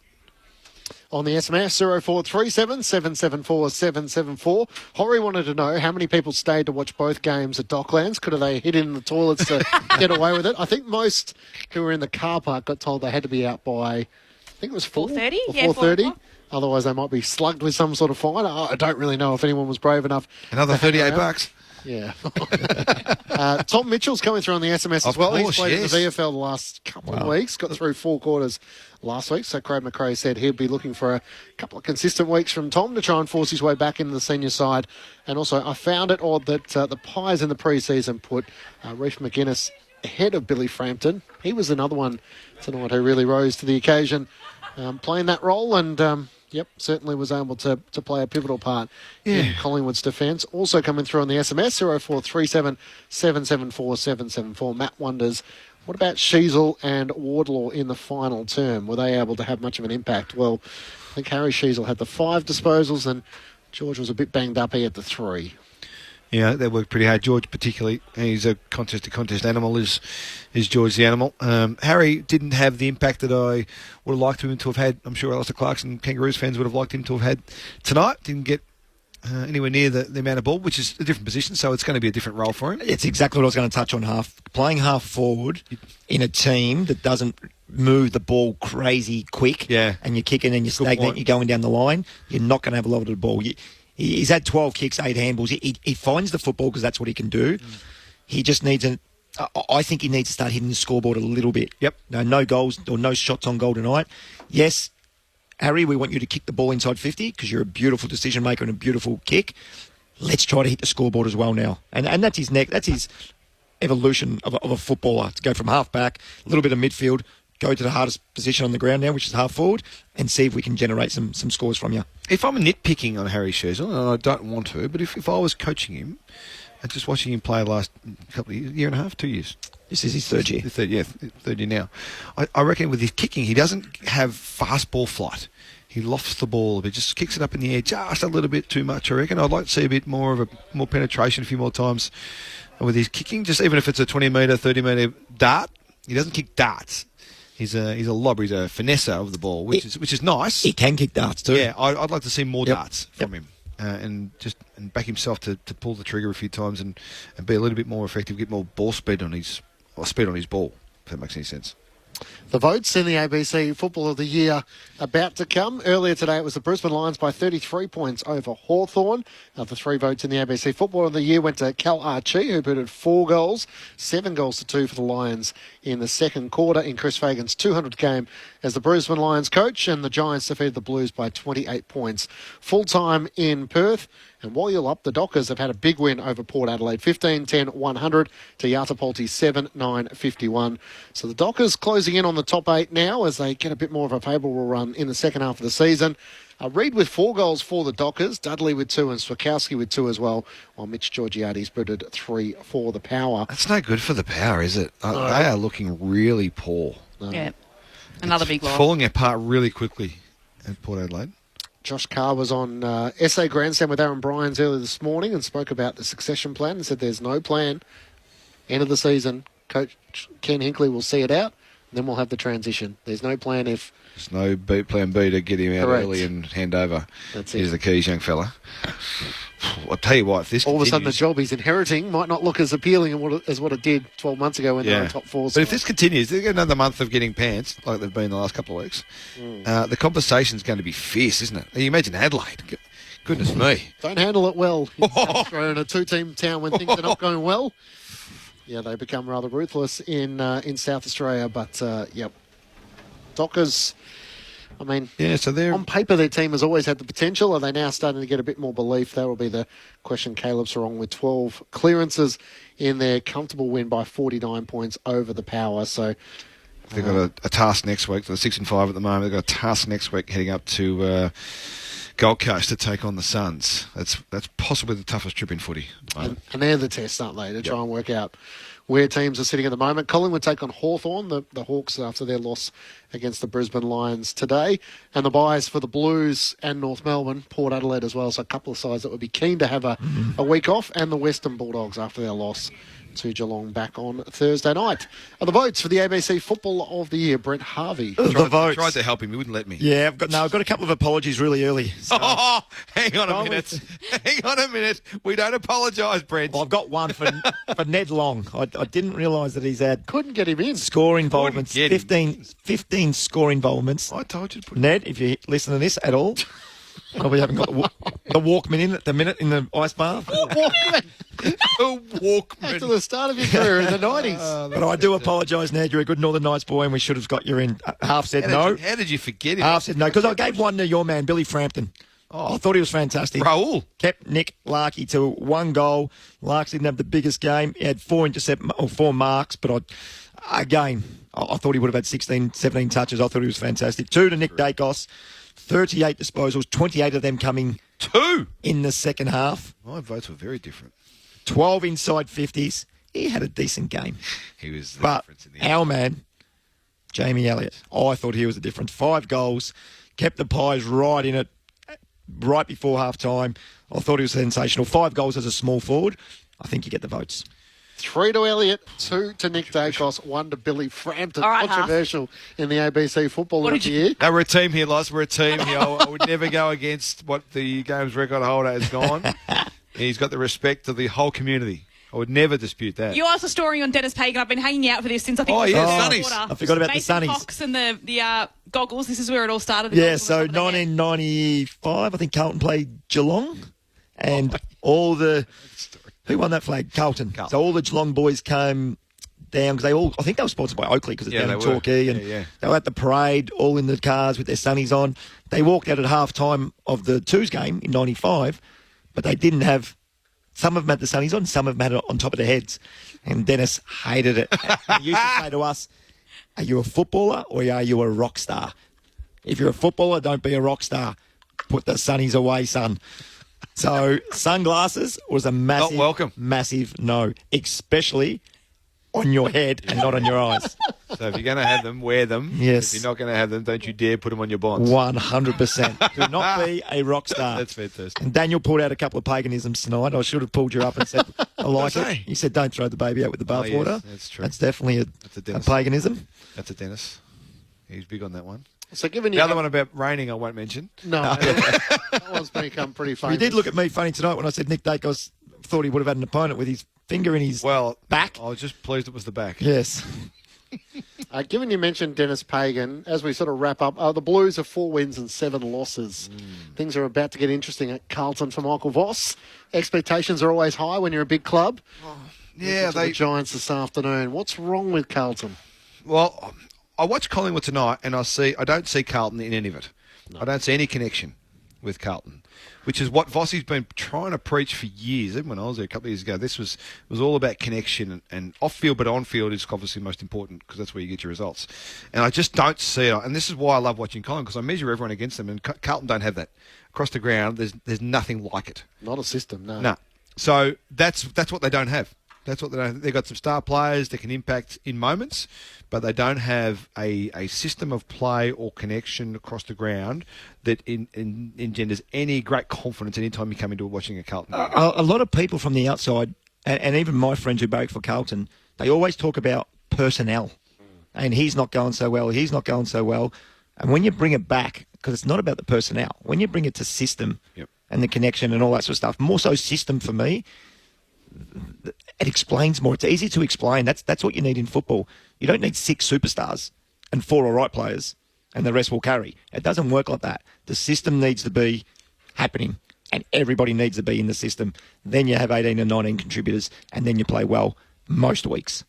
Is that Carlton's forward line at the moment? The system is get it to Harry or get it to Charlie, and if not, we're in trouble? The Smalls having no impact on the game. Getting rid of Matt Owies, and now Matt Kennedy is having career best season. Matt Kennedy I could sort of understand. Like, he was going to be squeezed out. And George Hewitt has had a great season. Because they drafted Jagger Smith, and they expected him to be there at pick 3, and he was going to be that next midfielder that was going to enter the fray. So that obviously he does his ACL, and that puts a problem in their list management strategy, I reckon. And Kennedy would have been waiting in the wings, would have played VFL, might have been a sub a few times. Not quite in the final one, we got ripped out really early and got annoyed. And he's always been a really capable player, Matt Kennedy, and he's showing that with the Bulldogs with a role, with a really specific role and a really good midfield, but also forward. But their Smalls forward half are having no impact on the game. Their Motlop's not doing it. Francis Evans isn't doing it. Foggy's not doing it. Who's the other one in there? Durden. He's probably been the best of them, I think. Yep. But they just haven't had any consistency from their forward, with their Smalls, and their key forwards have been in and out all the way through this season. It's a big month coming up. They've got Essendon next week, the Eagles of game after that, then the Kangas and Port Adelaide away. So their opportunities, if they're any good, we'll know on the next month. They need 3 out of the 4. If they don't do that, they're done. They need 4. That's the music playing, which means it's time for us to wrap up. Collingwood winners by 45 points here at Docklands. 15-18, 108 to North Melbourne, 9-9-63. Jamie Elliott put at 5 goals. He sat the last 15 minutes on the bench, but still got the 3 votes from Brent Harvey. He would have kicked 7. Yeah. Thanks so much for your company. The Collingwood acting captain, Nick Dacos, will be our guest tomorrow on AFL Sunday with Cameron Ling. We look forward to your company then. Good night from Docklands. Here and put it in the bullpen. And that year, there was 11 cars burnt to the ground, not worth 2 bob. They had to do something. I mean, as rugged as anyone is, it was out of control, to tell you the truth, you know. It was good fun for people coming here. Never seen a car for the last 8 years down at the track. I sit here with the screen, it's a big screen TV, mate. So you sit here in your setup and watch the races on your big screen TV only 100 metres from the track? Yeah, well, there's a lot of birds here, mate.